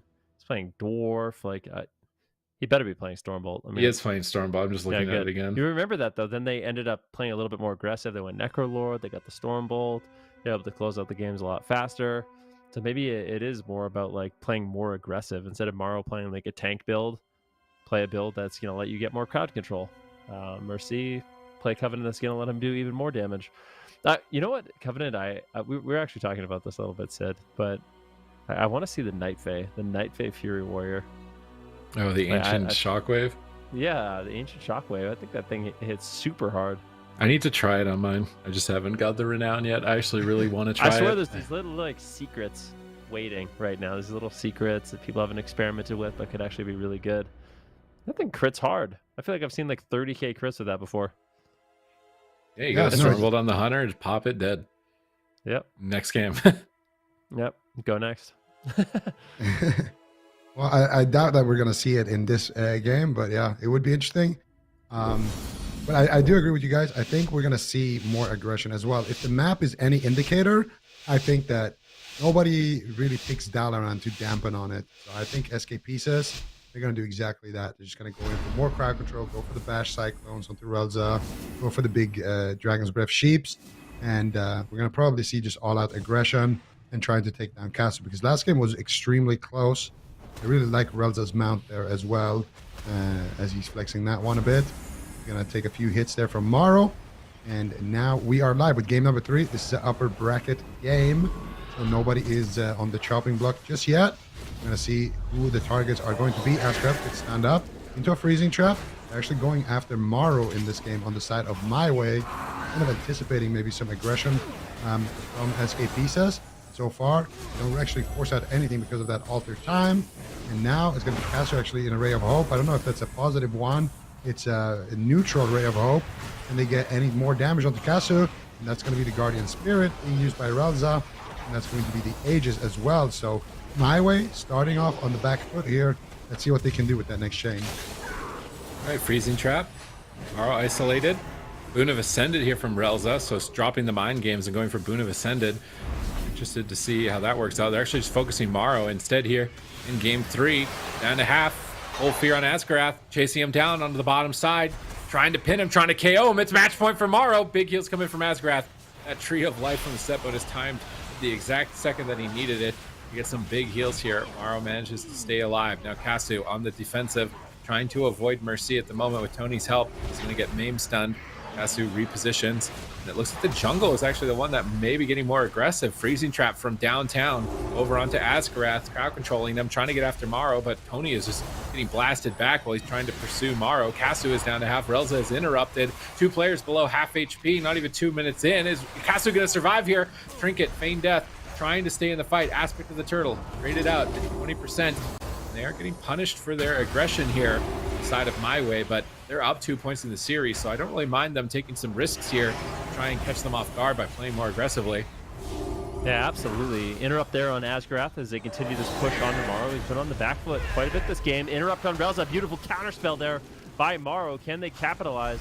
Cassie going to be kiting around with that aspect of the cheetah. Should be A-OK to survive. It looks like he will. Relza gets interrupted again. Back-to-back counterspells here from Maro, resetting that with a shifting bower. Big combustion coming in as well, trying to really capitalize, but unfortunately not really finding any damage. Cassie's going to be completely fine. Tony looks to be completely fine, and that combustion really not getting too much done.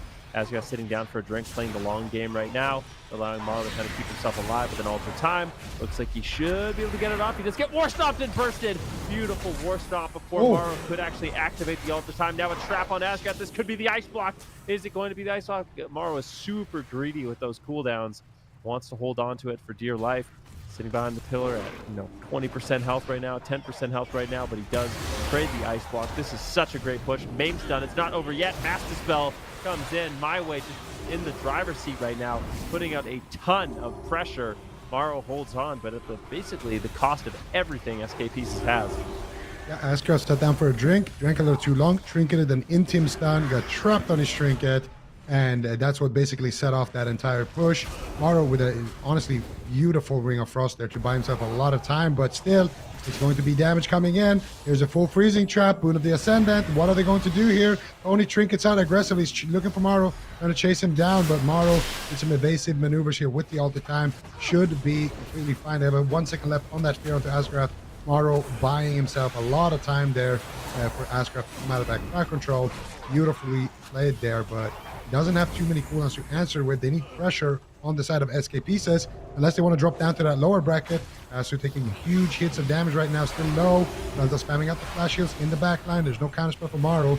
And Relza's mana not looking too good in this situation. He might need to try to sit down for a drink right now, as he did just help Caster to get a root here onto Mercy on that recklessness. And now they're looking for the freezing trap. Can they connect with it? That is the question. Relza not going to go for a drink. They're going to go for the kill here. But if that intervenes, it looks like Maro is going to be completely fine. They do have a follow-up fear here onto Ascarath as well. 20 seconds on that trinket. They need to try to find the kill here. But Maro, too tanky with that tank build, spamming out shield, spam healing himself with that alter time as well. And now that combustion gets used. And of course, Caster is just going to trade out his sacrifice for that. Very, very high value sacrifice. Relza trying to sit down for a drink. Maro blinks in to stop it. And Maro so far has been playing a great game, but still, with no cooldowns left of his own, he's going to need to rely on Asgarath to save him on that next setup. All right, let's see if he can save him. Mana's in favor of SK Pieces, cooldowns in favor of MYWAY here. Dampening has just started. Casu poking Mercy a little bit, maybe just trying to cleave Asgarath to put Hots on a different target before swapping back to the Mage. That can be a really good strat against a Resto Druid. They're just attacking the Warrior, baiting Hots on the Warrior. but Asgrath is drinking, and I don't think Relza is going to be able to. They're just jumping on Mercy, trying to go for the kill here on match point. Now they're swapping back to Morrow, having seen those heal over time effects committed to Mercy. And they do get a fear here on Asgrath. Maybe not. Maybe they're just sticking to the Warrior at this point in time. Relza trying to line of sight here, using the Shadow Word Death to avoid crowd control. Getting back behind the pillar. Morrow blinks in to try and get a polymorph. Not going to find it. Mercy is cutting down Tony. Tony taking a tremendous amount of damage.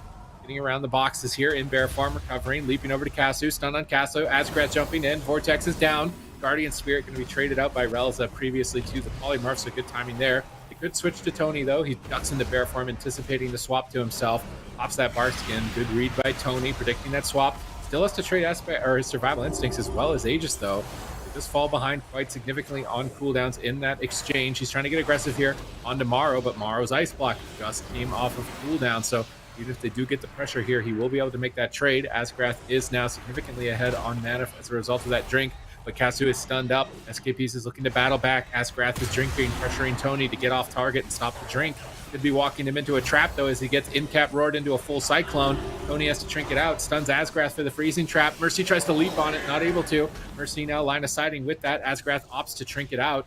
Gets out into a disorient, trying to get hopped up onto Mercy in this position. Morrow's mind controlled off the side of the map. Love that mind control play from Relza. If somebody gets left behind, put them into an even worse position. Kasu disengaging away.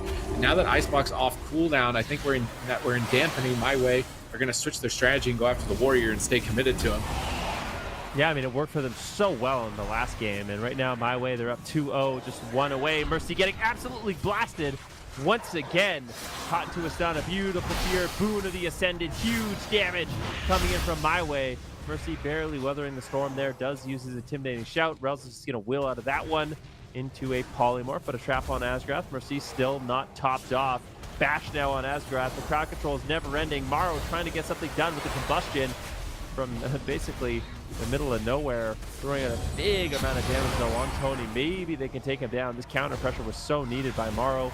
Just forced Tony to play a little bit more defensive in the match. He was playing so aggressive. A full trap lands though. Mercy, if he gets caught into a stun, using the Blade Storm to avoid it. Tony leaps over, manages to land some crowd control. He's going to be just line of sighting, going for regrowths, gets counterspelled. Morrow basically leaving Morrow open. He's creating a lot of opportunities for his team right now, getting lots of crowd control, interrupts, damage out on Akasu as well as Tony. MYWAY was on the back foot for quite some time. Now they're going to be looking to reverse the pressure. Still no cooldowns here for Mercy for another 10 seconds. They get crowd control on Asgrath. A stun on Mercy is likely going to be his trinket. They might be able to ride that momentum and pressure. That being said, Relza way behind on mana at this point of the game. 20% dampening. Things unraveling for both these teams. Very evenly matched are they. Right now, Morrow's actually going to use his Ice Block offensively. They could punish him later on, but it's Kasu who has to stay alive. The Ray of Hope might be enough. They're still going after Mercy. Morrow realizing his team's in trouble. He did trade out his Ice Block, but at the same time, Mercy just incredibly low. Trying to get aggressive here on the Kasu. There's no aspect of the turtle. He needs to get the Roar sacrificed up. He gets gripped away, but Mercy still all over him. An unrelenting push here from SK Pieces. Polymorph on Relza. Kasu has nothing left and ultimately should get dropped and will. SK Pieces put a point on the board. These teams are just getting started.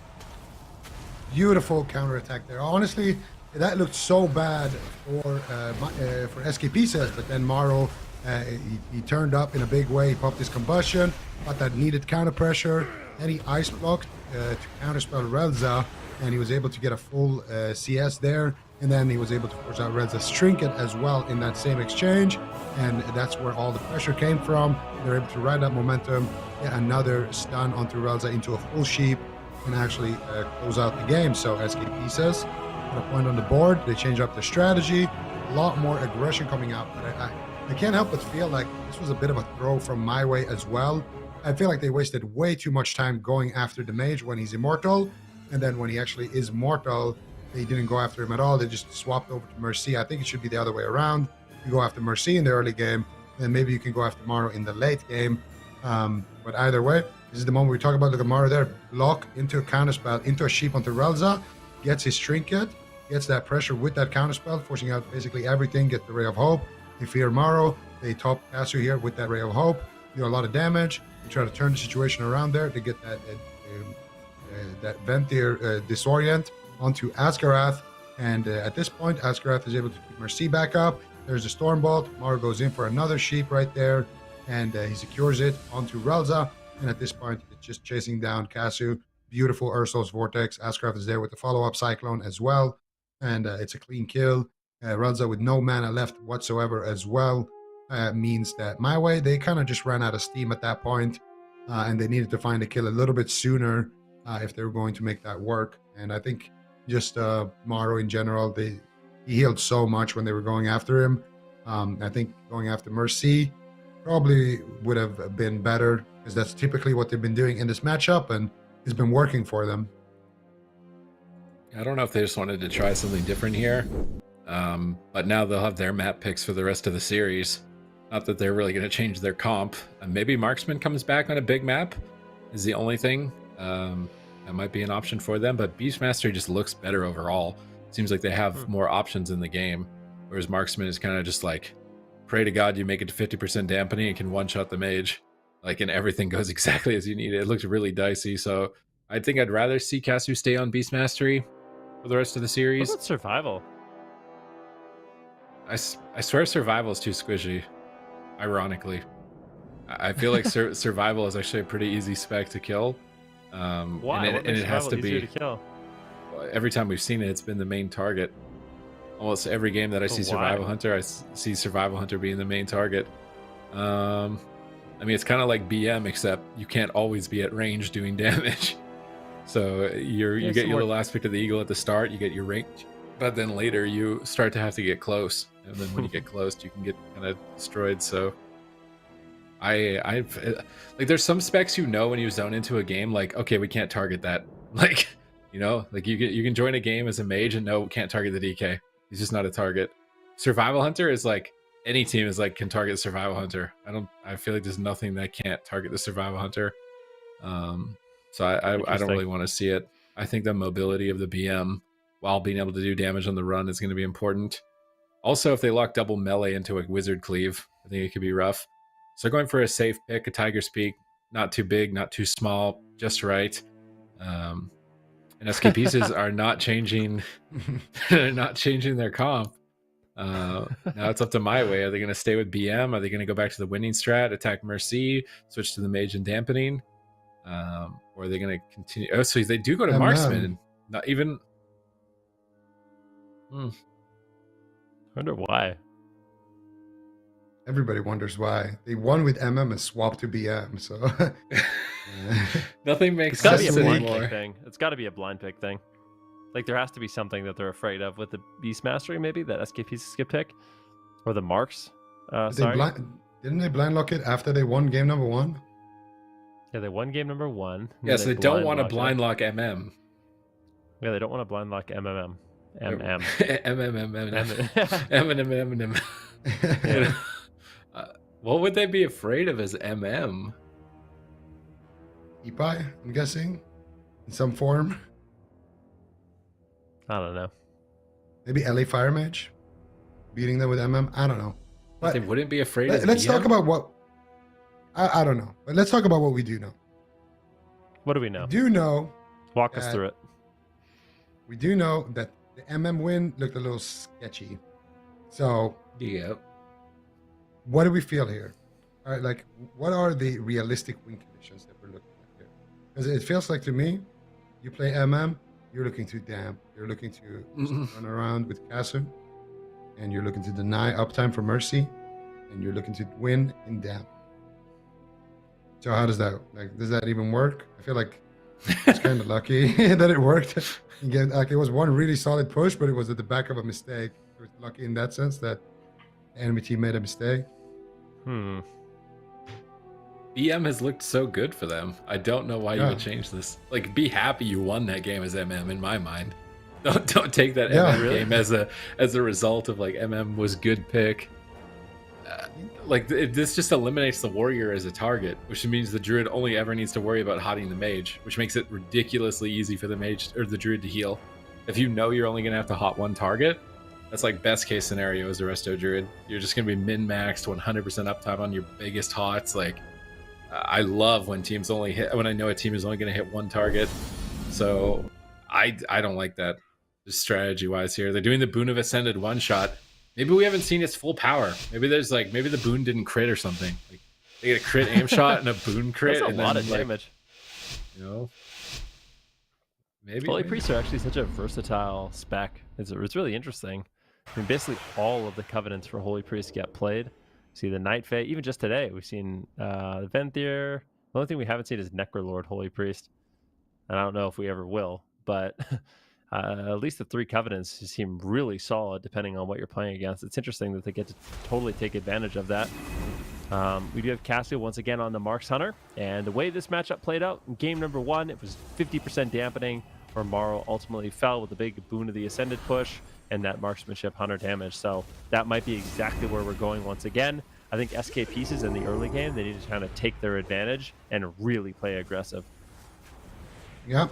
Strap yourselves in, because we are going to the deepest, darkest parts of dampening. Most likely between these 2 teams here. You see already Mercy starting out the game. He was in a freezing trap behind a pillar on the opposite side, but now they do connect over onto Kasu. He gets a nice little grip there though. And now they're swapping over to Tony. The Ray of Hope coming out. No combustion committed just yet. Mar looking for the sheep here. Gets it out of the Dragon's Breath. Who is going to be the target. He has combustion available and ready to go. There's a nice counterspell there onto Tony. Noah's up the pet. Goes for the Ring of Fire. No CC on the pet, so doesn't really want to go for the combustion. Ascraft actually moved in there potentially to get aggressive with a crowd control, but it's going to be Ascraft who gets crowd control there. Chastise interfere. Casu, however, did drop dangerously low in that situation. Here comes the Boon of the Ascendant. Here comes the damage onto Morrow potentially. He's going to be actually Tony who gets stunned up behind the pillar. That was the combustion push as well, and Boon of the Ascendant didn't really do too much in that exchange. Instead, it is going to be Tony having to use his bark skin. So both teams having to use some micro defensives, but so far nothing major being forced out, similarly to game number 1. I don't know if this Marksmanship Hunter is going to work out for them so far. The Boon of Ascended did absolutely nothing. Mara just altered Blink behind the pillar.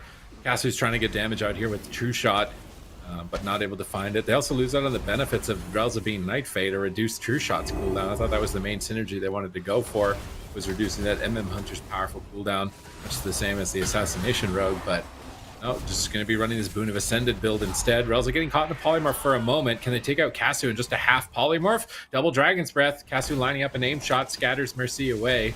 And it's just stall damage just in time for Relza to get out of crowd control as Casu line of sights Asgrath, trying to pull Mercy in a spot maybe to crowd control him as he disengages far away from Mercy. Dwarf Shadows fake out here, gets pummeled on it, but Mercy is now mind controlled away. Love the mind control from Relza here. Aim shots onto Morrow, tanking him in midfield, moves out of the Ring of Fire, gets gripped back to the pillar. Mercy's chasing after him behind the pillar, trying to go for the kill. Tony stunned up into a Cyclone. Good crowd control here, but Mercy just gets mind controlled away. Kasu trying to get out of the Ursula's Vortex before disengaging, triggering the Vortex, feign deathing, trying to get distance, trap out under Mercy, slowing his advance, line of sighting, poking Asgrath, trying to make sure that he's not drinking there as Relza is significantly behind on mana.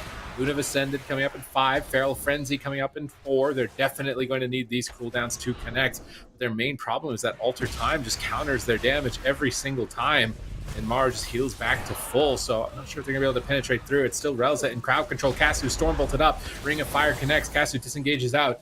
Relza connects the Guardian Spirit. Casu will be stable throughout this. Asgrath is just chilling right now, just drinking back to full mana, making sure that his team is ready for that 50 to 60% dampening point. Doesn't want to be in that situation where he had to drink too long. Casu trying to fish for Scare Beast. Asgrath dodges it. Oh, but that freezing trap snipe by Casu is sick. Full freezing trap now punishing Morrow, trying to blast him out of midfield, and they connect enough damage. Holy Fire follows up, but not enough. Nature's Swiftness brings Morrow right back to full health. Now Tony stunned up, swapping over to the Feral Druid for a moment, dropping a Ring of Fire defensively on himself. It looks like Morrow is. Now we see him blinking back to the pillar with Asgrath. Relza is trying to drink. Can Morrow or Asgrath get there to stop him from drinking is now the question. Morrow looks like he may have flame striked it or is just giving up on trying to stop it at the moment. Morrow just casting Rune of Power, interrupted, shifting power to reset all those cooldowns. It's interrupted again. Really just trying to put Morrow behind. Aim shots lined up. Morrow blinks through the aim shot. Mercy comes out of crowd control, stuns up Casu. Now he gets stunned up by Tony. Good maim stun from Tony. Mercy was finally thinking, finally, I'm out of CC. I'm going to Stormbolt, go for the kill. Oh, I just got stunned by the Feral Druid. Now I'm not going to hit anything. He's actually just going after Relza in the back line, giving up on trying to attack Kasu for a moment here. It looks like might just be committed to him. Never mind. Polymorph on Relza, Death Sit into another poly, but Kasu is camouflaged across the map. Tony's definitely not a good target, and it looks like they do want to go after Relza a bit here. Not sure how that's going to work out for them. Seems like they're just kind of fishing for targets because Kasu is just making this so difficult for them to connect. Yeah, definitely. It's a really, really slippery target. I think that's kind of the main idea. And this one is try to give themselves a bigger advantage in dampening. Speaking of dampening, we have just started at 2%. This is where Relza and Asgaroth are going to want to stabilize their mana for as long as possible. So they want to drink in these moments, and it's going to be really important for both these teams to try to shut that down. Relza actually getting swapped to right now, taking a little bit of damage, but with the Aegis and Guardian, going to be completely fine. Asgaroth 100% mana right now.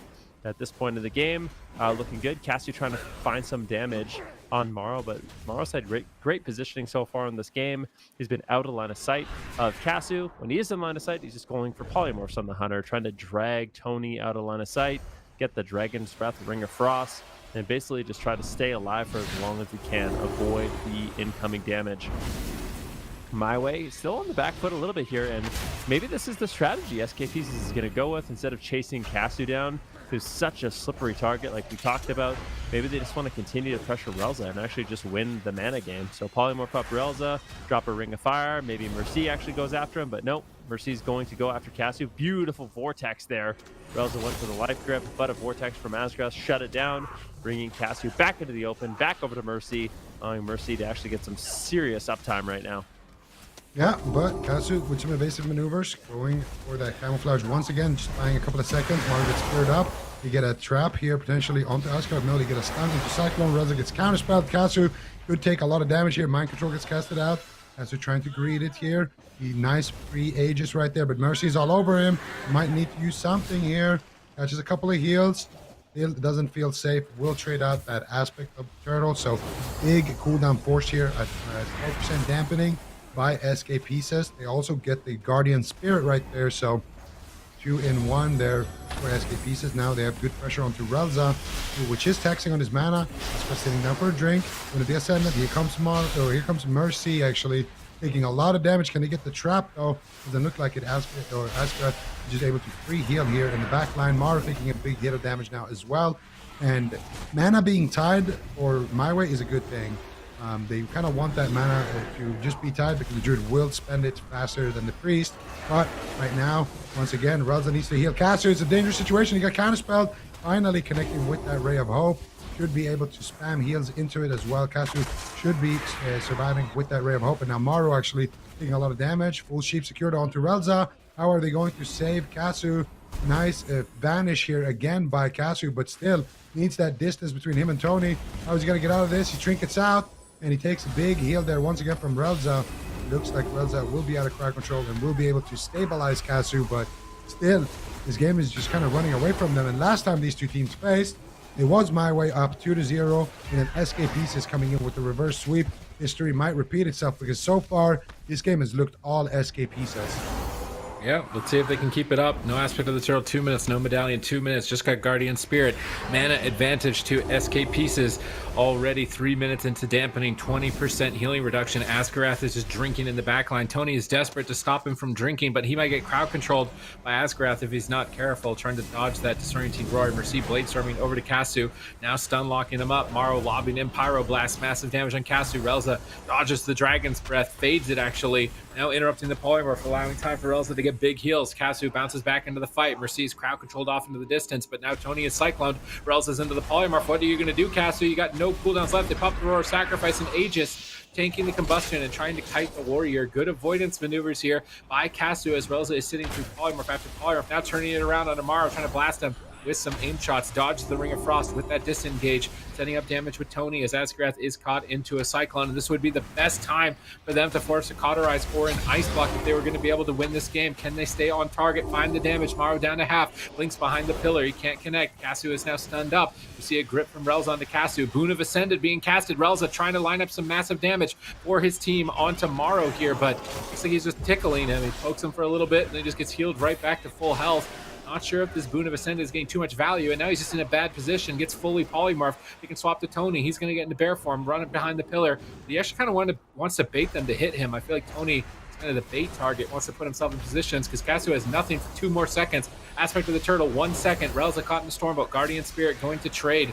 MYWAY may have stalled just in time to get those important defensive cooldowns, but have to blow them out immediately after they have become available. They swap to Tony. He's getting cleaved down. He's going to pop that Aegis, try and tank it out. Pop Frenzied Regen, but dampening is quite high. He's trying to heal himself, maybe go for a re-stealth behind the pillar. Mercy is just chasing him. He's going to Stampeding Roar away, baiting Mercy away from Casu, but Mercy's not falling for it. Leaps over to Casu. Casu scatter shots, disengages away, gets caught in the Frost Nova. Feign Deaths it off in line of sights with Rapid Fire. Stun over onto Mercy, setting up a fear onto the DPS. Tony, Casu, and Relza desperate to just stall the match at this point because they've really not found any openings just yet. Tony gets caught. Huge Stormbolt there. Gets blasted down to 10%. Pops that Survival Instincts. Very close call for Tony as he charges to Asgrath, disorients the Cyclone, gets gripped back to the pillar, but may still go down. Relza's trying to fake cast all the interrupts, but he's caught into a clone, trinkets out of the Cyclone. Tony's trying to heal himself up with regrowth, trying to avoid Mercy at the same time. Another Cyclone onto Relza. Tony trying to escape while charges. Mercy in hot pursuit, charging right after him. Bear form, line of sighting. Relza in a full polymorph. They war stomp Mercy. Tony's trying to duck for cover. Manages to get out of the Ursul's vortex. Kicks the next polymorph. Now he's caught into the Stormbolt. No trinket for him. I think he's going down here. Never mind. Big heals come out from Relza with that Guardian Spirit. Tony's evasive maneuvers have bought him time to stay alive and stay in the fight. And actually, surprisingly, Asgarath is at 0 mana. They have momentum on Morrow. It's match point for MYWAY. If they can ride this momentum, it could be just riding it out to Championship Sunday. Now let's see if they can do it. Tony pushing forward. Again, it's going to be Casu on the back foot. Tony now caught into a stun as well. Both these teams, I mean, these are the final moments of the match. 40% dampening. Asgrath has no mana left. Tony with no defensive cooldowns. He's just going for it. Putting his bleeds up on tomorrow, then line of sighting, trying to avoid Mercy at all costs, just allowing Casu to get most of the heavy lifting done. As soon as they go after Casu, Tony goes in, just playing basically tag at this point, tagging each other in to deal of the most amount of damage possible. But it's still a really dangerous game to play. If you stay in the open for too long, it's going to be devastating. Drink coming in from Asgrath that gets fully trapped. This could easily be the ice block of Morrow, but he's just line of sighting with Mirror Image. He has a defensive ring of fire down. Tony not really feeling confident. Relza basically 100% mana at this point in the game, and this is insane. We're getting a little bit of a reset here. Unfortunately for SK Pieces, they weren't able to reset much. It's going to be a big combustion on Casu. Guardian Spirit will trade. Casu now, with that Marks Hunter damage, will be able to really punish Morrow on that mage, but still, they haven't forced an ice block. 45% dampening. How much longer can they last? That is the question. Well, they got a lot of mana just left now in the tank, and Morrow right now could be on fire here. Big hits. He's going to use that Gladiator's emblem to survive. Ring of Frost. He gets interrupted on his polymorph. Tony's all over him. It should surely be the ice block. Relza's there for the follow-up fear. No way. He might die through it. He gets master spelled, and they proc the Cauterize. They still have 2 seconds left on the fear. They don't proc the Cauterize. He's so low. And Morrow actually will survive there with the Iron Bark. Here comes the Alter Time. Asgrath was able to buy himself a nice big drink there as well amidst all that chaos. And now both of these healers still have mana left to work with. But Morrow with no ice block left, definitely looking like a good target. Casu still has that aspect of the turtle, and Tony still has answers as well. So one more trap could potentially do it. There's a scatter shot, and they find the trap is the question. With Asgrath trinketed, but Tony is taking huge hits of damage on the opposite side. Relza trying to keep him alive. Both of these healers really struggling right now, keeping their teammates in the fight with 51% dampening. Who is going to fall? Casu right now having a 1v1 versus Mercy, which has been the story of the game. 2-shot fades now for Casu. Big damage. Boon of the Ascendant. Here comes the damage onto Mercy. And he will get stunned up and sent to the lower bracket. MYWAY not going to let history repeat itself once again. And they will be qualifying for the upper bracket final to face off against KUNGARNA on Sunday.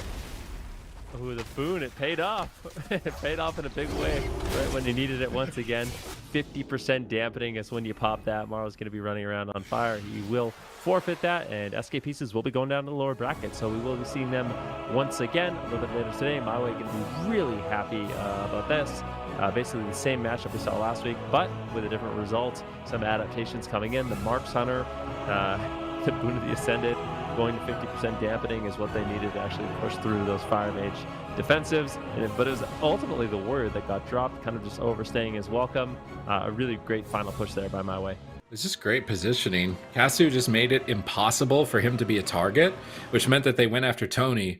And Tony as Feral is way harder to kill. There was many times where we saw him get spiked down. We're thinking, oh no, Tony. But I swear he wants those moments, so they're baited to hit him. Because Casu should be the main target for the team. The Feral Druid is way harder to take down. They've got more healing for themselves than the Marksmanship Hunter can. So I really like that they just utilized Casu to just stay max range, avoid the fight until you get to 50% dampening, and then they just reposition and attack whoever was out in the open, almost playing like a wizard cleave. It's right here. They're going after Tony.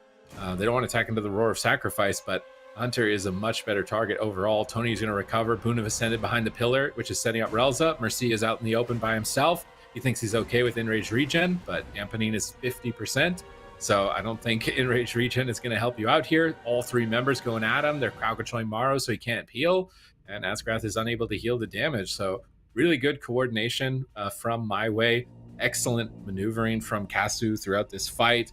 Great survival moments from Tony. Really close, though. Definitely possibilities for SK Pieces to have taken that game a few times. But MYWAY have secured their spot, still showing that they've got it. They certainly do. Very well played by MYWAY. Like you guys already mentioned, they will be moving on to Championship Sunday. SK Pieces, of course, dropping down to that lower bracket. They're going to face off against Bug for the last match of the day. But if you look at these two teams historically, MYWAY typically loses to SK Pieces, like you guys were saying. So excellent turnaround from them. I know that last time I spoke with Casu, he said that their team hadn't really figured out they're settled in on a meta yet, and they put a lot of work and effort into those war games and just figuring out what works for them into different comps. So clearly that paid off today, and I'm excited to see how MYWAY continues to keep ramping up. And unfortunate for SK Pieces, considering these points and the later into the cups are getting very, very hard to gather. So hopefully they'll get something figured out, but I'm excited to see them face off against Bugs later on in the day. And that's going to wrap up our upper bracket games for the rest of the day. We're going to hop down to the lower bracket once again. We're going to have more elimination rounds. We're going to knock out 2 teams before we get to the end of the day. That one we've got coming up here is Looking for Org versus No Money, Just Funny. That's coming up next, and we are going to head to a break before we get to that series, and we will be right back. That series coming up soon.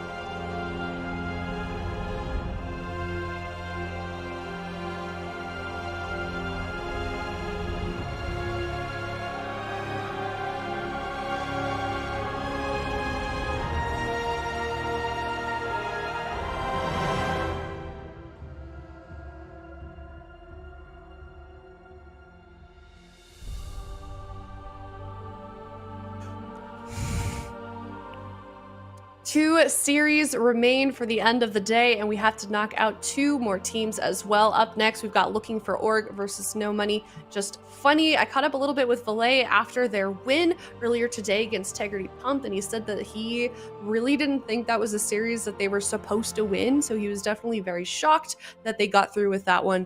Especially considering all of the issues that they had with Acro's internet. So I'm for sure curious if they got that one worked out, but I was also curious with him. I asked him how he thought he was going to do against this team, Looking for Org, and he says that their team knows what they want to do and what they want to play. So looking good for them, but you can bet that Looking for Org is just as prepared as well. So much experience on that team, and I feel like Swapsy especially always has an answer for, whatever it is that they are facing, Zico.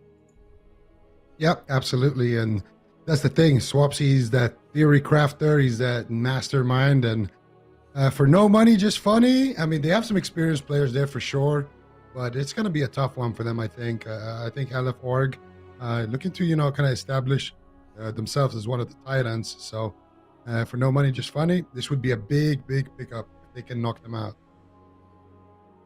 Yeah, it's cool to see them getting more comfortable with their roster. Earlier today, he said that, they're still kind of adapting to having new players into tournament setting. And it seems that the more we see them, the more comfortable that they do look, especially if you take a look at the results of their match earlier today against Tegrity Pump. So both of these teams, I'm excited to see how they're going to be doing moving forward here. But, one of these teams does have to go home. And then, of course, we do have that last match of the day as well. We're going to be sending another team home, SK Pieces and Bugs. So the rest of the day is going to be a little bit tragic, I think, Ben. Yeah, I mean, it always is when teams have to get sent home, right? I mean, we hate to do it, but we also kind of love to do it because that's when the stakes are the highest. At least for me, the elimination games are always the best because you basically have to rise to the occasion, or ultimately you're going to be out of it. So, LF.org versus No Money Just Funny. I think this one kind of depends on what happens with Acro, because No Money Just Funny, if they do have Acro here, then they have an opportunity to basically do exactly what Kungana did to LF.org, so they can bring in the assassination rogue, basically take the exact same strategy and potentially 3-0 them. They could also try to go with like a counter wizard strategy, like bring in the Shadow Priest, Fire Mage, Holy Priest. Maybe that could work, although I feel like the Destruction Warlock Frost Mage is probably favorable into that one. And let's not forget, LF.org has a lot of different comp options, so it's not like they only have Mage Lock. They have tons of comps that they can play, so I think the blind pick in this one is going to be particularly important.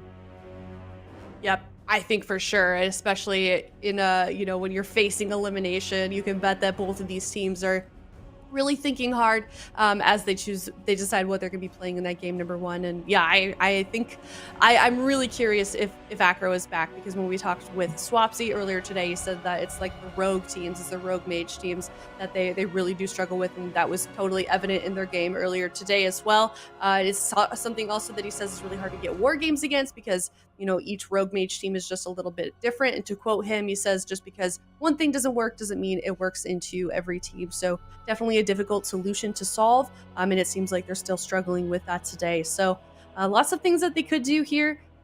So kind of all eyes for me, at least, Supatis are looking into what No Money Just Funny is going to do. If Acro isn't here, if we don't get to see him, if his internet is still acting up, what are their chances, do you think, of walking away with a win here? I feel like the pressure is on LF.org. Like, this is the team with the big names on it, like came together trying to make a power roster with the players that were left. They haven't been having a great run since their first cup. And now No Money Just Funny, like they're kind of just coming in, seems like almost last minute in the second cup as a roster. And they do have a composition that is very threatening to LF.org, although at the same time could be good practice for them as well, moving forward in the rest of the tournament. We didn't see the TSG once. They didn't even try it. In this matchup, it could be risky to try it as well, because they might get a Shadow Priest Mage. Although, are you really worried about Shadow Priest Mage even as TSG? I kind of wonder. I would really like to see a Warrior DK from them. Just a game of it, at least. I feel like they're writing it off before really giving it a run with it. And DK just got buffed on Tuesday compared to the last time they played it. And it looked like their best game when we saw their matchup with Kungana in the first cup. So I want to see one game of it before they completely abandon to the Mage Lock. Yeah, I would like that as well. It's kind of sad that it seems like Swapsy never gets to play the specs that he wants. I mean, I don't know how he feels about playing Warlock, but I know that when I was talking with him earlier, again, he was super depressed that, Enhancement Shaman isn't that great right now. And also I agree with you, said it'd be good to see him hop onto that Death Knight.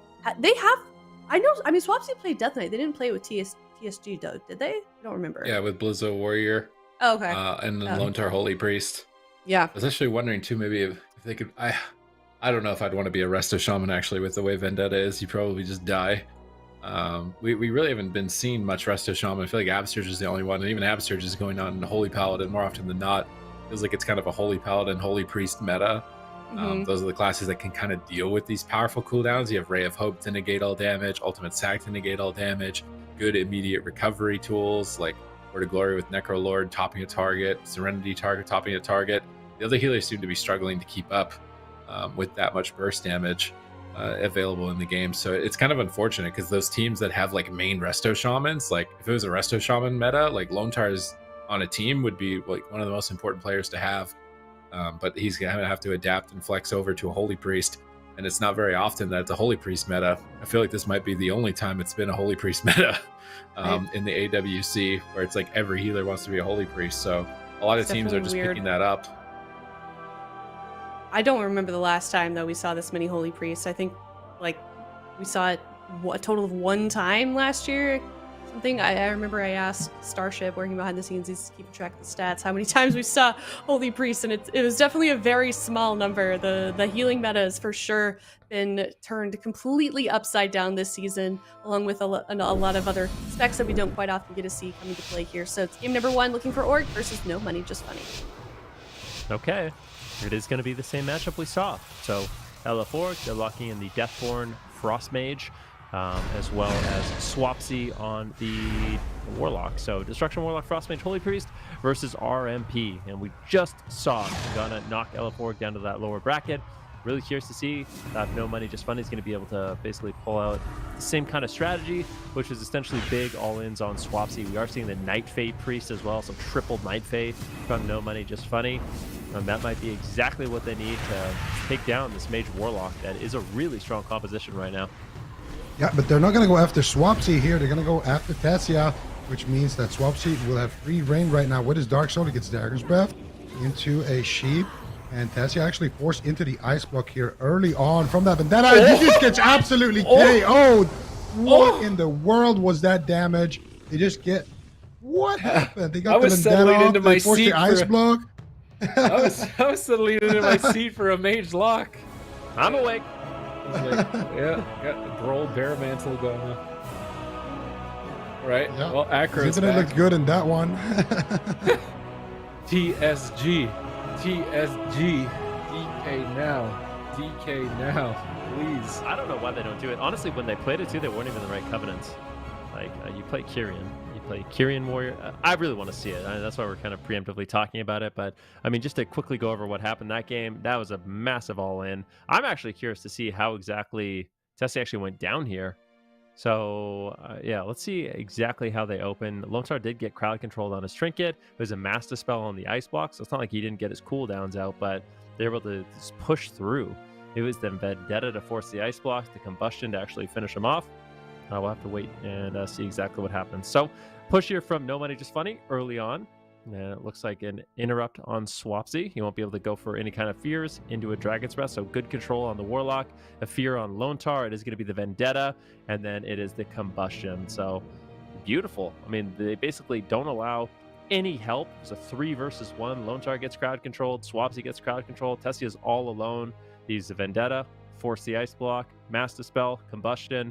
Good game, 48 seconds, and that's exactly what you want to see if you are No Money Just Funny.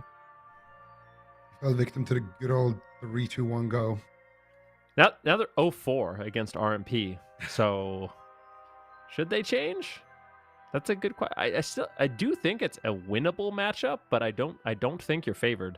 Like, you can win, but you can also easily lose. So I feel like they should really. I can't help but feel like this team is putting like a false sense of what this matchup is supposed to look like based off of what happened last week in the finals where Kungana lost.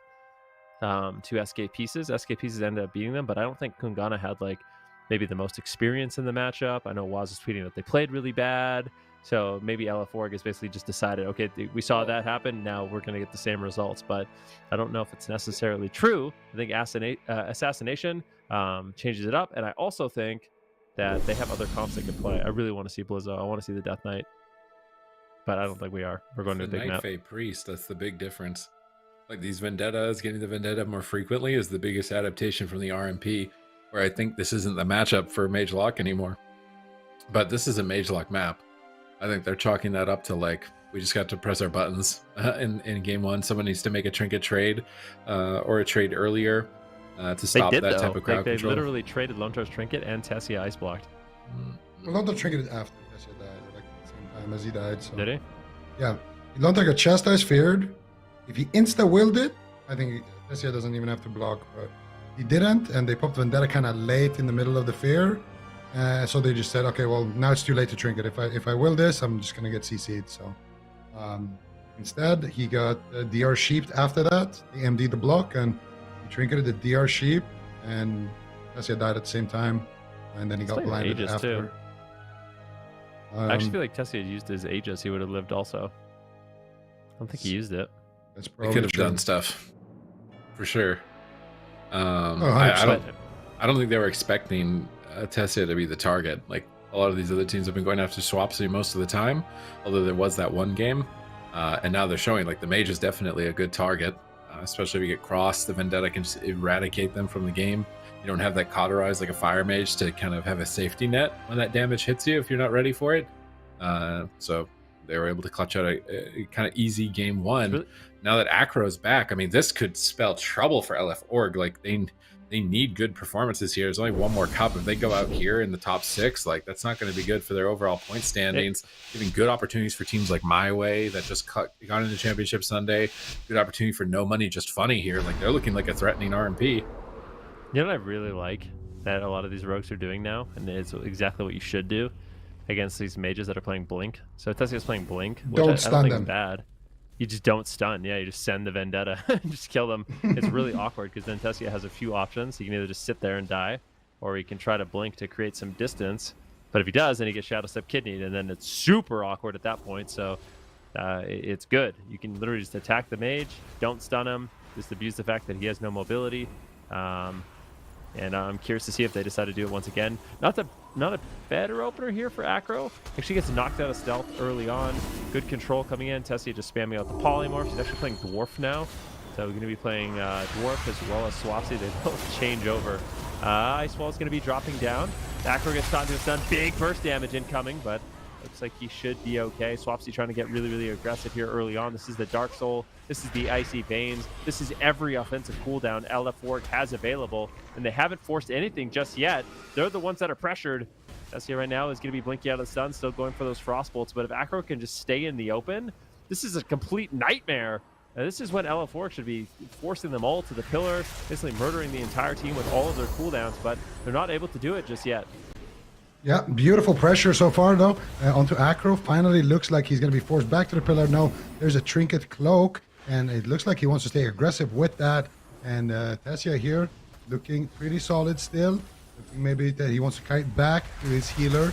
Let's see what they can get onto JJ. They get a fear onto him. JJ has no Trinket, Acro has no Trinket and no Cloak. So, and Swapsy has that Dark. Actually, no, he does not have Dark Soul. So there is still kill opportunities for LF Org, but they would need to get a really clean setup. Now Lontar's in a full fear. JJ's in a full sheep. Who is going to fall right now? Tessia's in a Garrote Silence. Looks like he's going to be the pressured one.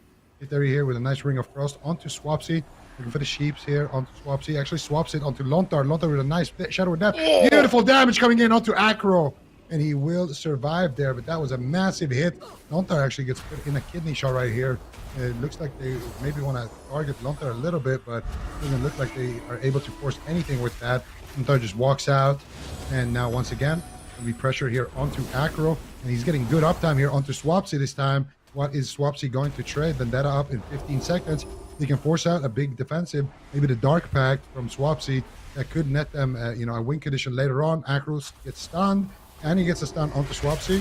AJ in the backline, casting out those flash heals.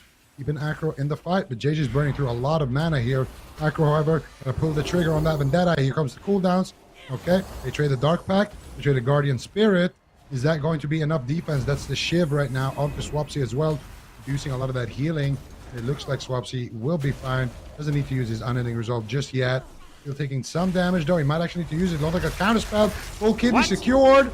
And that's the Ray of Hope onto Swapsy by Lontar. And they make it a negative Ray though. It doesn't look like Lontar's actually healing into it. No, he does connect some Serenities. Swapsy will survive for now. All right, but how much longer? That was a lot of cooldowns. Vendetta getting rotated off cooldown pretty quickly for Acro. They're desperate polymorphing him, trying to get him off of Swapsy's back. Maybe he doesn't even need it. Swapsy ports, tries to avoid, but Acro able to shadow step, reconnect, kidney shot, connected, gripping Swapsy away. Acro is just pushing for the kill here. Lontar going for big heals, gets one onto Swapsy. Acro now falling behind. We have to wait and see if he can pressure him. Chaos Bolt's flying in. If he can proc towards that instant with the Blasphemy, is at 9 stacks right now. Gets another Chaos Bolt. He'll go to 10 and have that instant Chaos Bolt. No cloak on Acro, no vanish either, but he's caught in a garrote. Pops the Dark Pact, but this is prior to the Vendetta. Vendetta is he's just going to pop Vendetta into it. Acro doesn't care. He's going to cut through the shield, try and finish Swapsy. Swapsy ports to midfield. Acro shadow steps to reconnect. Kicks him on the fear. Big damage incoming. Down to half in game number 2. Looking to move to match point. Is Swapsy going to survive? Fleshcraft trades out, absorbing the hits. Tessia's going for the kill onto Acro. Massive damage from Tessia. Hard carrying right now. Huge hits. And manages to close it out, evening it out 1-1. Yeah, I mean, I can't help but feel like no money, just funny really through there at the end. Just staying in the open to basically tank the entire duration of Deathborn and Icy Veins. Never really line of sighting. I feel like that's just not, honestly, it felt like their game. It felt like No Money Just Funny was winning basically the entire game. They had great pressure on both targets. They were rarely pressured themselves, so defensively they were looking good, but eventually they sat in the open for 40 seconds, and you do run out of cooldowns. It's a lot of damage. I feel like that's ultimately their downfall in this game. Tessia right now, he has his Deathborn coming up in around 24 seconds, so he has just a proc right now. He's ramping up his damage just a little bit. Swapsy gets caught into a kidney shot, and this is where Tessia just decides to get aggressive with his Icy Veins. So gets mind controlled on it, which is super unfortunate, but is able to escape. And this is where Acro has to trade a lot. So he uses his Cloak of Shadows, and then right out of his Cloak of Shadows, he actually decides to vanish also. So he vanishes out. His healer's in crowd control. He just wants to play it safe, but then he just decides to go in and continue the push. He's got the Vendetta, so wants to play really, really aggressive. They do shred through the Dark Pact, but as Acro in this situation, you kind of have to realize, okay, I've got no Cloak of Shadows, I've got no Aegis, I've got no Vanish, and my healer really doesn't have many tools to work with either. And that's just free casting Frostbolt after Frostbolt after Frostbolt, Mortal Coil, and the Chaos Bolt. And I think that literally just comes down to they just stayed in the open for too long. Yeah, 100% agree. I think that's the big difference when we saw KUNGARNA play. They never disrespected like that the Deathborn, Icy Veins. They always actually did peel back, and a lot of those games went into dampening. And I think it's an interesting kind of change of pace, if you will, because No Money Just Funny. They basically never stopped holding down the gas pedal. I mean, look at Acro's damage. He was doing some serious damage in this game, but at the same time, I think when Dark Soul is active, when Deathborn is active, that's when you got to respect cooldowns. Just go back, hang out for a few seconds, unless you really think that, okay, this is the kill. There's no more cooldowns left. We have a clear condition here. We can just get a full blind on the healer or something, and it's a guaranteed kill in that situation. You just have to go back there because you don't have any defensives, and the opponents are at their scariest right now. So a little bit of a throw there from No Money Just Funny, but still in a good position in the series. They did win that game number 1, so they can pick what map we're going to. They can pick, what specs they want to run and everything. So, yeah, they're still in a good spot, but I definitely got to respect those cooldowns a little bit more. It's obvious too. He's a big, scary skeleton. that's when the game gets crazy. Yeah. Big scary skeleton, that's when stuff's gonna get crazy. So there's got to be careful. And I don't think they played bad at all. I really like the aggression coming in from No Money Just Funny. Like I said, I felt like LF Org was on the back foot for a lot of the game, even at the beginning when we saw it was the Mortal Coil, it was Infernals, it was Dark Soul, it was Veins, it was Deathborn. They just stood there and were able to keep them on the back foot, go after the mage. I think if they just clean up their defensive gameplay a little bit, respect those cooldowns, they could easily win out the next 2 games if LF Org doesn't change up their composition. For LF Org, on the other hand, they need to do what they did. Just survive as long as you can. Find those moments where someone just greeds it a little bit too long, and that's where you can really punish as the mage lock. I mean, Cloak vanishing and then running in the middle of the map when mage has every cooldown up. I don't think that's the good move there. Having just sat on one of those, Cloak run behind the pillar, wait, and save one or the other for that push. Also, he tried to kill Swapsy through the fire blood of the dwarf, the Dark Iron Dwarf, and that just totally negates Vendetta. So it was like, as soon as the fire blood got popped, there's no way you're going to kill Swapsy at that point. It's just way too risky. So maybe if there was a grip, like I feel like he could play that aggressive if they save a life grip for him and just pull him out at the moment where it's like, all right, you've got enough out of this that we're not going to get any more value exchange here. Life grip him back to the pillar.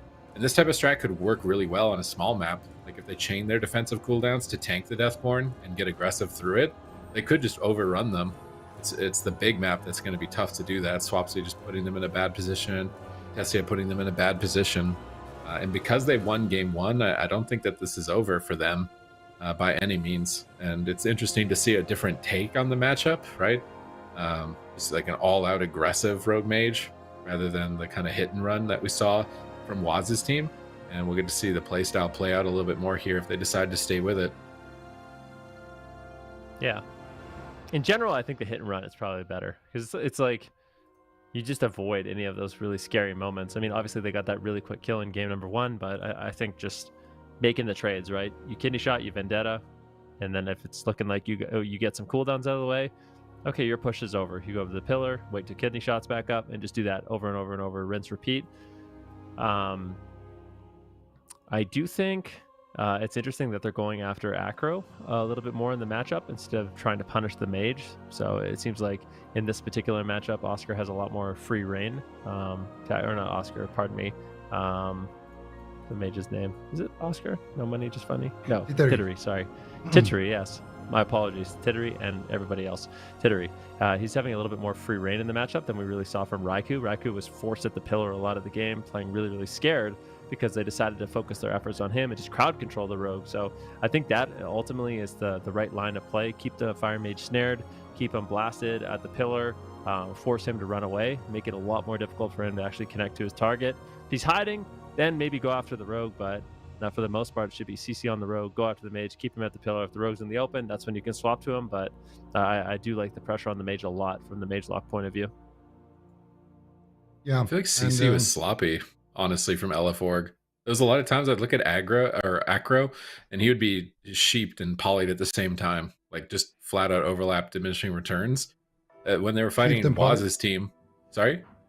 Sheeped and polyed? You mean feared and polyed and feared at the same time. Like if you watch the game back, sheeped and polyed. So, yeah, like, wait, what? sheeped and feared at the same time, so that those diminishing returns weren't being min-maxed. Whereas when they fought Waz, they had Waz CC'd for what looked like 30 seconds straight on Empyrean Domain. This time, Acro wasn't CC'd as long. So I don't know if they were worried about how much damage he was putting out. So it was kind of that moment where it's like, well, let's just both cast it. Maybe one of us will get kicked. We have to get him CC'd. But it felt like their diminishing returns could have been managed even better on the side of LF Org to get Acro out of the fight if they decide to do it. I'm curious to see what map we're going to here now. RMP likely going to lock in a small map, but maybe we see a TSG on a small map from LF Org. It's possible. I would like to see it. I feel like that's your best case scenario. I wonder if they have the presence of mind to realize that matchup is not going their way. Like, I really wonder, because that can be hard. Like, after winning a game, it can be difficult to have the the wherewithal, the self-awareness to realize, like, hey, I feel like they made a mistake to lose, and if they didn't, we were probably not going to be winning this one. So I still don't know. I mean, maybe it is possible. There is a world where they have practiced Warrior Death Knight and war gamed it into RMP over and over and over, and they lose. So that is possible. But if that didn't happen, I want to see it really bad because it did look so good. I think overall, it is a really strong composition. So I think it's one of those compositions we haven't seen yet. Surprisingly, actually, in North America, or not really surprising, but there actually is one that qualified in North America. So There is a TSG in the top 8 in North America. I'm really curious to see if they can make a deep run tomorrow. But for today, LF Org, it seems like they're really favoring that Mage lock, and they might just go for it. The entire series against Rogue Mage, they've already lost. They're basically, on the day, they're 1-4 against Rogue Mage. You could argue that their one win too was, it was Outlaw. a difficult win. We're going to Ashamains, and Acro's going Outlaw, which I think is it's one of those things where it's either going to look really good or really silly. Like, it's either going to be like, okay, yeah, Outlaw looks really great here. This is amazing. Or it's like, you were winning as Assassination. They're losing every game to Assassination. Why aren't you Assassination? Like, those are the two. Those are the two options at this point.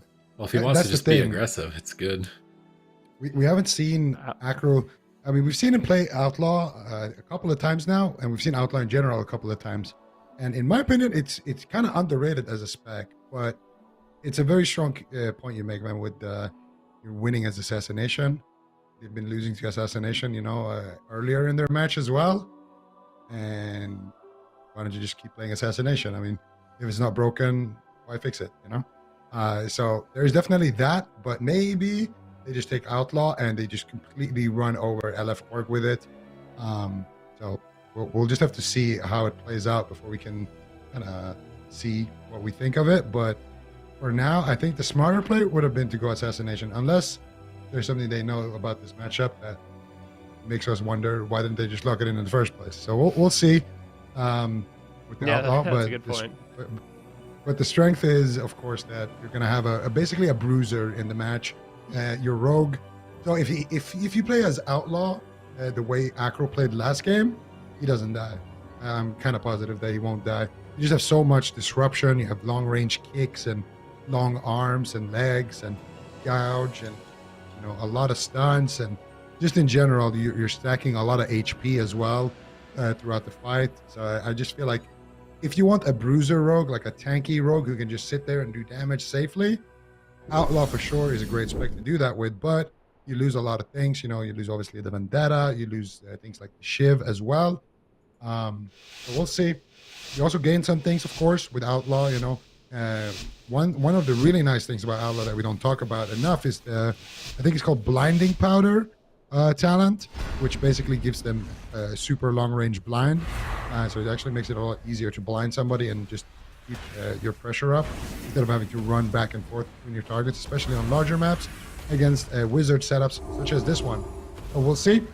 LF Org versus No Money Just Funny. Game number 3.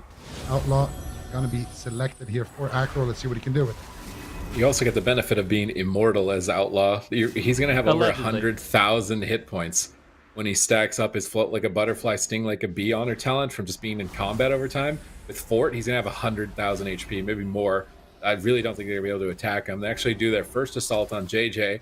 He's just going to pop Greater Fade and immune it. Now they're going to swap back to Tittery. Acro is not really even decided to get aggressive. Like, he's playing defensive like he should have been in the last game as Outlaw, which is a bit surprising. Now just blinding Tessie out, punishing that Trinket. Not going for any sort of crowd control out, and he's just letting them blast JJ and Tittery at the moment. Both of them down to half, just getting cleaved by the cooldowns of Swapsy and Tessia. Finally now going after Tessia, trying to force him away from his team at the pillar here, but Swapsy is still free casting. Chaos Bolt after Chaos Bolt. Massive damage. JJ manages to recover, trading out that Guardian Spirit, and they know Acro's not a good target, but they overlap. This is what I was talking about in the last game. They polymorphed him, and they feared him, as I will be correct here. So, like, he's immune to CC. Acro can do whatever he wants now because those diminishing returns have been overlapped, and that could be a big opening for him. Swapsy's still just blasting Tittery. At the same time as Outlaw, you're not going to have that threat of Vendetta. Like, Acro doesn't seem to be doing too much relevant damage, and Tittery has to ice block already. It's really not looking good offensively as Outlaw. And the thing is, like, sure, you're not going to be a target. You've got 100,000 HP, but you're just going to get sheeped and feared the whole game. And Frost Nova, your partners are going to die because you have no offense. Where's the damage? He's popping cooldowns now. Let's see what he can get done with those cooldowns. He's still holding on to Flagellation, maybe waiting for full crowd control diminishing return before committing it. But that Flagellation is a big punch of cooldowns for the Outlaw Rogue. Now popping that Flagellation. So this is where, if Acro doesn't get any cooldowns, there's no way Outlaw should be better. And Tessia is just repositioning away from Tittery. He can't connect anything. And the Flagellation is just falling off hard. And this is not good for No Money, Just Funny. Like, this is their swing match. If they throw this away trying an outlaw pick, they won't have that map advantage. I feel like this could be one of the biggest throws we've seen. I mean, sure, Acro isn't going to... Oh, we'll see. I mean, Acro's... This is the problem that I'm seeing so far, is although Acro isn't a target, they just ignore him and just CC him and then go after Tittery, who's still a good target. So they don't have that same kind of pressure that you normally see from an assassination rogue. But I guess we'll see. I mean, Lone Tar's mana is still behind GG, so maybe they could win on mana if they can continue to push forward. As long as Tittery doesn't die, Acro's going to be able to survive for a long time. He's actually playing Relentless. I guess he anticipated how much crowd control he's going to be sitting in this match. But that means he's never going to be able to get out of crowd control. So if he ever gets Quaking Palmed by Thessia, that's going to sit full. If he gets Feared and it's not Dispelled, that's going to sit full. He never really has a solid option. Right now, Lone Tar is going to want to recover his mana, but he hasn't really been able to. Thessia just throwing Frostbolt after Frostbolt on a Tittery, who is going to reposition in the match. Acro just all over Thessia in this one, and maybe that's their strat. Just go after the Frost Mage, try to limit the Deathborn damage as much as possible, but Acro's just caught in Polymorph. Tittery's in the middle of the map. He's getting blasted. Acro decides to chase. This is Deathborn. This is Icy Veins. He's in the middle of the map. Let's see how tanky he really can be. Thessia using Alter Time. This is the combustion. Big damage here from Swapsy, but he gets feared. Good cross crowd control. GG and Tittery just chasing Lone Tar at this point of the game. And Acro is just all over Thessia. I mean, maybe the strategy can work, but I still am afraid for Tittery, who has no Ice Block. Acro could go down as well. He's using the Aegis. That's the Guardian that trades out. A bit of an overlap on defensive cooldowns on the side of No Money Just Funny, but they weathered the storm. Scariest moment in the match. The Deathborn Icy Veins is now gone, and Acro can continue this push here on the Thessia. Yeah, but look at Lone Tar's mana. He just sat down and recovered all of it. So, yeah, they weathered the storm, but they also have to use, Guardian Spirit, and they don't have Cloak of Shadows here for Acro. So, let's see. This is where we're going to find out exactly how tanky he is on that rogue. And they rolled the bones, try to get some lucky buffs, and try to continue the pressure onto Thessia. So far, it's been working. It seems like the strategy is just go after the mage. Do as much damage as humanly possible on this mage, and just let Acro sit in open field. Just allow him to basically do whatever he wants. But is that a winning formula when Lone Tar is able to escape away and drink? Tittery is still a beautiful target. It's blasted there by Swapsy's Infernal, and now Swapsy still with the Dark Soul available. Right now, big Incinerates coming in here after that Decimating Bolt. Big damage on the Acro. He has to pull back. He gets gripped back to the pillar, and even the tanky Outlaw Rogue has to eventually just sit back at the pillar and kind of just reset. He actually used his Vanish right there as well, and then he immediately opened up Stay in Combat on that Infernal behind the pillar. Now looking to make his way back in here. So the trade as well active, and so far it could work for them. Honestly, we'll see in I guess when dampening gets a little bit higher. But right now, Thessia is able to easily survive, and so far it's been Tittery actually taking most of the damage here on this map, and Lone Tar is doing a great job just crossing the map and just avoiding the fight as much as possible. But now he's gonna get big hit on damage on the Tittery. He might be able to force out the Ice Block here. They got a full sheep onto JJ, and they will get the Ice Block. Massive spell there. Lone Tar pushing in here for the Fear. Can they get any more follow-up CC? Triple DR sheep there potentially into a full Fear. Tittery on his own. Can they proc him? That is the question. 1 second left on that Fear on JJ. A DR Fear coming out, but they will not proc that Korra, so Tittery will still have that, but a big victory there nonetheless for LF Org. All right, let's see if they can keep riding that momentum here. The Outlaw Rogue getting nothing done offensively here for No Money Just Funny. We'll have to wait and see maybe in dampening if there's an advantage. Blind on Lone Tar gets Trinket, and that low cooldown blind could be an opportunity, but Tittery getting blasted, has to go back to the pillar with JJ to recover. And now Acro on that Outlaw. This is where he's supposed to get that value, is that he doesn't have to pull back to the pillar. Is he going to be forced to come back to the pillar, or can he stay out in midfield and attack Swapsy? Trades out the Gladiator's Aegis, pop the feint, managing to recover. This is what you want. You want the Rogue soaking the damage with how high his HP is and popping those Crimson Vials. But even with the increased HP of the Outlaw Rogue, he's still getting blasted out by these Chaos Bolts. Guardian Spirit trades, and he will retreat back. So defensively, still having to run. Offensively, getting almost no value, forcing nothing of significance from LF Org. Their hopes are just to run Lone Tar out of mana, but every time they have to reset, he just drinks to full like he is right now. So unless this next blind can get something done, or maybe a swap when Lontar has no trinket, but even still, a swap as outlaw does not look that spooky. Tessia has Blizzard on the right side of the pillar, Swapsy, Rain of Fire on the left side of the pillar, and you're going to get hit by one of those spells, cleaved down by AoE, and JJ is inevitably going to get tapped out of mana here. We're a minute and a half into dampening already, 16%. As Frostbolt Flurry combos are running in, Tessia is kiting Acro while casting Frostbolt, stunning him in the middle of the map, and he has a lot of HP, but you still have to heal that HP back, which is a lot of mana for JJ to heal 70,000 HP back onto Acro. They're trying to make a push here. They need to get something going. They're almost out of mana. They chastise Lontar. They set up the full fear. They need to get an ice block here from Tessia, but it looks like Lontar had a will for it. He's caught that Guardian Spirit, enabling Tessia to tank the rest of his damage. Frozen Orb is now down. Fishing for Polymorphs. Polymorphs onto Tittery's Combust. Finally, some damage onto Tessia. Blasting him down to 10%, but he blinks behind the pillar. Lontar picks him up. They stun Acro as he's overextended. He's going to vanish. The incoming casts here. Try and disrupt Tessia with the Gouge. Try and slow down his assault, as it looks like he may be wanting to go after Tittery. No, they're going to fear Tittery. Stay on Acro for now, having him down at half health, but still haven't got an ice block. Another blind on Lontar. This time he's sitting through it. They're turning it around on Tittery. He's trying to retreat back to the pillar. And now Swapsy on the right, Tessia on the left. It's going to be a Rain of Fire and a Blizzard, AoEing them down as dampening gets higher and higher. No money, just funny. Their opportunity is getting slimmer and slimmer. Absolutely at this point. But if dampening gets high enough, maybe Tessia could actually go down, mana evening out a little bit. Acro still just pushing forward. He has no Vanish, he has no Cloak of Shadows, but he does not care. He's just continuing to march forward, chase down Tessia. Tessia gets interrupted, but he's getting blasted right now by Swapsy, who's trying to back up his Frost Mage. Looks like Tessia is going to get low. He's actually going to trade out an Ice Block, so that's a big victory there for the side of no money, just funny. Maybe this is the long game strategy where you need a little bit of dampening, and then that consistent damage from the Outlaw Rogue really is going to pay off. The fact that he can just stay out there and have uptime really is going to pay off, and Tessia is looking a little bit scared. He might just get dropped. He's on hypothermia, incredibly low. Flushcraft comes in. Acro will leap over. What a close call that was on Tessia, and as this game goes long and dampening gets higher, the game is looking better and better for no money, just funny. And all of a sudden, we are not messing around. LF Warg, they're going to have to try to figure something out. Tessia only has one ice block left, and his health has just not been stable for quite some time. Yeah, and Tittery on the other end has his ice block back. Acro now looking to make his way to his target.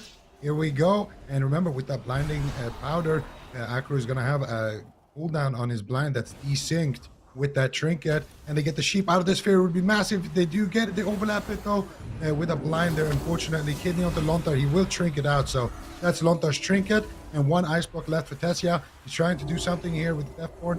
I do believe it's a proc though, doing a lot of damage actually. Might be his real one. And right now, Acro, this is the situation. How tanky are you gonna be? They root the grip, and Acro will survive there. But he had to use his Vanish. He doesn't want to stay out of combat. He actually runs into the Blizzard there to keep combat. And that's going to allow him to keep those stacks as well. And now Acro needs to make his way out. Symbol of Hope gets casted out. Lontar, and not going to be sitting down for a drink. Mana is equal between the priests. Big damage here potentially for Tessia. As soon as that Deathborn fades, they could potentially take him down. There's the Ray of Hope now onto Tessia, doing a lot of damage here onto Acro with no Cloak of Shadows. It's going to be the pre-Aegis to get a sheep onto Lontar. He depths it. Big hits onto Acro, but he's trading evenly. He gets big heals from JJ. Lontar completely tapped on mana, and JJ still with a little bit left to work with. I think Tessia is going to have to use his second ice block any moment here, unless Swapsy can do something about it. JJ trinketing out there, keeping his team aggressive, and that will be Tessia's final ice block. Lontar sitting down for just a sip right there. And I think this is exactly what you said, man. This is a long game strategy, and Acro is not letting go right now. No way. Chasing down Tessia. He's dropping dangerously low. 8 seconds left on that Guardian Spirit. Can they take him out? Once again with the Vanish. He gets a sap into a full fear onto Lontar. This could just be the game here. Tessia, they get a full sheep onto Lontar. He's trying to Fleshcraft to survive. 1 HP, but it won't be enough. Tittery with the combustion sends him out. And all of a sudden, no money, just funny. Showing us one of their little secret pocket picks here with the Outlaw. We didn't like it throughout the match, but we kind of started liking it in dampening. I loved it in dampening. Not only did I like it, but I loved it. I mean, at the beginning of the game, it just felt like, okay, Acro, he's out there, but nothing's happening. Okay. Now, this is actually one of the things that's really interesting about Outlaw Rogue is doesn't have the most burst. And it seems like burst is king in 3s until dampening. Then consistent damage pays off. And I think it's one of the reasons why Outlaw Rogue is such a powerful specialization in 2s, is because dampening starts right away. So you already have that additional healing reduction. And so your consistent damage really is solid. So as the game went on and dampening's higher and higher, just having basically Acro as the Terminator just running at you, that's Tessia, you can't force him away. Normally you could force the Rogue away, right? This is your Icy Veins, your Warlocks blasting him. Like, he's going to be scared, but not here. Acro was not afraid this entire game. He's playing relentless, just unrelenting in his assault of Tessia. He's got no Ice Block for 3 minutes. Tessia's just on the run. Oh, grapple hook. Acro is on top of him once again.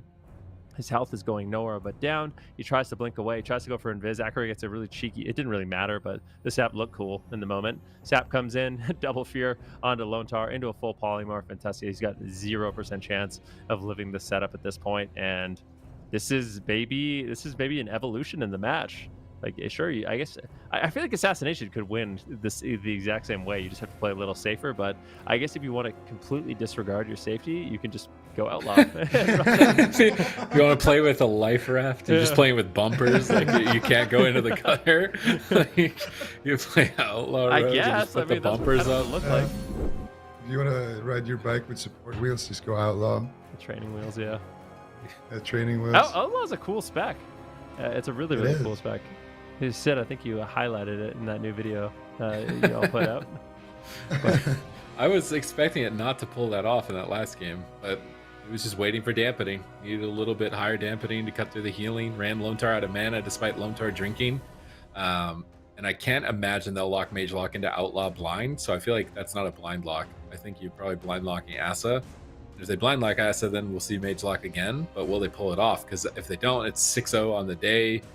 I don't know how many times it's been a loss into RMP now overall in the season, but it feels like a lot, like in the double digits at least. It's elimination side too. of LF Org, and they don't want to go home. They went in 6th last week too, so this would be like 2 cups in a row.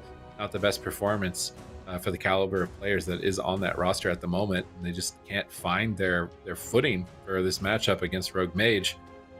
I do wonder what they'll bring here in game number 3 on match point. And yeah, blind lock Asa. I feel like there's a lot of things that could abuse Outlaw. That would just run down Tittery likely.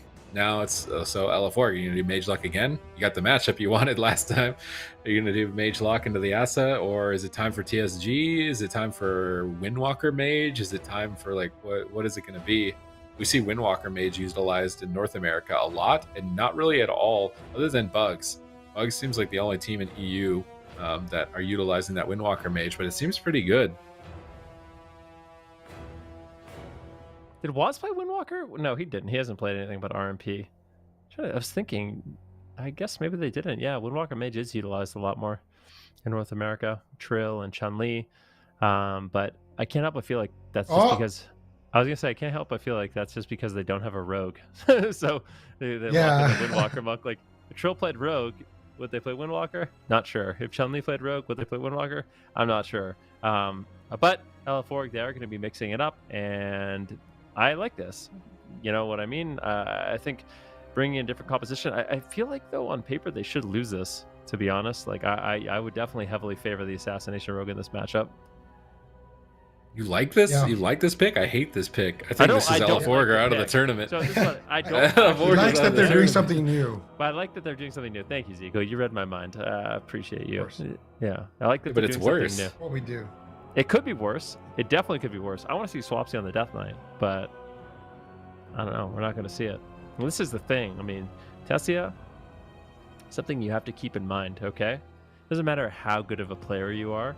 This happens to the best players in the game. When you've been playing Frost all day long, and now you're locking in Fire, doesn't matter how many times you play Fire, it's going to be you're going to feel a little different than, it's a different play style than Frost a little bit. So I would say, Tessia, if you got a couple games under his belt, got to warm up his Fire, he would be playing at 100%, but he might not be playing at 100% in this matchup because he is playing a spec that does play so different to what he was playing. It's the same class, different strategies, different keybinds, different spells.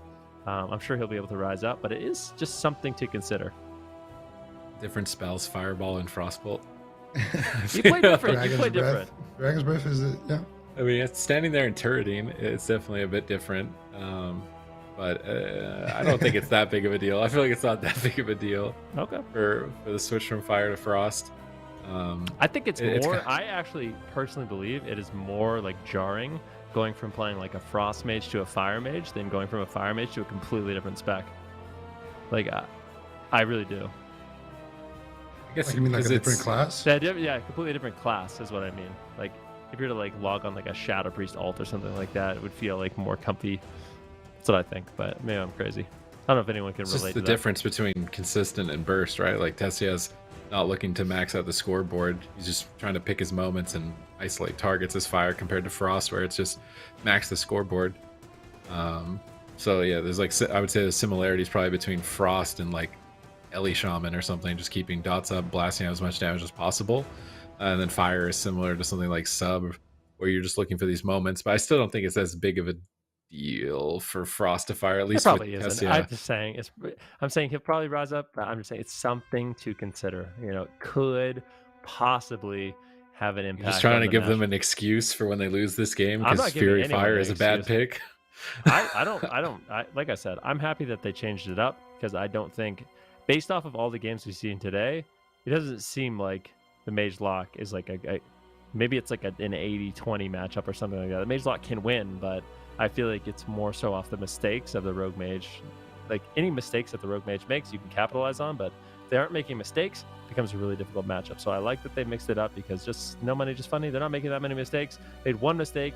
That's the only win LF4 has been able to win against RMP. So I think bringing in a new composition is good. Personally, we've been talking about it all day. I would like to see the Warrior Death Knight. That looked like a really solid matchup, but they're not going to try it here.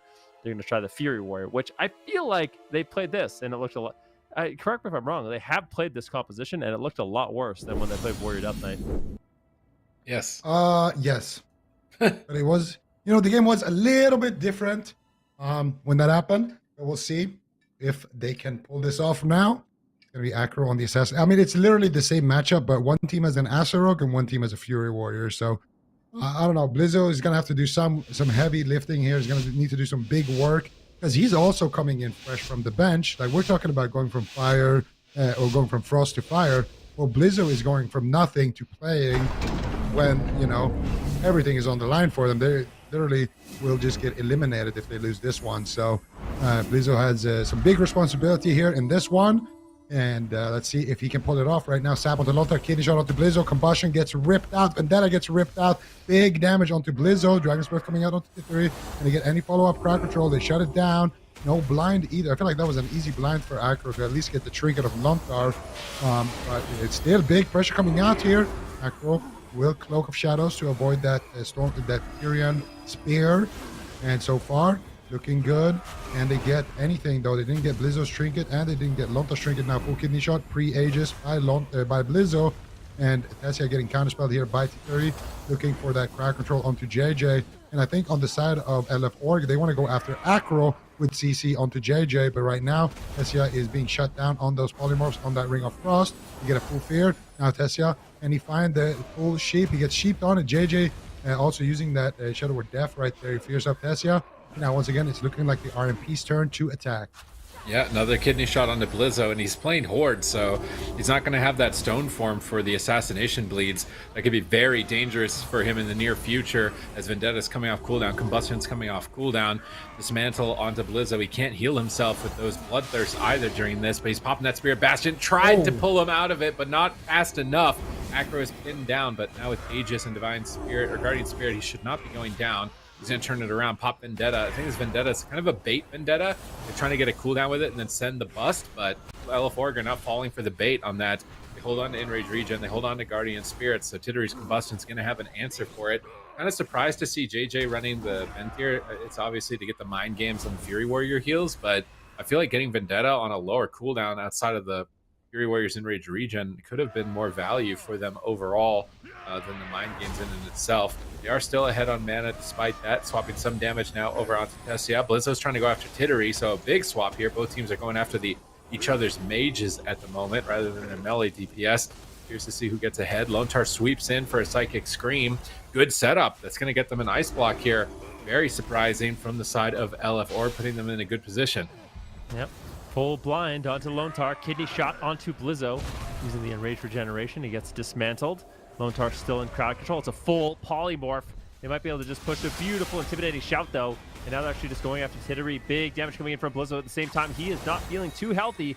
Will the Forsaken come in from Lontar into a cheap shot? Any more crowd control could be the game, but it looks like they weather that storm. But there is going to be a small window here where Lontar has no trinket. If he gets caught into a polymorph with the Vendetta on Blizzo, that could just be lights out. So no money, just funny. I'm sure they're trying to anticipate that moment. Tittery moving forward. Can he get it? Chastise, Ring of Frost. Unfortunately, can't get it. There's a mind control. Can he get the polymorph?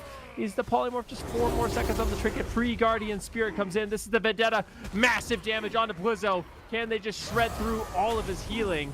But nope, they cannot. Blizzo will survive. Now I'm actually a bit afraid for Tittery in this one. That was Lontar's trinket and Blizzo's trinket and his rallying cry. He still has enraged regen, but that's about it.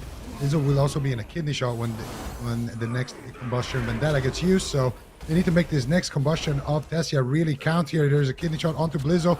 Mind Games will connect onto Blizzo. What is he gonna do here? And they get anything onto Lontar? Doesn't look like it. Lontar will survive, and now Tessia going for the Dragon's Breath sheet, but he actually canceled the sheet right there. I'm not sure why, but maybe the Dragon's Breath just broke. And JJ will, as a result, be able to just out-heal that combustion damage onto Tittery.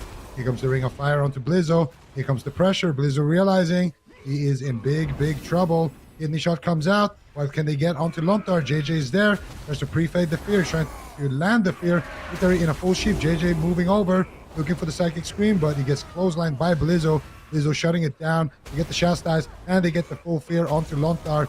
Blizzo now needs to run for his dear life here. This could be an easy enraged region. They get a DR sheep onto Lontar. Mind Games. And he has to use the enraged region, but it's the Mind Games. There's the Guardian as well. I think it proc. And that is going to be all the defense that is left on the side of LF Org. And the next hit could just be lights out. Full blind available. If Tittery can reset that combustion as soon as possible. He's just polymorphing Tessia for now. Fireball after fireball, getting closer to potential victory, holding LFG on match point. Blizzo leaps back away with Lontar. They need to drink as well. They're falling behind on mana. Tittery's just soul shaping. JJ, door shadowing across the map. Acro's trying to keep up, gets polymorph. JJ pulls back to dispel him. Now Shadow stepping in to Blizzo. He pre-blade storms. Did he hit the kidney shot on it? I don't think he did, but they're just trying to stall. They're running laps away from the RMP. They know they're in a checkmate position. They need to stall for 6 more seconds, 5 more seconds on their trinkets, and they've managed to actually stall to get their medallions back. This is a great tactic from LFG Org. Or LF Org. Now we see Lontar into the full blind, but they have options to trade here. JJ's going for the Mind Games, gets interrupted on it. Now going for the Holy Fire, not able to get follow-up on Lontar. Cheap shot, maybe they can. Ring of Frost lands full duration. Blizzo trinkets, gets dismantled, can't heal himself with those Fury heals. Mind Games gonna connect, massive damage incoming. This is match point, and Blizzo will fall. No money, just funny, going to Championship Sunday. And it will be LF Org. Unfortunately, going to be eliminated. This did not have an answer for RMP today. They tried the Mage Lock, ended up losing to KUNGARNA in the upper bracket, and now against No Money Just Funny, the Mage Lock didn't work. They substituted in Blizzo. That didn't work as well, so I feel like the main story for them is to figure out Rogue Mage. Not an easy thing to do. Obviously, easier said than done, but they need something different because it seems like there's 2 really strong RMPs in Europe right now. And I think today, No Money Just Funny, especially with Acro being here, put on quite a good showing. And I really like that they were able to bring in Outlaw and show us some surprises with that too. Yeah, No Money Just Funny, showing that they are, one of the top tier teams. They have a strong roster. We've seen all these players in Europe for a long time, but this is the first time we see them all come together like this, except for, Valet and Acro at least. So at least JJ and Tittery are new in the mix here, and they're doing a great job. And here, LF Org, like Sid was already talking about during the cast, they're stalling for their trinkets. They don't want to get fully blinded and just lose. But this is what happens. They blind, and then they kidney shot Blizzo, and look at that double trinket by Lontar and Blizzo at the same time.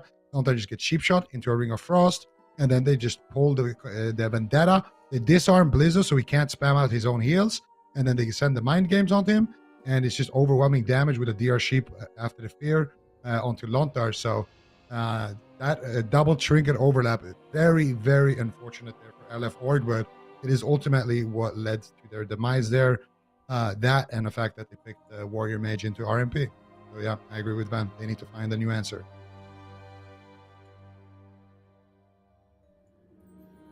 Unfortunate indeed, and that is going to be the end of them for this tournament. No money, just funny getting out that win. We're going to see them play once again on Championship Sunday, and I believe you guys were saying even before this that it was kind of looking for Org's game to lose here. It seems like you guys kind of assumed that this would be the end of this. Am I right on that, Super Tees? Yeah. I feel like LF Org just they don't have a comp for it right now, so it's gonna be a rough run. No money, just funny coming in, just kind of fooling around with them almost here. They got desperate, I think, wanted to go for comfort again. I feel like Warrior Mage is a comfort comp for Blizzo specifically. Thought that they could outmaneuver it, but that Fury Warrior is just so liable into the assassination, especially not as Dwarf. That's just another reset for a Vendetta window, so I was a bit surprised to see them. I actually think if you look at the conduits, Blizzo is also playing the wrong conduits. He had Arms Warrior conduits on and not Fury Warrior conduits to make that even worse for himself. So it's just like really unfortunate.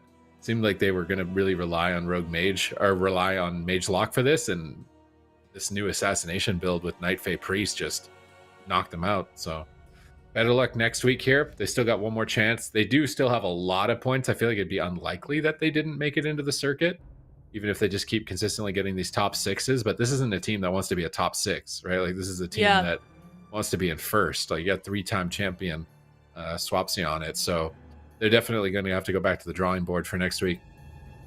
Yeah, I mean, and you make a good point there, Supatis. They are currently in third in terms of point standings, tied with Casual Dads, who isn't in the tournament. So for Cup number 3, so I don't think it's too detrimental to them in terms of not having a good placement in the end. But you're definitely right. This is unusual for them that they're placing this low in this tournament. But they've already got a good amount of points already, so it's not the end of the world for them. So we will see them return for Cup number 4, hopefully, and maybe they'll have an answer for the that composition for that rogue next up. They'll have to certainly get back to the drawing board and hit those war games hard. But we are now going to head to our very last match of the day. It's another elimination. It's going to be SK Pieces versus Bugs.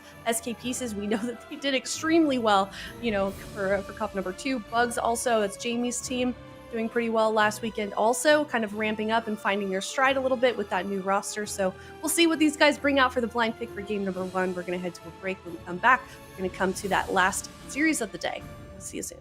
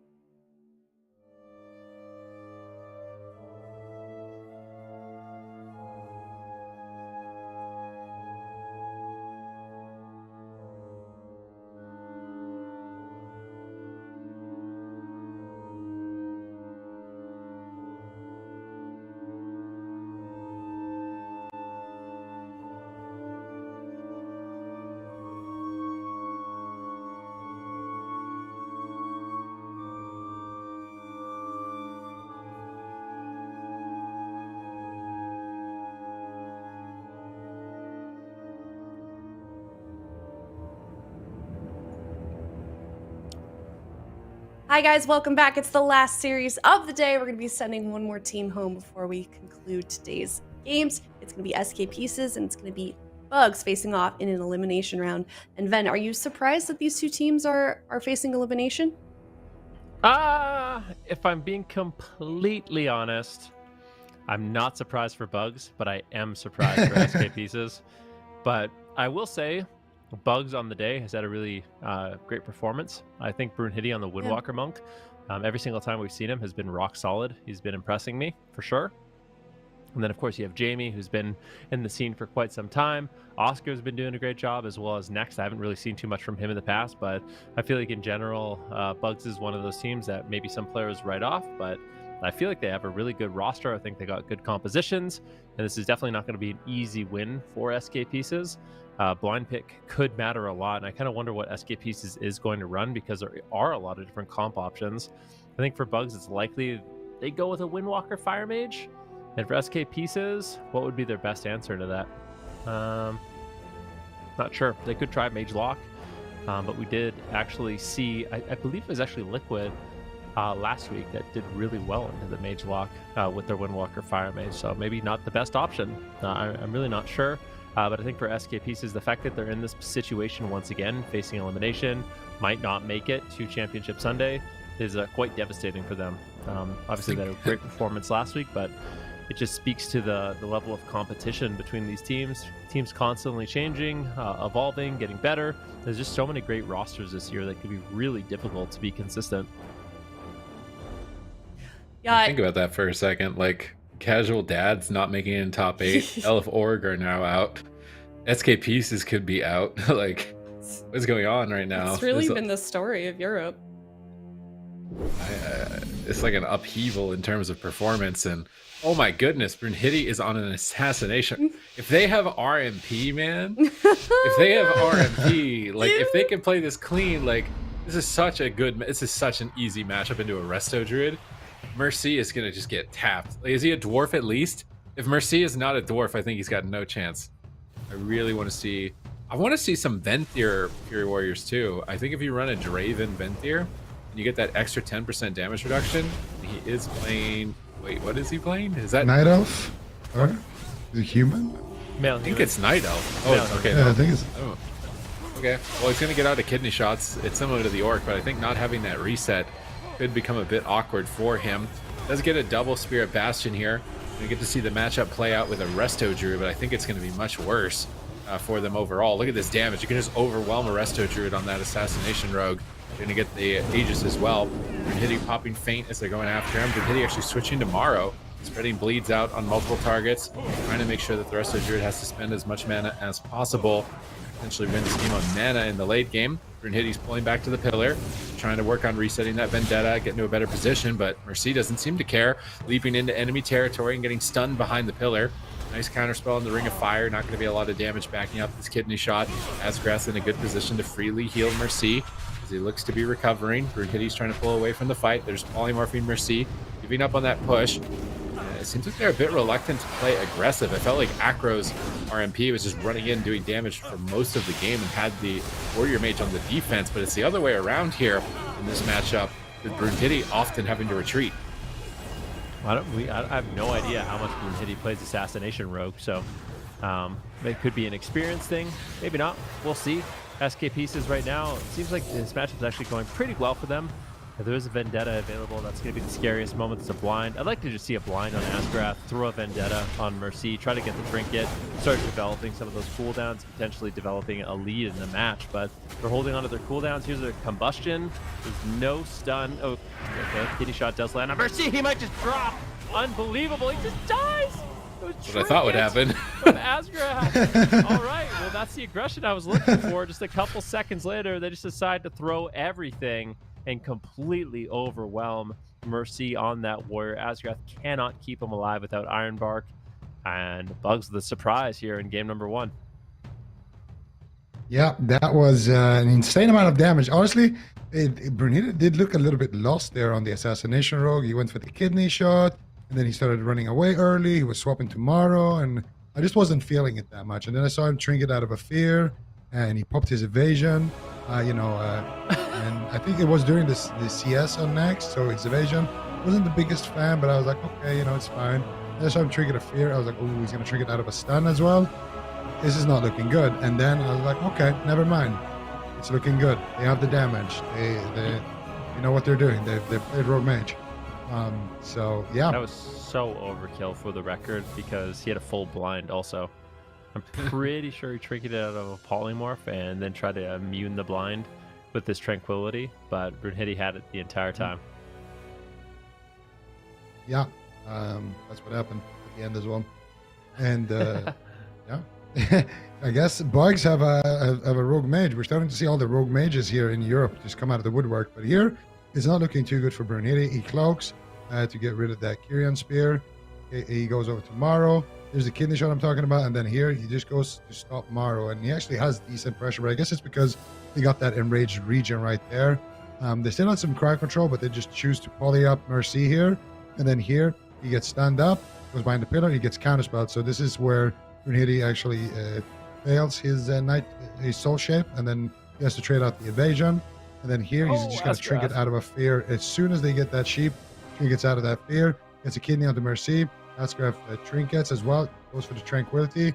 Brunhilde with the blind there, just not using it, and just an insane amount of damage there, mostly from Oscar's combustion coming out there. So that was just excellent setup as well. Oscar kind of just landing a poly out of nowhere onto Asgraf. A bit of a misplay from him, and just they had the damage as well in that moment to take him down. No enraged regen as well. It was forced a little bit earlier. So yeah, great game by Bugs. Stressful. I don't think SK Pieces were expecting that.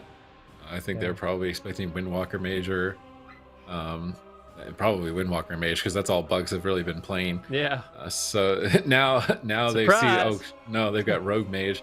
Are they going to pick Big Map and play Wizard Cleave? Do we see Ellie Shaman? We saw Ellie Shaman utilized in the past as well for the Rogue Mage, but now with this assassination version, I really don't think it's going to work. I think likely Empyrean Domain, Frost Mage, Warlock here from SK Pieces, but Bugs don't have to. They could lock Windwalker Mage on big maps if they wanted to, and that's kind of more well-rounded into SK Pieces. I feel like that would be a good strategy for Bugs. SK Pieces pick big map, Bugs blind lock Windwalker Mage. Pieces play what? Probably Mage lock, but even then, I feel like Windwalker. What are they going to beat Windwalker Mage with? Well, I think they knew that they were going up against Windwalker Mage, because Bugs has only been playing Mage, Windwalker Mage.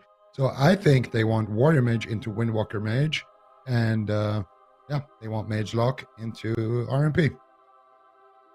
Is it even good, Warrior Mage into Windwalker Mage? Is that even good for the Warrior Mage? I mean, SK Pieces seems to think it is, or at least they seem to think it's their best option.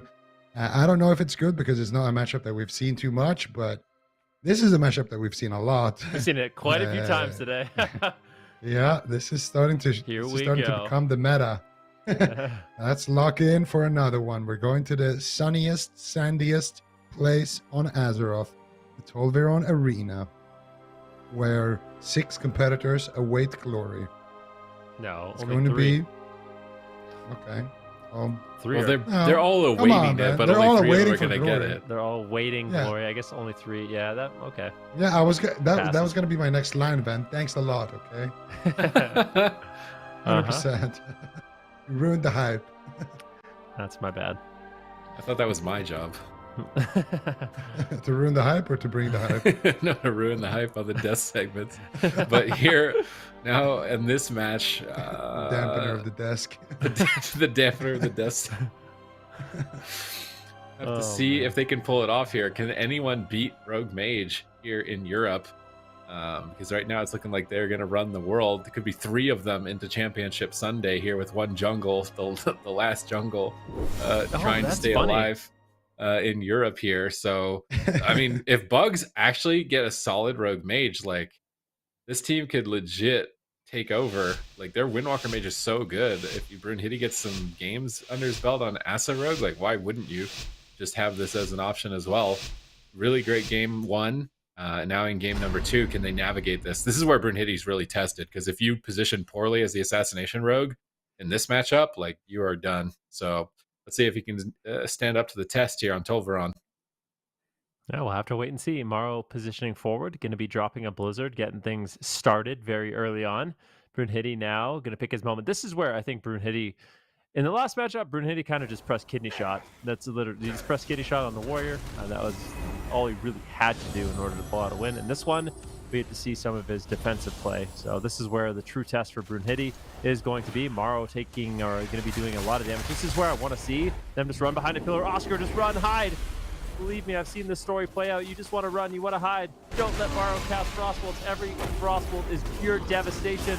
They need to get out of line of sight, but at the same time, Mercedes is absolutely blasting them. Throw a blind on Morrow. It looks like it will be a Dragon's Breath. Can they get a Polymorph? Quaking Palm. Nice shutdown there by Oscar. There's actually Mercy on the back foot. Really, really good job. You force them into you. You get the crowd control on Morrow, go after Mercy, and if they can hold on just a little bit longer, I feel like this exchange actually almost went their way. Yeah, beautiful stuff. But Brunhilde right now getting blasted. He's at the Vanish. And next also used his Trinket in that exchange. So definitely some windows of opportunity here as they get Brunhilde in a stun lock. And that will be the Ray of Hope coming out there on Brunhilde. By next, Oscar loading up some fireballs here in the backline. He's got his combustion ready to go. And Infernal will proc. There's a Shadow Step Kidney. Here comes the combustion from Oscar. That's just trying to spell steal it. Or Morrow, sorry, is trying to spell steal it in the backline there. Not able to. Actually, he is able to find it. And Symbols of Hope getting casted out by next. Just trying to stay early on that mana region. Trying to reset some cooldowns. And Oscar getting blasted. Going back to the pillar here. And so far, these exchanges are looking heavily in favor of SK pieces, but Brunhilde does get a restuff. He still has that Shadows now, and he has his Vendetta here, who is going to go after. He's going after Morrow here on that mage, and Morrow is actually playing a Dwarf mage, so he will be anticipating the potential of being taken down, and he is acting accordingly. He's also playing that tank build. We just saw him blink out of a stun, activate his ult time, and then he's going to ult time back to full HP. And also another Ray of Hope getting forced out here onto Brunhilde, getting kited out in midfield. Morrow just blasting away here. He's got Power Infusion active, and once again a defensive grip coming out onto Brunhilde, forcing him back to the pillar. And nice ice wall. Oh, that ice wall was so close to actually isolating Brunhilde right there. It would have been a massive one, but Brunhilde will make it to the other side. And once again, Shadow Step to Mercy. Kidney shot coming out. Not forcing too much. He wants to push aggressive, but his team is kind of staying back at the pillar. And next here in this situation is actually pushing up with Brunhilde. They realize they need to get some crowd control going because next mana is going nowhere but down in this matchup. This is the Vendetta. They need to try to force something with it. And look at Morrow. He is absolutely massive right now. You need to avoid him and try to stay alive here during that Deathborn, which actually was just a proc. So still the danger, the threat of that Deathborn lurking in the wings for Morrow. Mercy is Dwarf, but he's also Rally. I feel like in deep Dampen, he might regret that. He might not live the stun to actually activate any of those cooldowns. So I'm a bit worried about that, but the Dwarf is definitely good. I like that they're both, because that's the main threat, is that Assassination Steps his Vendetta combo. You go for another Kidney Shot of Mercy, he's going to get pulled away, and Brunhilde, are you really going to chase him? I don't think you can. He's going to have to get pulled back to the pillar and avoid the fight for now. It seems like Bugs are really struggling to get on target here. We haven't seen any offense, really. Decimating Bolt being cast here by Mercy, trying to get bait to kick on Fear potentially to cast Chaos Bolts later. Decimating Bolt going to connect. Big Infernals called in right now by Mercy. Kick on Shadow Fear, but now these Incinerates are going to blast Shadow Step Kidney onto those, trying to take him out here, but not able to connect too much. They do at least get Dark Pact, actually, from Mercy. And he's maybe out of range of his port, but he could get Life Grip. That low cooldown Life Grip Conduit is such huge value on these Holy Priests in this matchup. Being able to grip your ally away from a kidney shot just in the nick of the time so that they don't need to use their port, and they're so in such a bad position for them to chase after. It's getting huge value with that conduit getting to 278 item level, but look at the damage right now on Bugs at the moment. They're going to pop Vendetta and try and go for a kill here on a Mercy, but they can't kill him in the stun. He's going to easily trade for it. Mercy's just staying at 100% health, and this is why I think I would have rather seen the Windwalker Mage lock blind on the big maps. The Windwalker Mage is a lot more stable. The Windwalker can go into bad positions, trade cooldowns, and still have a port to get out, mobility to get on target, ride the wind, and tools like this to stay on target. Whereas the Assassination Rogue, it's like a Step Kidney. If anything messes that up, you're back to the pillar doing nothing. So Maro's just going to blink and gate, and Brunhilde, what are you going to do? You're going to run into Frostbolts? He's going for it. Step Kidney on Maro, but now Maro gets gripped behind the pillar. Brunhilde is still going to go for it. He's going for it at the moment, but Ray of Hope is up. Maro blinks behind the pillar, and he cannot go around the corner into that Frostbolt. Line of sights it, then tries to get back on target. Caught in a Frost Nova. Asgrath repositioning. Asgrath actually running out of mana. I think he needs to drink in this position, and utilizing this Deathborn from Maro to scare away the RMP and set up a drink is a good idea, but now the Deathborn is over. They connect to Maro here. He's actually already down an Ice Block. Asgrath gets huge mana, but Step Kidney, does he have a blink? Doesn't look like it, but big heals come in from Asgrath for now. Stun Brunhilde. Oscar still just pumping damage with that combustion. If they ever do get a kidney shot on Maro, it's huge value. Actually spell stealing the combust for a moment, but not able to get too much with it. Chaos Bolt's flying in onto Brunhilde. He's trying to stay aggressive. He's making a tough choice here. The Cloak of Shadows, I go on Mercy, trying to pull back, but that Ice Wall is line of sighting him. He has to trinket, get behind the Ice Wall, try and use it against his enemies. As Mercy tries to reposition, caught into another kidney shot. Here comes the Vendetta. Here comes the Fey Guardians and Sepsis as well, trying to reduce the cooldown and get big pressure on Mercy. But he seems to be okay with that Ray of Hope. It's Brunhilde who's falling behind. Has vanished to escape, but no trinket. Stun lock. Big heals come in. Next into a Polymorph. Where are you going to go? Brunhilde is trying to stay aggressive. If they can take Tolver on here, man, they're looking good to take the series. Good pressure on Mercy. They're overwhelming him. He portals back behind the pillar. Going for a Fleshcraft, but if Brunhilde can stay on target, it could be game over. Shadow Step Garrod, he gates away. Polymorphs on Brunhilde, but he's reconnected. Gets gripped away from Brunhilde now. It's all of that extra mobility being coordinated to a great degree by SK Pieces. It's keeping Mercy alive, but his healer is still in a full Polymorph. Brunhilde just can't cross the map. Stuck on the other side. Oscar's going to line of sight that instant Chaos Bolt. Maro trying to corner him as well. Oscar is really far away from his team right now. Oscar is not on Asgrath's team. He's in enemy territory behind that pillar, trying to get some damage out while staying on that pillar. Shadow Step, Ring of Fire. Nice kidney shot to hold him in it. Trying to get that pressure going, but Infernals, Dark Soul, and Icy Veins are available at any point. SK Pieces pull the trigger on these. I think they're going to make the rogue disappear. They use Unending Resolve here, or I'm not sure what that was, but it looked like Unending Resolve from Mercy. There's a big cooldown actually that he can use while he's stunned. Vendetta's up. I actually think Brunhilde is about to just KO Mercy here if Asgrath isn't prepared for it. Kidney shot, here comes Vendetta. Blind on tomorrow. They grip Mercy away. They have to use Dark Pack. Is it going to be enough? Now portaling back around the corner. Brunhilde trying to push forward. Infernals are called in. Icy Veins Deathborn, where are you going to go? Ice Wall potentially from Maro. I'd love to see an Ice Wall here to kind of split the team up and cleave somebody down who gets forgotten, because look at this damage. They got them pinned at the pillar right now. Frostbolt after Frostbolt. Who do you pick, the Warlock or the Mage? They're both going to kill you if you stand in line. Next is just trying to heal them with Apotheosis and managing to just make it through that storm. An unbelievable amount of damage for him to recover through. Now getting aggressive, stun locking Mercy. No defense for some time. Ray of Hope comes through for Asgrath, but he's caught in a stun. Mercy's going to port out of line of sight.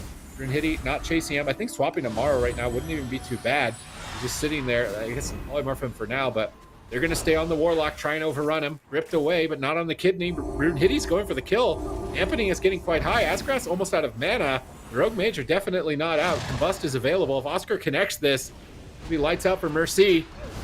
Yeah, big damage on Mercy with a kidney shot. And they take him down. Maro finally there. He's been out of the game for quite some time. Big damage on Brunhilde. He does, of course, have the advantage. It's the Guardian Spirit. And Bugs is in a prime position to win this game. Asgrath mana is not looking good. Mercy's low, dampening is high. This is where the Assassination Rogue on that Warlock really excels. He's got the Vendetta. When is he going to use it? When is he going to pull the trigger with that major offensive cooldown? The next kidney shot. Here's the Vendetta. Mercy's health is just getting absolutely shredded. Asgrath in the back line using the Angel to keep him alive, using those wings, the Guardian Angel. It looks like that will be enough, but that basically trades out all the defensive cooldowns. Mercy could still be in trouble. He's still not topped off. Brunhilde marching forward, wants to land another kidney shot. There is a grip available. They're going after Oscar a little bit. Brunhilde, he gets seated, he gets potted. Can they keep it alive? No, it gets devastated instantaneously. They stayed out in the open a little bit too long, but they were close. I mean, I could see Bugs on a small map. If they force SK Pieces to play Mage Lock on a small map, they might be able to actually take this series.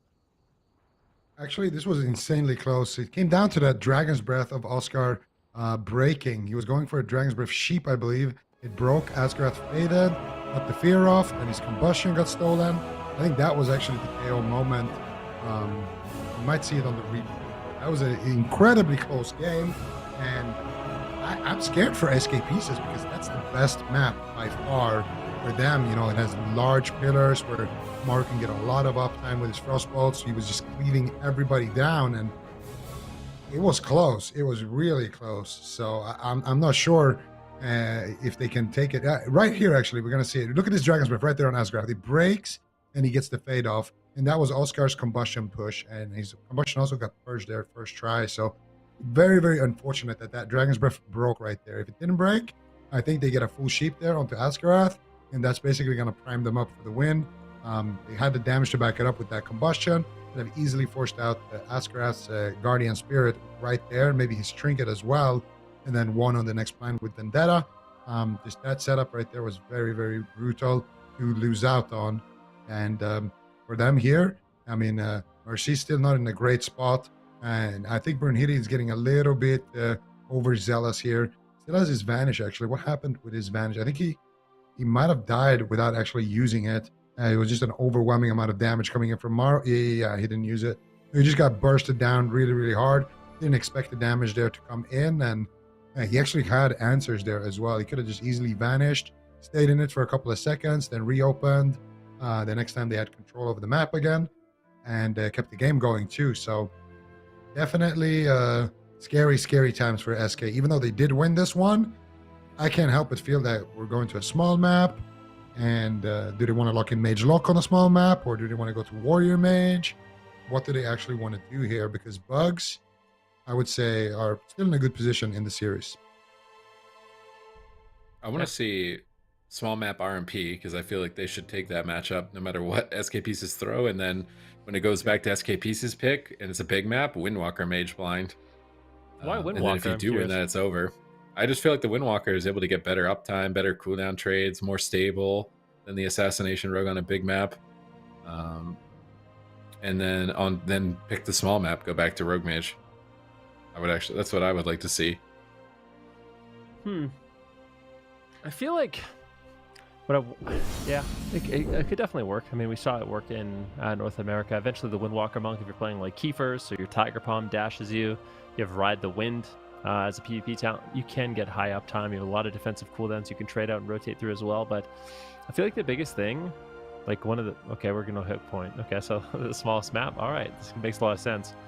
One thing that's happening tomorrow a lot in this game is I don't know if he's getting that much value from this new trinket, the Echoing Resolve, because we're seeing cases where like he gets blinded and he just has to sit the 10-second blind. You could block it, but that's a really long cooldown, especially in dampening. It's really risky to throw out ice blocks like that. So it might be worth him actually just running like a regular medallion, because I think we saw at one point in that game he was CC'd for like 30 seconds. He got like kicked on Frost, and then out of that he got Dragon's Breath. They removed the effect, and they polymorphed him, then they removed the effect, then they feared him, then they removed the effect, then they mind controlled him, and it's just a long crowd control chain that he can't really get out of. So that's one little adaptation Maro could make. I'm not exactly sure, but I think for Bugs, what I really want to see is like the commitment from Brunhilde to have like multiple gap closers. So like your sprint, actually I'm curious to see if he's running the same build that Waz was. So take a look at some of the conduits. He's doing the same thing. So he has the maneuverability, which I think is really, really important. But just I think pairing your sprint with your shadow step is going to be massive to actually secure uptime, because there is like a threshold of mobility that Warlocks have. And once you can pass through that threshold and continue your uptime, that's when you're really going to shine. But if you're just getting kited on every single one of your shadow steps, then it becomes really, really difficult to actually take them down. Yeah, well, game number 3 is live. This is, of course, Bugs map and comp selection. Let's see what SK Pieces got. This is their swing match. They need to win this one. And Mercy, the man on your screen right now, needs to do a really good job. He already used his stone form before Vendetta, so not the greatest opener here for Mercy. And I'm assuming that Bugs on that next kidney shot will potentially go for a big Vendetta. Death one is passed out by Maro. Look for the damage, look for the pressure. He's got PI and Vayne. Actually, no Vaynes, just PI. And he gets paralyzed. He gets incapped into a Ring of Frost. And he is playing that old trinket. So Mind Control coming out. Immunes the CC into a 8-second fear right there onto Maro. And now Infernals get called in onto Oscar. Big damage here onto Mercy. That is rolling. And that's actually going to be Mercy's Dark Soul as well committed in this opener. Doing a lot of damage here big pressure from SK Pieces right now. Maru still powering up now with the Icy Veins. Deathborn in the back line. I don't know if that ray is going to be positive. Big damage coming in on the Brunhilde, and it will be a positive ray. Next doing a lot of heals into it as well. Now Mercy in a lot of trouble here. What is he going to trade? Trades out the Dark Pact. Is that going to be enough? I need to use the Unending Resolve. What else can they get? They get the Ray of Hope right there, and that will be all the defense that they can secure in that push. Now Brunhilde potentially just going to go back to the pillar here, reconvene with his team for a second, and then launch his next assault. I'm really surprised Brunhilde wouldn't play Smoke Bomb, having seen Mercy pick Relentless. Like, they're getting Life Grip out of the way. You just wait, and the Life Grip's out of the way, Port's out of the way, bomb him. He's dead. He has no trinket. Just send everything at him. I think he dies through his wall and his Dark Pact. Like, right now he's running Tricks of the Trade, so he gets extra bonus damage to his mage partner. But pretty much Oscar is getting shut down on like every bust I've looked at. He's getting just BB spell stolen on it. It's not really adding a lot of damage. I think it's the Vendetta that's going to win the game. So I actually wouldn't mind a little bit of a build change. Oscar gets rooted there, I think, on Life Grip, so he's out of the match there behind the fence line. Mercy's repositioning to set up his port in a better spot away from Brunhilde. And now Step Kidney, he's actually next to the port. This could be devastating for Mercy. Brunhilde getting out of the polymorphs, trying to go to town here. They have Vendetta. They managed to get Ray of Hope pulled from Mercy. Trying to get more cooldowns before committing the Vendetta. I'm not sure if they will. Ray of Hope not entirely positive, but here comes the Blasphemy from Mercy. That Purple Infernal. He's talking from his 10th Soul Shard spent of Chaos Bolts. Trying to go for the kill onto him. Managing to bait kick. Now Fleshcraft Brunhilde on the back foot. Maru doing a lot of damage to him at the moment. Open Shadows gonna have to trade for him, and it's like right here. You can just Kidney Bomb Vendetta dead. What is he gonna do? I bet he would have died through Dark Pact right here. There's 100%. He's dying through it even with Asgrath in his line of sight. I really think switching to Smoke Bomb to punish this Relentless pick. He's still just gonna die without it. He's 100% dead there with Smoke Bomb. He's like 110% dead there with Smoke Bomb. I really think that should be a talent adaptation from Brunhilde if they're gonna stick with the assassination for the rest of the series. Yeah, it's not even, I mean, yeah, you could be right about that. They might not even need it. I'm not sure, but this game looks really, really good from Bug's point of view. A lot of pressure on Mercy. They're able to get through a lot of cooldowns. There's no Guardian right now. He does have the Unending Resolve, gets gripped once again, but here's what I'm talking about. He gets Shadow Step Kidneyed, he gets gripped away, then you have maneuverability to actually reconnect, but then he ports. So good kiting in this matchup from Mercy. The life grips are really devastating to deal with as that Warlock. The Chaos Bolt's going to be landing, but Brunhilde should be able to hold on. Maru pushing forward. It looks like he will get some crossbow damage off. They're pinned to the pillar. Big Infernal Stun. This could be the game. Double Mortal Coil. Can they take him down? He's got the Trinket, but not too much. Besides that, Oscar's going to have to play defense, looking for polymorphs. Finds one on Maru. That's going to need to dispel. That was a good push, though. That was the Veins, the Deathborn, Dark Soul from Mercy. Now a kidney shot on Mercy as they're looking to reverse the pressure. Ray of Hope has been used, but they do shred through that shield. Mercy will get topped off with that Ray of Hope. Asgrath mana is not looking good, so that's a clear win condition for Bugs in this one. Once they weather the storm, if they can live just a little bit longer, Brunhilde can just hold on a little bit longer. And Maru doesn't have those cooldowns. The game's going to become a lot less scary. That's when they can potentially push their lead, but Asgrath actually sitting down for a drink right now. That's exactly what you want to be doing when your team has a lot of aggression, has a lot of pressure. You want to sit down and drink. You want to recover because it makes it much more difficult for Bugs to actually shut that down. I really didn't like that last Vendetta from Brunhilde. He just basically traded it for a Dark Pact and a Ray of Hope. And those are going to be up the next time he has it. You should try to find some more value with those Vendettas. Luckily for him, Next still has good mana, about tied up with Asgrath despite getting that drink. Mercy now getting gripped back to the pillar. Here comes Oscar with the Dragon's Breath. Here comes the Sheeps potentially. Brunhilde has his Vendetta ready to launch. What are they going to do? Kidney shot onto Mercy. And this time he won't pull the trigger on that Vendetta. They're going to space their cooldowns. That Dark Pact and that Ray of Hope coming out here for Mercy. Same trade as what we got with that last Vendetta, but this time it's for Combustion, which means that Vendetta should at least get them the Guardian Spirit, and potentially even more. Could be overlapped there with the Unending Resolve. Depends how much pressure Brunhilde can get. And here it comes. Here comes the damage. And that's going to be the Guardian Spirit. Can they get the Unending Resolve? They will get the Unending Resolve as well. So this is a really, really nice push. Can they get any crowd control though onto Asgrath? That is a big question. Blasphemy coming out, blasting Brunhilde, but still staying on target. Still has that Cloak of Shadows. Not afraid. Can they get anything more? Asgrath already crossed the map, and Oscar is actually in a sheep here. Mar doing a great job defusing the situation. Mercy will reconvene with his healer, but Asgrath is tapped on mana. If they can just push, They could potentially push SK Pieces over. Ascraft still looking for that drink, but Oscar stops it. And Brunhilde needs to make his way over now. Needs to look for the damage. Here comes the Dragon's Breath. Can he get the sheep? They do secure the sheep as well. Here comes the combustion of Oscar with Tricks of the Trade. Big damage trades out, but 3 Ages by Mercy will reduce that heavily. Beautiful play there by Mercy. All right, let's see if we can keep it going here. Momentum swinging in favor as Vendetta is coming off cooldown in 17 seconds. He goes for the blind, but where did the blind actually land? I don't think it connected. I think... Sorry? Oh, he blocked it. Okay, well now 2 ice blocks down. You could swap to the mage. If you see him blink in, it's 100%. likely running that blink stun. I feel like you could go after the mage here, pop Vendetta, overrun, unfortunately the blink, step kidney, the game's over. Curious to see if they decide to swap tomorrow and punish those blocks. He's down both now at this point. Just pulling back to the pillar, trying to reposition. Still safe strategy. Vendetta on the Warlock. Gets pulled away by the life grip. Not able to really connect here. Brunhilde's running into Deathborn right now. That might be something he regrets if he keeps doing it. He's going to pull back behind the pillar with Oscar. Morrow blinks in. I want to punish Morrow for that blink, man. Morrow just blinked right in front of you. Bust is coming up in 20 seconds. Turn around, kidney shot Vendetta. If you don't have Vendetta, just at least kidney shot can bust. Try and go after him. Oscar's getting left behind. He's going to have to ice block that Chaos Bolt hit. He actually comes out of it a little bit early, I think. Was that Master Spell or he canceled? I think he canceled it. Trying to turn it around on Morrow in that kidney shot, but didn't have the bust up for 2 more seconds. And they're playing a little bit shaky here.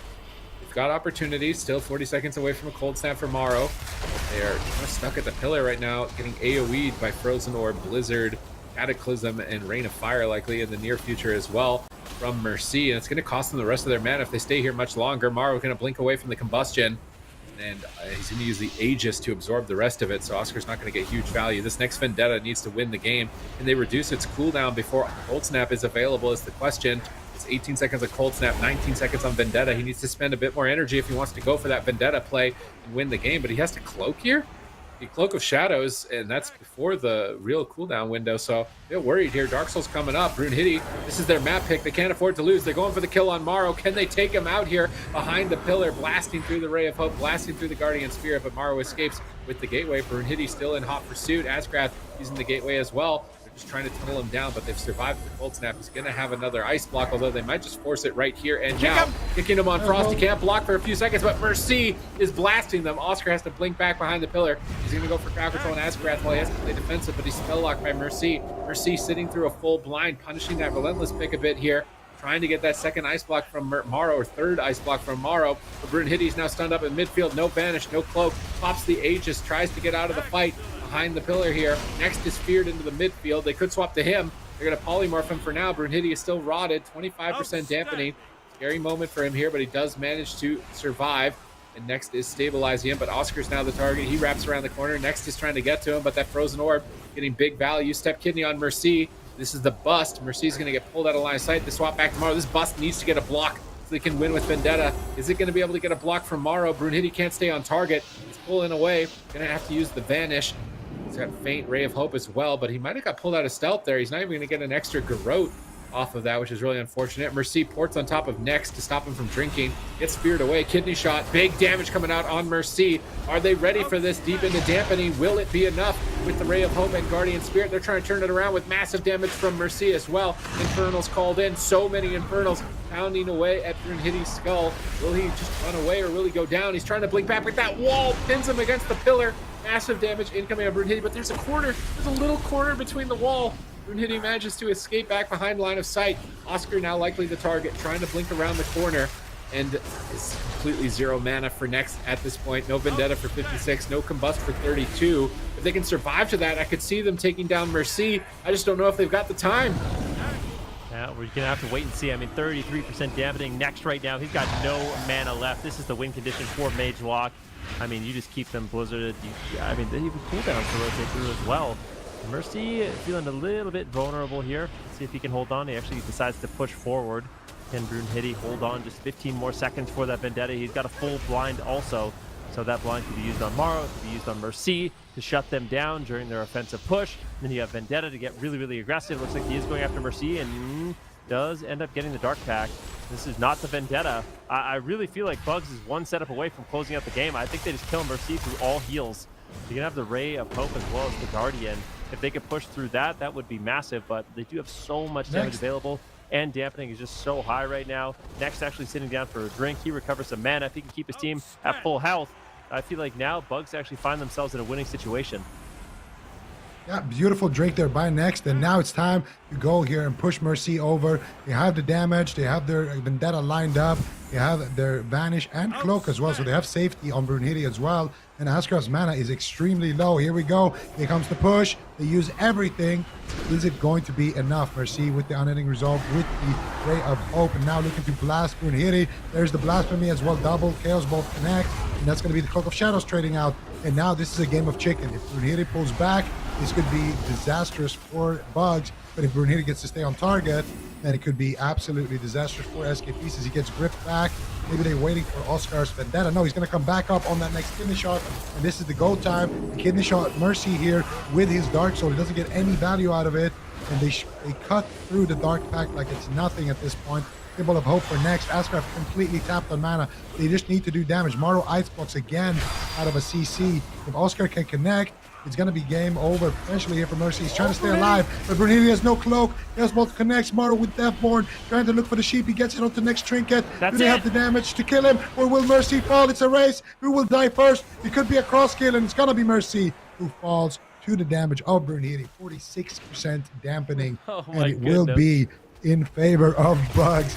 They hold on to their lead, and now SKP says on match point to be eliminated. Not even making it to Championship Sunday. The team that is currently number 2 in the standings, and the team that won the last cup. I want to see Big Map, Mage Lock, and I want to see Windwalker Mage from Brunhilde. I want to see Windwalker. You know the one matchup?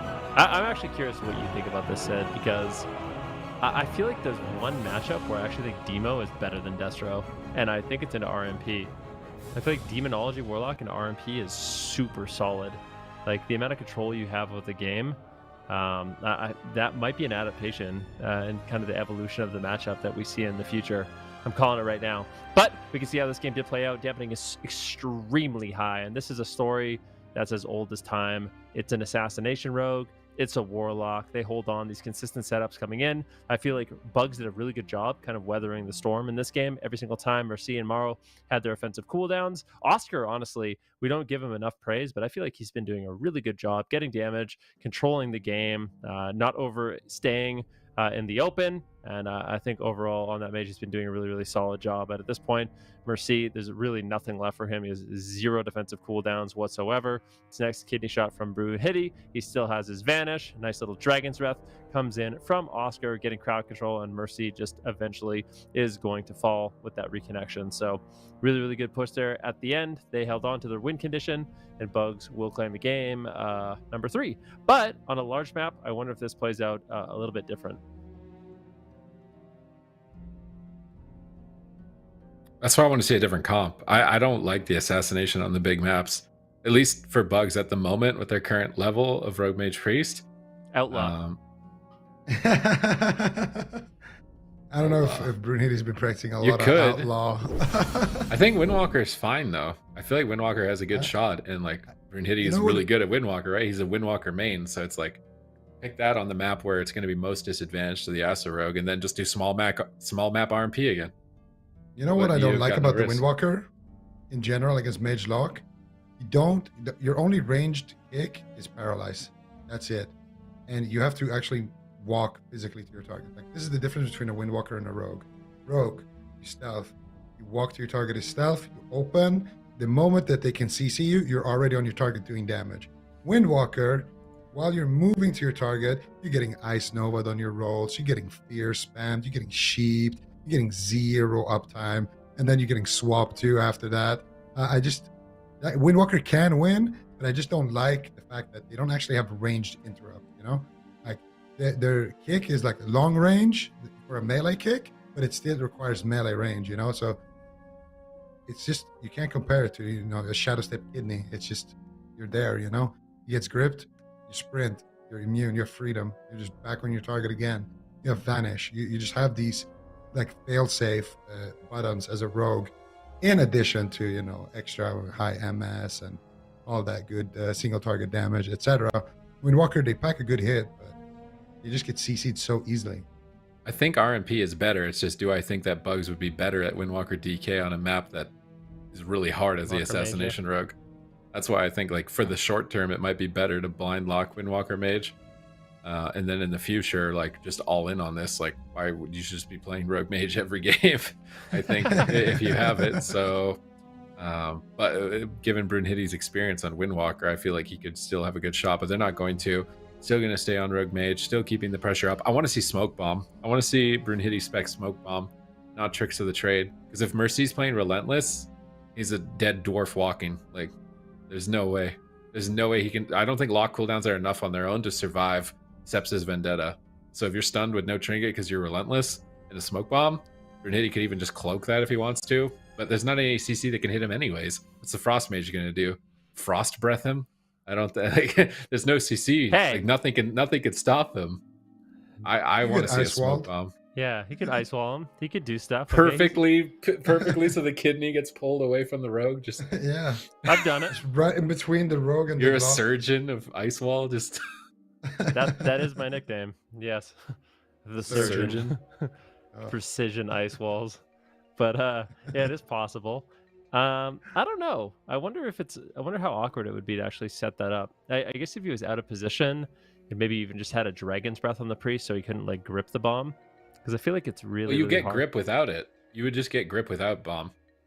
He's gripping him like a lot of the times on kidneys. You could also I feel do like what we've seen from Waz before, where you pre-shiv, and then so you pre-shiv, so he's snared a whole bunch, 70% snare, and then you bomb, and then you kidney, and then you get full damage. You don't have to waste a global on the shiv during that moment. So smoke bomb could definitely be an option. I don't know if Brunhilde is going to mix that up.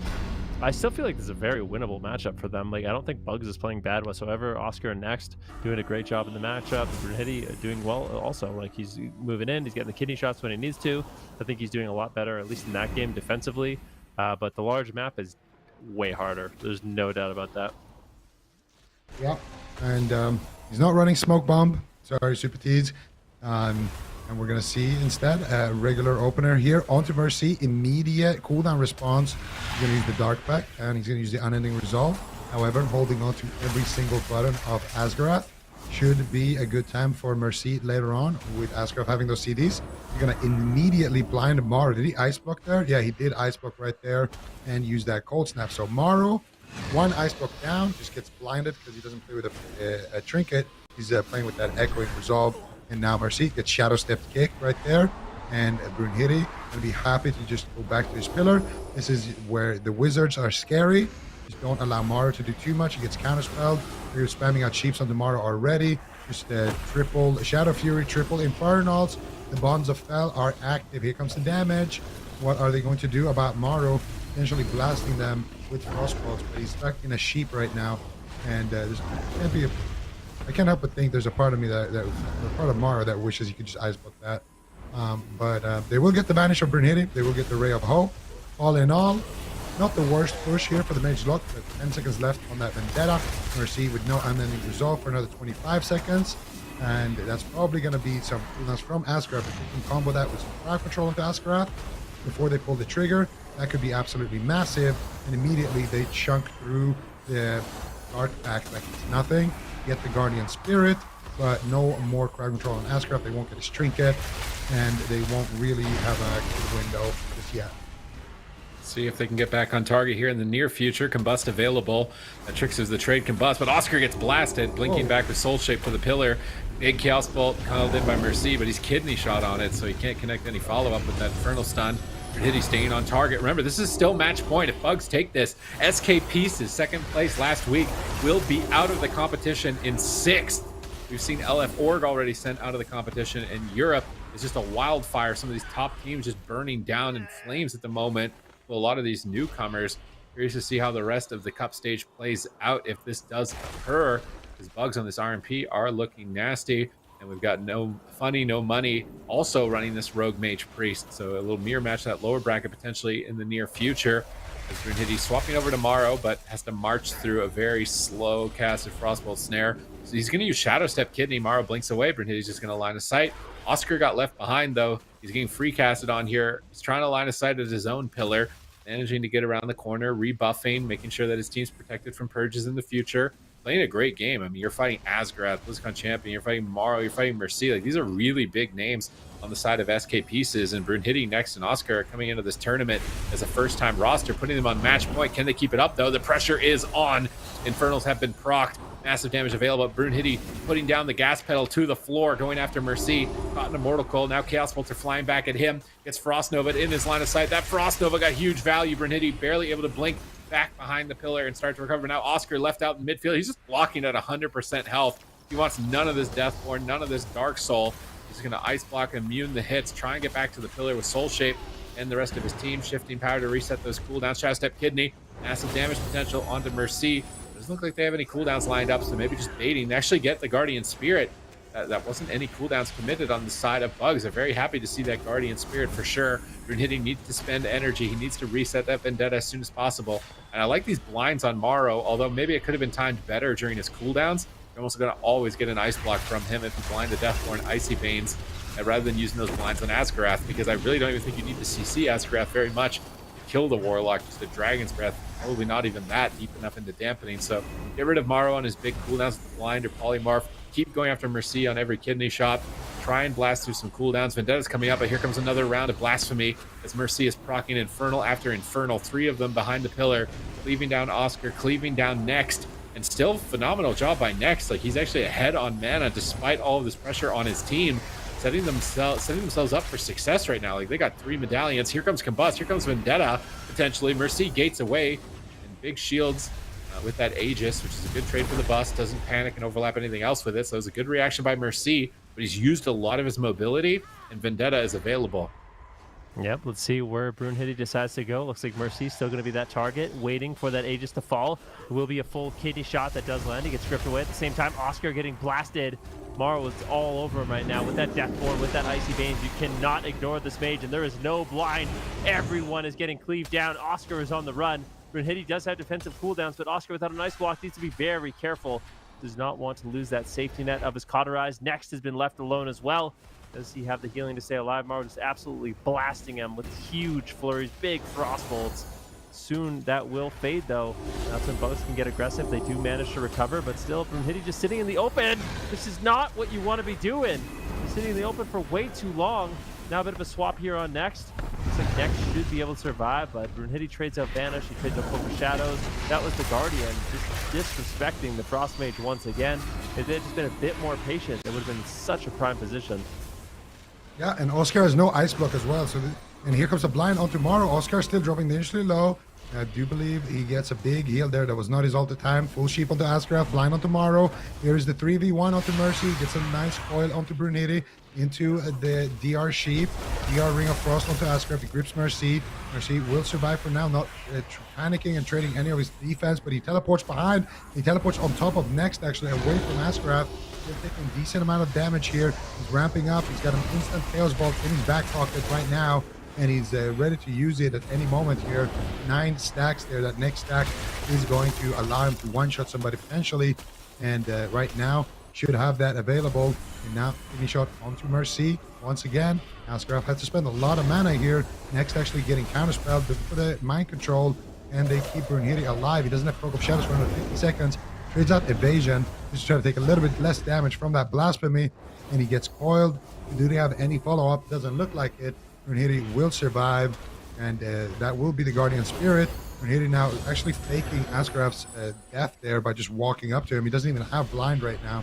So Asgraf, I'm not sure if he has that on his CD tracker or just a reflex, but definitely need to pay attention to that blind cooldown now to get a Chastise into actually a Fear onto Next. Beautifully timed. And can they get anything onto Asgraf though? Quaking Palm into a DR Sheep.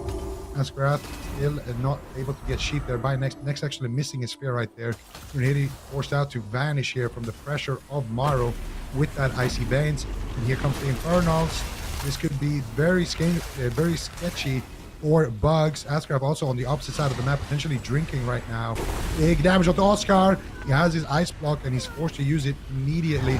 Asgraf was also able to recover a little bit of his mana there in that extension. Now they're swapping over to Next. He's taking big hits here. Morrow just taking the game into his own hands here with that cast while running with those crossbolts. doing massive pressure here together with Mercy. Next taking another massive hit of damage there. His mana is not looking great as we get deeper and deeper into dampening. Brunhilde and Oscar, they need to find that pressure onto Mercy, and they need to find it fast, Sid. Oh, the mind control off the trinket effect of Morrow, trying to chastise him, get him under crowd control, get Brunhilde on target. Another kidney shot Vendetta available. Is he going to pull the trigger on Vendetta? Mercy's right on his port. He can't really move anywhere. That stone form is going to get big value on Mercy, removing all those bleeds. Well timed. Now Brunhilde stunned up. Morrow proccing another Deathborn. Frostbolt after Frostbolt behind the pillar. Rain of Fire cleaving the team. Asgrath can drink if he needs to. Morrow getting aggressive here, standing on top of the team. Mortal Coil into Fear. Next is in midfield. You could swap to him in a chastise. I think they're going to. Decimating Bolt, massive damage onto Next in midfield. He's going to Greater Fade, try and get back to the pillar as soon as possible. Pops Apotheosis, boosting his healing significantly and should allow him to recover. Now another kidney shot on Mercy, massive damage over onto him. They really need to get that Dark Pact. They really need to get that unending resolve so they can win with their Vendetta that's coming up so soon, but they're not finding it. Mercy being greedy with those cooldowns is giving his team a longer leash in this match. Yep, Morrow right now has Deathborn proc, 25% dampening. If they can just hold on a little bit longer, that's when they can really overwhelm. But Outcast sitting at basically full mana. Next has been pressured a lot more in this game. His mana is not looking good. At the same time, Oscar has Combustion. They have Vendetta rolling. Big damage on Mercy. Can they take him down? It's the unending resolve. It's the Dark Pact. Asgrath trades out Ray of Hope. That's literally every cooldown that SK pieces have, but at the same time, it's a huge trade. Mercy is still just dying. His health is going down, finally getting topped off. Very back and forth here. Now it's going to be up to SK pieces to find some counter pressure. Maybe they can here on Oscar. Oscar next is going to be sitting at the pillar, line of sighting as much as possible. Now they're going after Brunhilde, but guess what? He's got Cloak of Shadows. He's got Vanish. He's got a lot of defensive cooldowns he can use. And he goes for the Shadows of Kidney on Mercy, who is right on top of Oscar as well as Next. I mean, this is not where you want to be at this point of the game. He will gate away, but it looks like Bugs just want to make a final push. And they do it. Here comes the Infernos once again from Mercy. Gets a sheep onto Next. Breaks though to that Inferno. Next has 0 mana left. We need to try to win the game right here. Next is on top of Asgrath, trying to land a full Fear. Asgrath trying to counter Fear him. There's a bit of a mind game with those Greater Fades going on between the priests. Whoever can get that Fear will potentially secure the win. Oscar gets interrupted on his Ring of Frost. There's the Dragon's Breath, which will DR that Fear. Mercy catches a big Ray of Hope here. And with that Apotheosis, Asgrath should be able to keep Mercy in the fight. Casting out some smites as well, trying to reset his stun there potentially. And another big Shadow Fury. Here comes the Infernos. Here comes the cleave damage. And I think it's just it. There's no way Bugs can survive this. No mana left on their healer. They're just getting cleaved down behind that pillar to the AoE pressure from Mercy and SK pieces. And something is telling me that we are about to go to a game number 5. How are they going to stay alive? Oscar gets kicked. And Next has 0 mana left, casting out some heals here with basically nothing to work with. The Bonds of Fel are active as well. Big hits coming out from Mercy on one side. Morrow Flesh Crafting getting ready for the assault on the other side. Mercy, he's got his unending resolve actually up before the Vendetta of Brunhilde. So Mercy should have enough defense to stay alive. Here's a Ray of Frost, but I don't think that's going to be a positive Ray of Hope. Sorry. And we're going to see Brunhilde in a Mortal Coil taking massive damage, forced to blink back to his team once again. But somehow Next has stabilized his entire team. Morrow though, with the Deathborn, looks to close the match, going after the Next to get his trinket there with that stun, and he gets something else. Oscar with no Ice Block still. Actually, he has it rotated back up, so they're actually not in the worst spot, but they have no mana whatsoever on the side of Bugs. The next setup potentially could be lights out here for Bugs, Sid. Big Vendetta push on Mercy. They need to overwhelm him here, but Next gets intercepted on his Fear. He's feared himself. Asgrath breaks out of the chain. They're getting aggressive. Combustion's available. They might just have to pop it while he's interrupted. They're going for the kill on match point against SK pieces, and they drop him. With 1 second left on that Fear, Bugs have done it. 3-1. Championship Sunday. Bugs! Oh, goodness gracious, what a game this was. And this is the point of this game where Next, Brunhilde, Oscar are all just quivering behind the pillar. It is just, they're all 10% health. They have no mana, and somehow they keep pushing forward. Morrow blinks in, he gets kidney shot, and then he gets gripped away. And then they don't really have anyone that can push in at that point. Bugs is able to recover. They keep doing those rinse-repeat setups on the Warlock, and they're able to win. I mean, this is a matchup that has, I feel like, has already evolved since last week. This is what we saw SK Pieces beat KUNGARNA with last week. But now there's 3 RMPs. I was saying earlier today, like maybe RMP has fallen off a little bit. Maybe people have found answers for it. But now there's 3 RMPs in the top 4 for Europe. So obviously still there. But yeah, really, really back and forth game in this game number 4. Yeah, that was absolutely incredible. I was sure, like here, look at Next. He's dead. He's getting swapped to. Everybody's just dropping so low. They finally managed to stall, get their ice block back. Next is pulling miracles here, honestly, just trying to get some heals. Mara is Deathborn. Like, this game should be over here. But then they get a kidney shot onto Mercy. And what did they get on Asgard? I think it was a chastise into a full fear.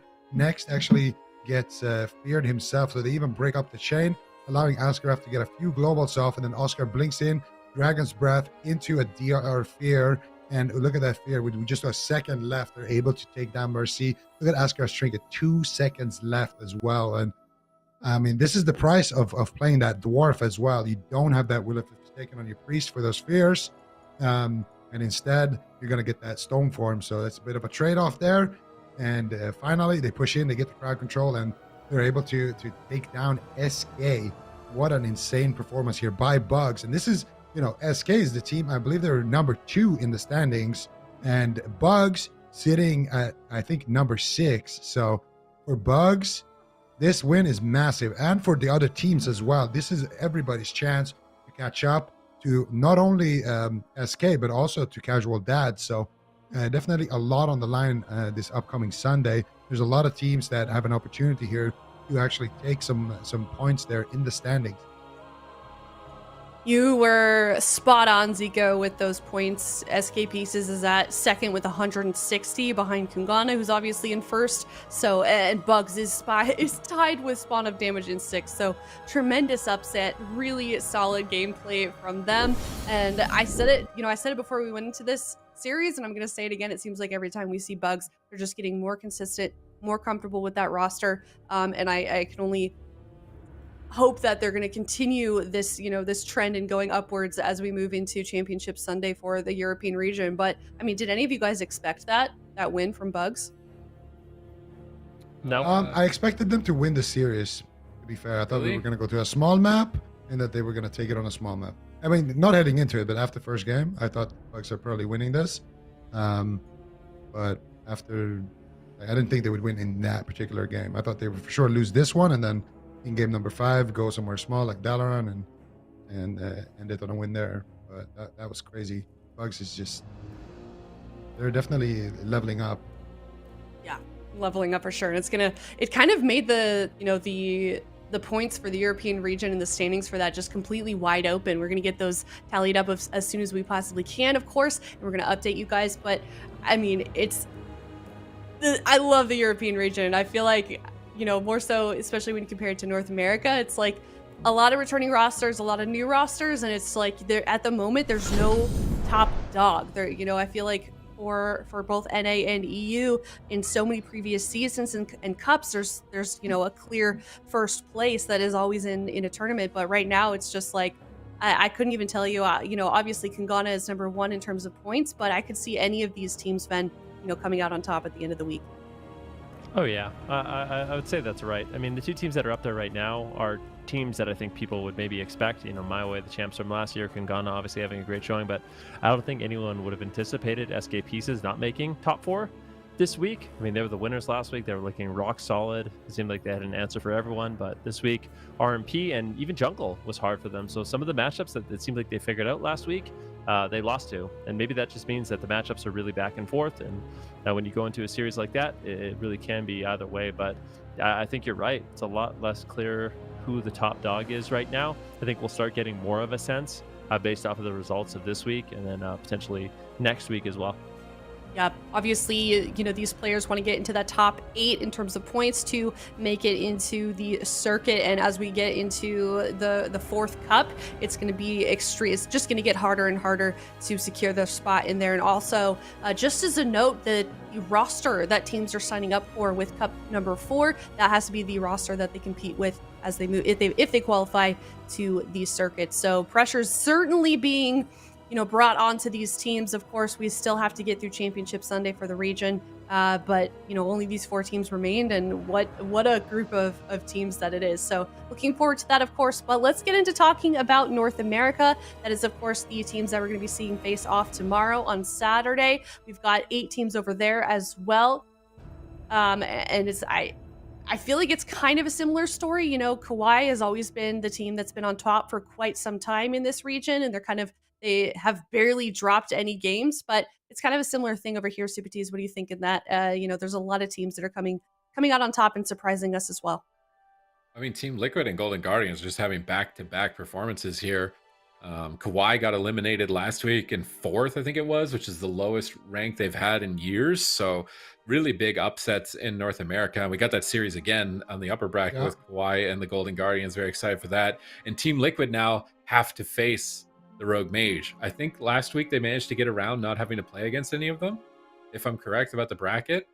They avoided 3.5 men and they avoided Novice. Now they've got that as their first round in the upper bracket. Do they have an answer? Because we've seen now in Europe that these teams, they're struggling with it now. And if 3.5 men watched that and saw Assassination, they're just like, wait a minute, you need to go Night Fae.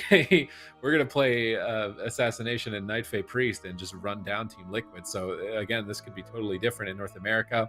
And then 2 new names, which is the 1, 2, 3 Easy as RMP, or the 3 Cappies and Rue, could potentially play spoiler as well in that lower bracket.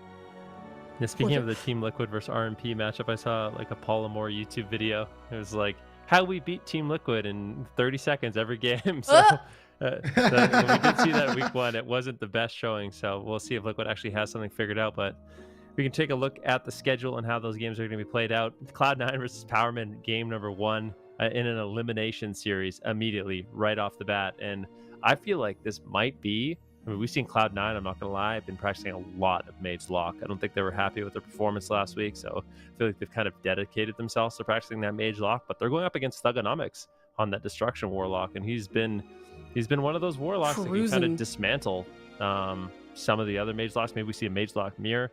Definitely going to be a very explosive game number 1.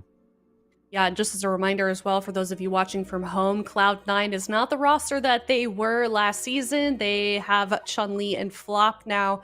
We are no longer seeing, Snuts and Chance. So a bit of a different team this year. Of course, they're still looking for the win, still looking pretty good. But it's definitely interesting to see where they ended up this season. So one of the teams going home tomorrow right off the bat in that game number 1.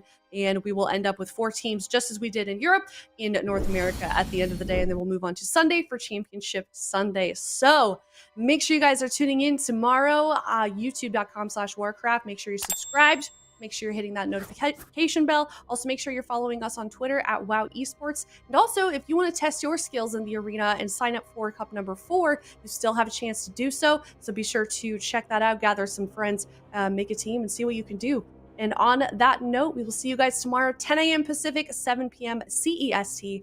Have a good night.